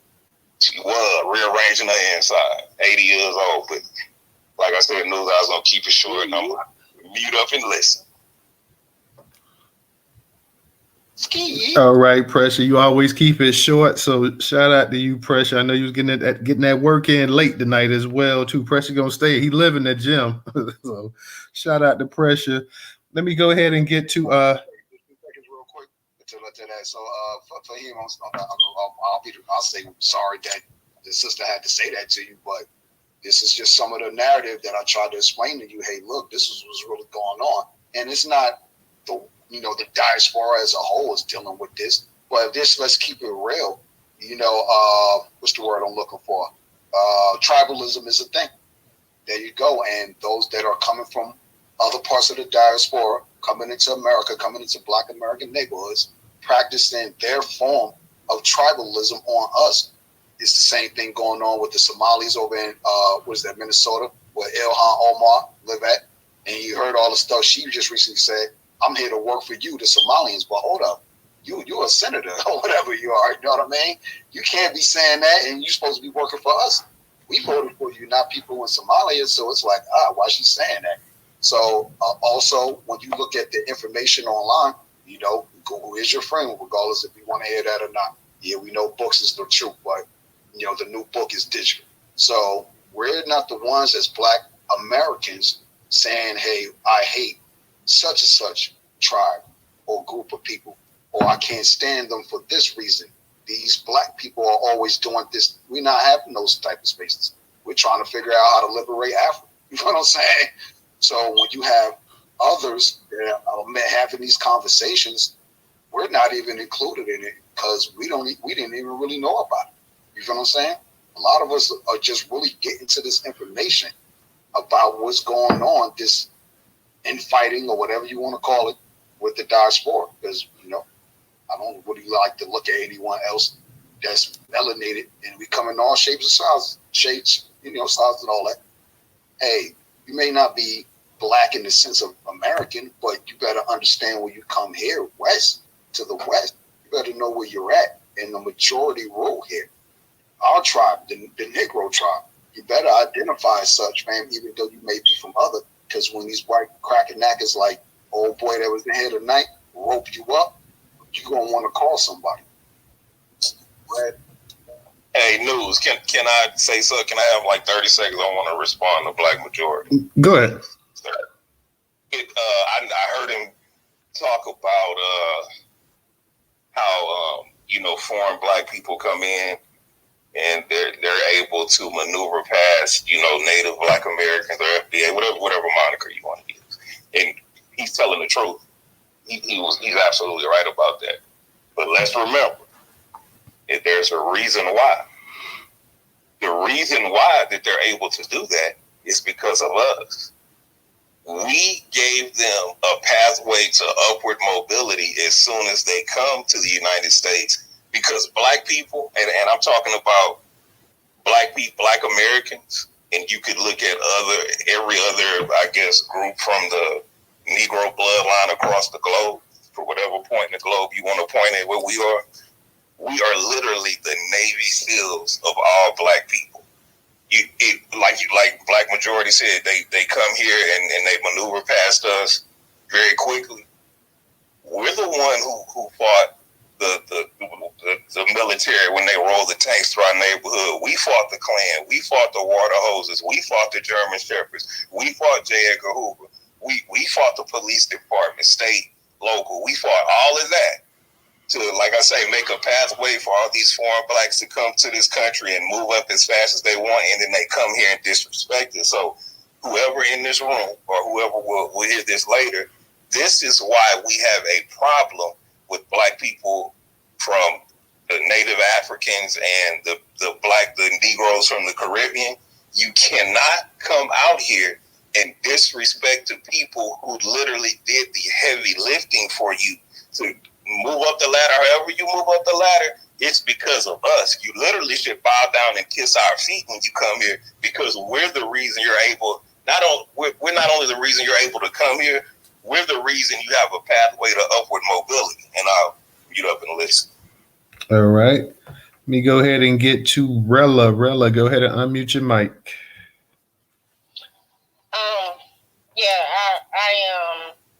I don't know where the name calling came in, but I don't have to resort to that. I don't, because at the end of the day, I do understand historical references, and I am not in a position to tell somebody what your lineage is and who and what your amalgamation is. I do understand the historical reference between Sierra Leone and the Gullah Geechee, but there was another African tribe too as well.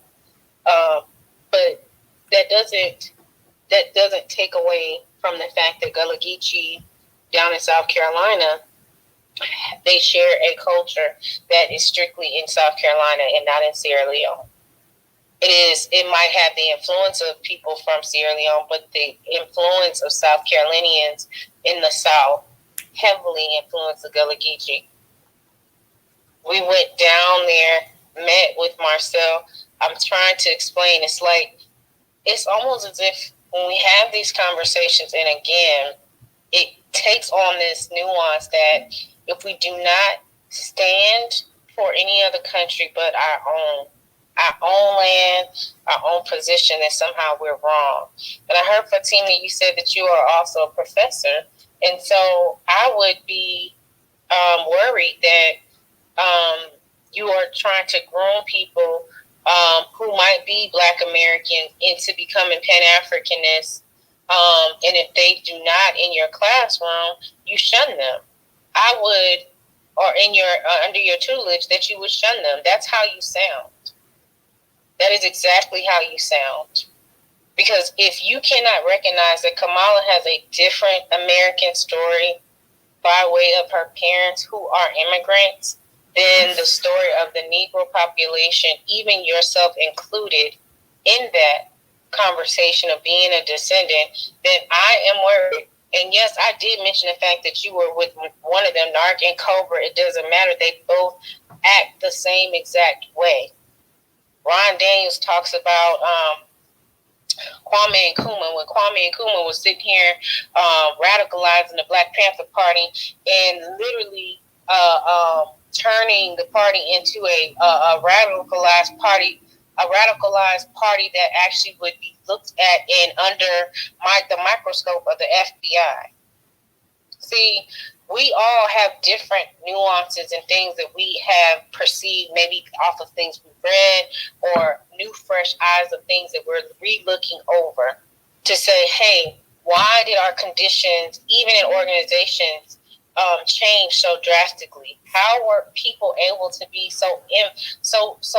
have the ability to infiltrate us so much so?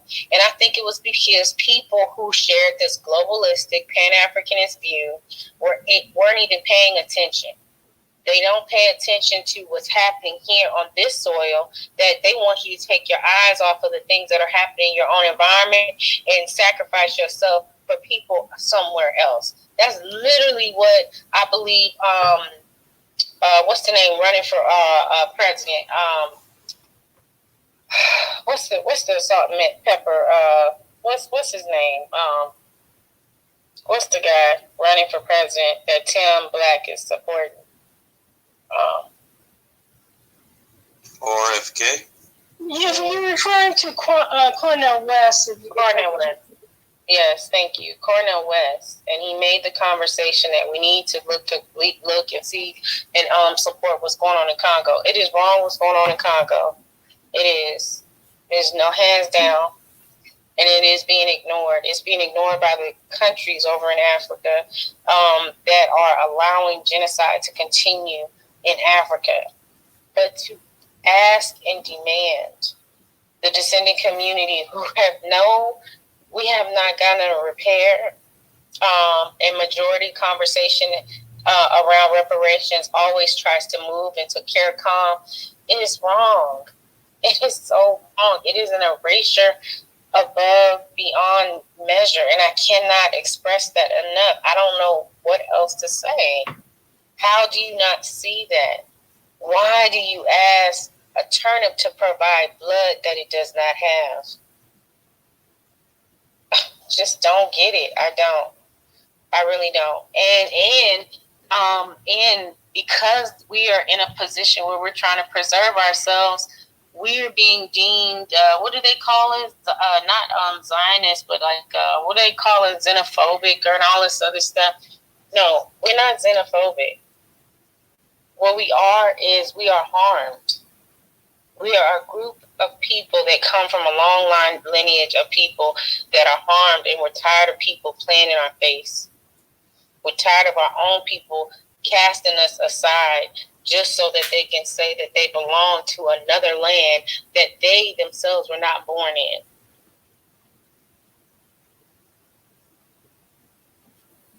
My sixth generation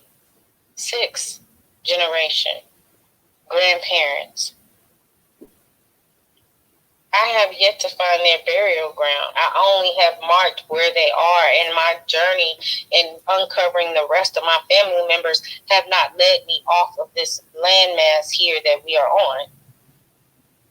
And even if it does, my homeland is where my mother and my grandmother and my grandfather and father will eventually lay. That should not be a problem for someone who is a Pan-African. And that is my issue with the diaspora. How do you have room for people of other melanated groups and deny and ignore the people here in this country their right to identify, as you say, the way they want to and where the way is proper? Because as you put it, we can have our own opinions, but you can't deny facts. And you cannot deny the fact that the Negro population has a large culture that is heavily influencing the world to this day.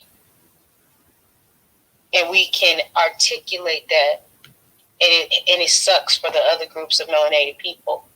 That's why they want to keep us this one big black Negro, one big black African Negro, while ignoring everybody else under the umbrella.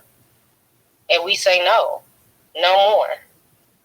If you get to define who you are, I get to say and stand up and hold the mantle for my family's last name, the soil that they've come from, and the soil that I was birthed in probably and will die in and be buried. And that's it. All right. We're going to get to Fahima and Trouble. They're going to be the last two speakers for the night. So Fahima, go ahead and unmute your mic. Yeah, a couple of things, Newstoter. Thank you again for allowing me to speak.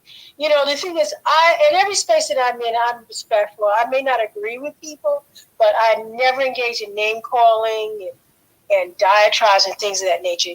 And I sat here and I listened, when that white supremacist was in here, and you gave me a little shout out. I really didn't have anything to say until, a question came up when I heard something that I felt was incorrect, and I just wanted to share information that corrected that. Just a couple of points. As a Pan-Africanist, my sister, I don't think that you don't have a right to define yourself. I think that everybody, I believe in self-determination.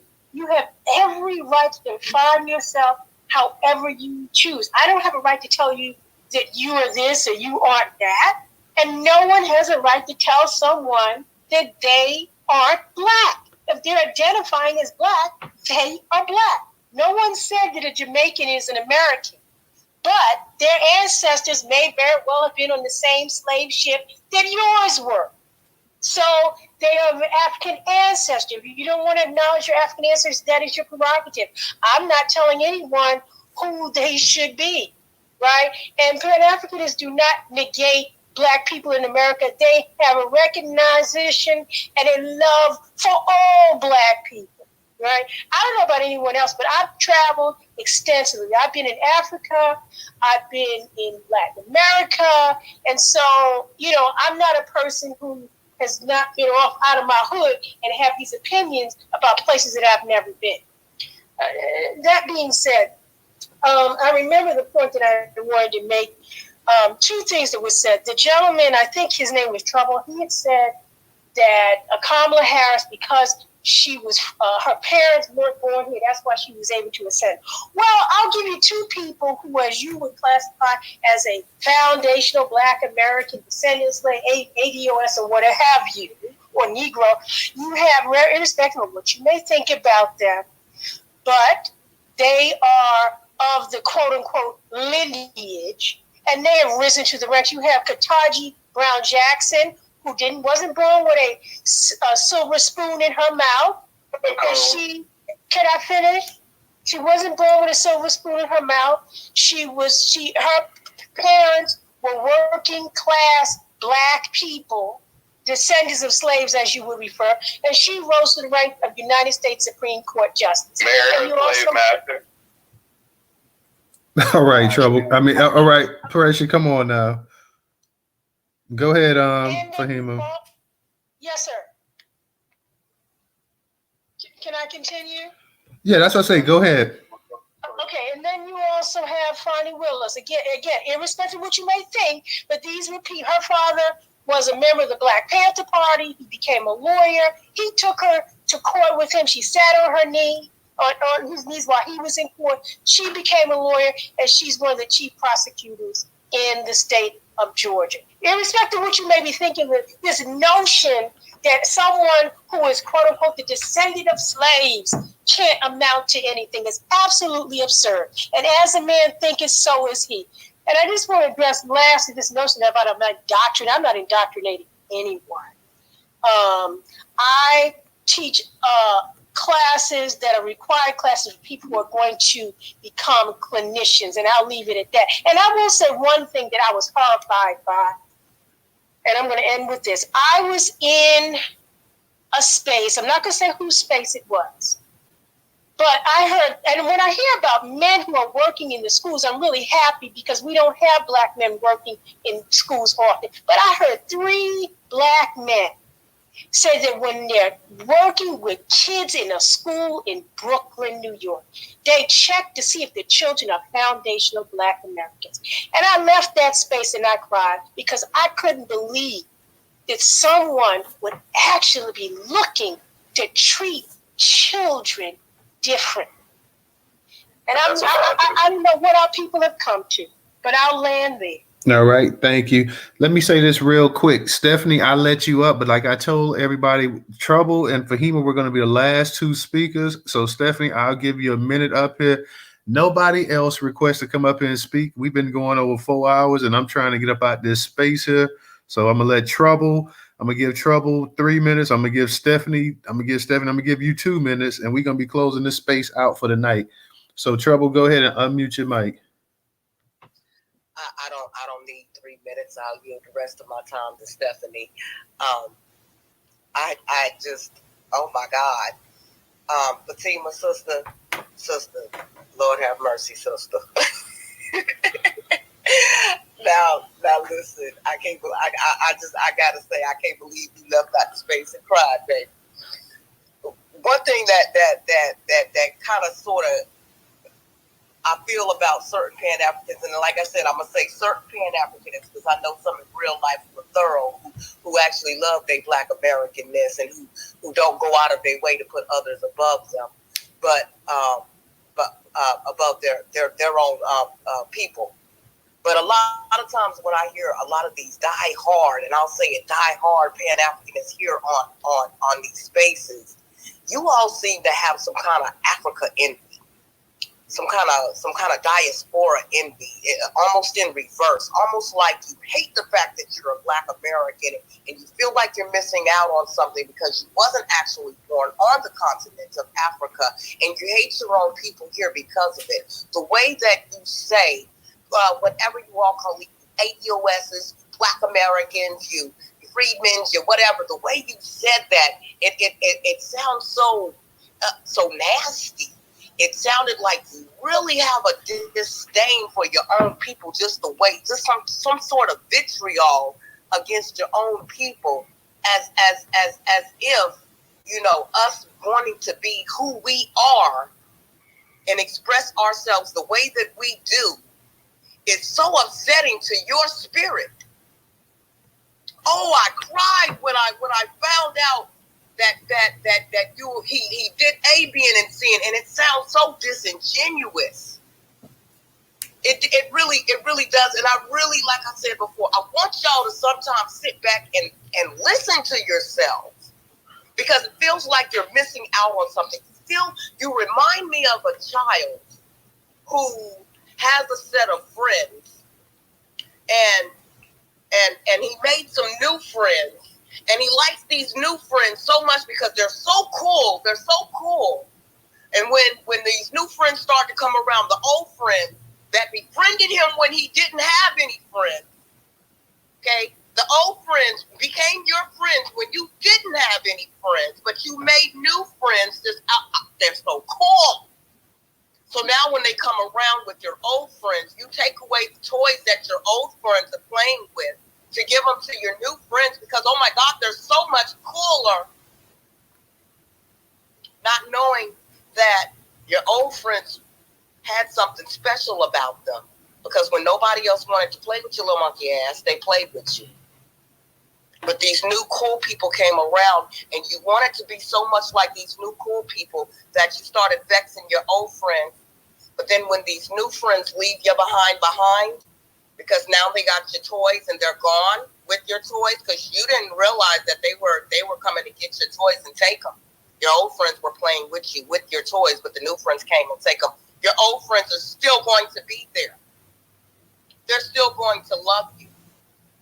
And I'll be glad when a lot of you diehard Pan-Africanists who go so hard for every other ethnic group in the diaspora outside of your own ethnic group, because you're so proud when you say, oh, my people come from Charleston. They have this, they have that. Oh, they have the Sierra Leone. You revere that Sierra Leone more than you revere the Black Americanness part of them.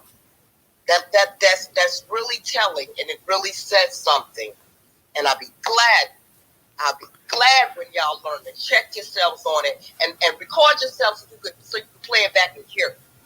Because it sounds nasty. And I'm going to land right there. It just sounds nasty. Hey, Trouble, the best comment of the night came on YouTube. None Swirl Zone said, I thought she only needed a minute to speak. Laugh. Now, y'all know I was lying. Hey, dude, I was going to say that too. But I don't want to start with it. I was going to say it. Rella Love, put you. Y'all know good and well I was lying. She said, he said, I thought she only needed a minute to speak. Go ahead, Stephanie. Black American time, no Swirl Zone. Black American time. That's a minute. So that's 5 minutes right there. There you go. You got it, Stephanie. Okay, Newstoter, I'm going to try to keep it at 2 minutes, okay? You notice I said try. You can have my time. We'll get on another late night space. Go ahead. Okay. I just wanted to bring this up. I remember when I was in school, and I'm going to say back in the 90s, right? There was 2 girls that I was in class with, okay? One of them was from the island of Jamaica. The other one was from the island of Barbados, right? The one that was from Barbados, she was about as dark as almost Cedric the Entertainer. She was about that complexion. And the other one was like maybe my complexion, maybe just a little bit darker, okay? And we got on the discussion of race, okay? And they both came out of their mouth and they told me that they were not Black, okay? They both said it out of their mouths that they were not Black. They did not want to be labeled as Black. They wanted to be labeled as Jamaican and Bajan, okay? And I said, listen, you guys might be from Barbados, might be from Jamaica, but you're still Black. And the Barbadian one argued at me more than the Jamaican one did. She kept saying, no, I'm not. No, I'm not. I'm from Barbados. I'm from Barbados. That's all she kept saying. And people like that don't want to be identified as Black. So that's what most Black Americans are talking about when we say, hey, you're not Black. It's not that we don't say that they're not Black, that they're not Black. They don't want to be identified or tied to Blackness. It's just in recent decades now they're trying to cling to Blackness because they understand the benefits of what Blackness can bring to them, especially in this country. I've heard them say that. So it's actually kind of ludicrous when people say, yes, well, I'm Black. Now you want to be Black because you understand what the benefits are to Blackness. And this is why you guys are trying so hard to say, yeah, I'm Black. Now you got first generations or second generations that are saying, hey, I'm Black American. I was born here. You have people from the diaspora saying, hey, well, my family is from Africa. I'm African American. You cannot do that. The lineage ties to the soil belongs to the people that ties to the soil. Okay? That's what I wanted to say. And as far as you saying that you heard 3 teachers in Brooklyn asking kids if what their background is, let me tell you something. A lot of people have been doing that for years from the diaspora. So now that Black Americans are starting to pick up on what's being said now, we're doing lineage check, now everybody is upset. And my thing is, how come none of these Pan-Africans ever address these issues with the very same people that was practicing nepotism amongst their own group? It's not a disrespect or anything like to anybody, but I'm speaking facts. I don't have to lie to anyone about this because these are my experiences. I witnessed all of this by, myself.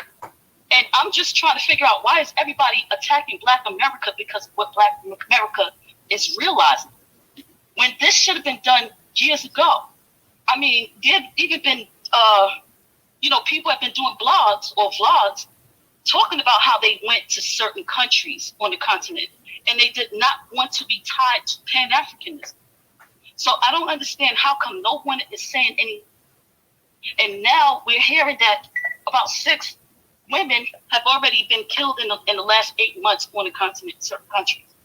So I just want to understand, or just make me understand, and it's no disrespect towards anyone, but just make me understand how come none of these situations are being addressed. How come no one is saying, hey, let's have a meeting, let's discuss what's going on? Because a lot of this is tied to tribalism, okay? What if all 40 million of us decide to go back? And you know how the CIA is. Land the plane, love. Oh, I'm sorry. Well, okay, I just want to say this and I'm going to bounce. What if we all went back and we wanted to spread love and say, hey, let's unite? We would be slaughtered. We would be slaughtered if we went there.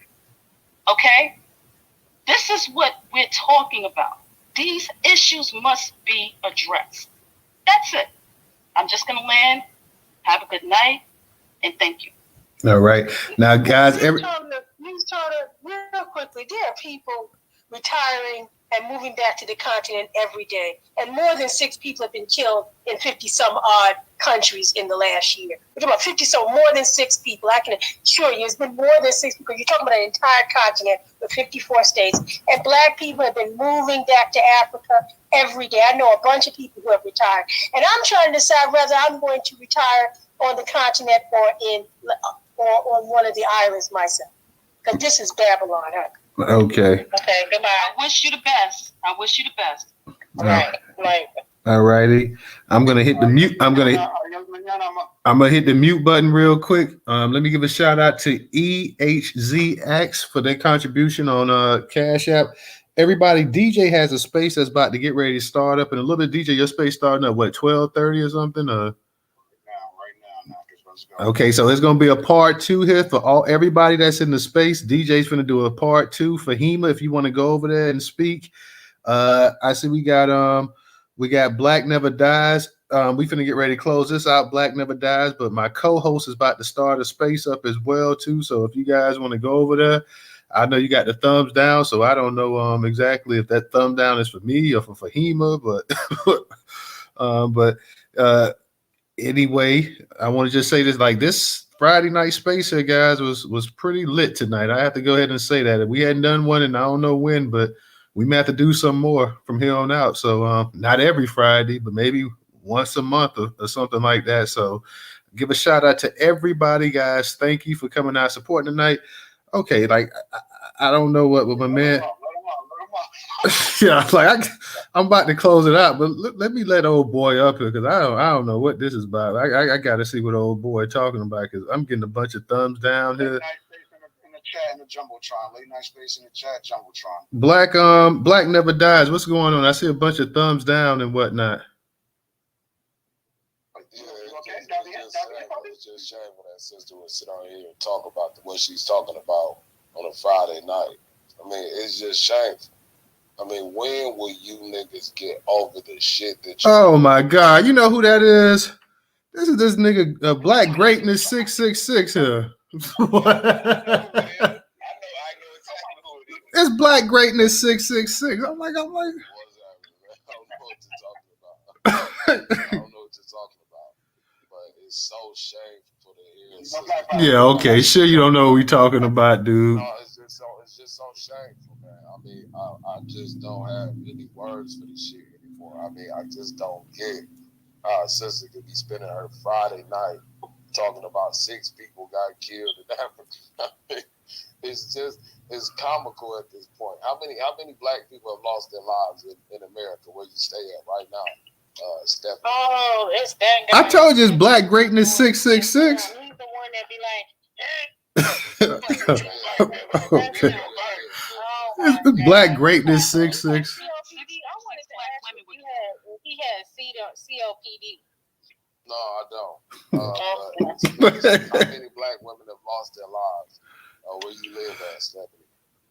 Hey, Black Greatness. It doesn't matter. I'm just saying that it happened in a certain area. So don't it happened. I'm not pretending nothing. I do Are care. you so is he in Africa? Whatever. Hell no, that bitch ass nigga ain't in Africa. Okay, y'all, we finna go ahead because DJ got a space. Get ready. Y'all can go ahead and take this over to DJ space. I got to get up. Yeah, I got to get up in the morning because my youngest boy got a basketball game early, like 9 o'clock. So let me go ahead. We gonna close this out. DJ got a space going on, y'all. So I appreciate everybody coming out to the space tonight. Thank you. But my co-host is finna go ahead and they finna keep this one rolling right here. So you'll catch the gang all over there, guys. So hey, just real quick, only Eminem gang is getting paid. We smoke this one tonight. I got more weed for y'all though. Let's go. All right, peace, everybody. Y'all have a good one. We'll see y'all coming up Monday for the Newstoter space. Everybody, and check DJ space out because it's about to be lit tonight. So peace, everybody. Continuation part 2 about to happen.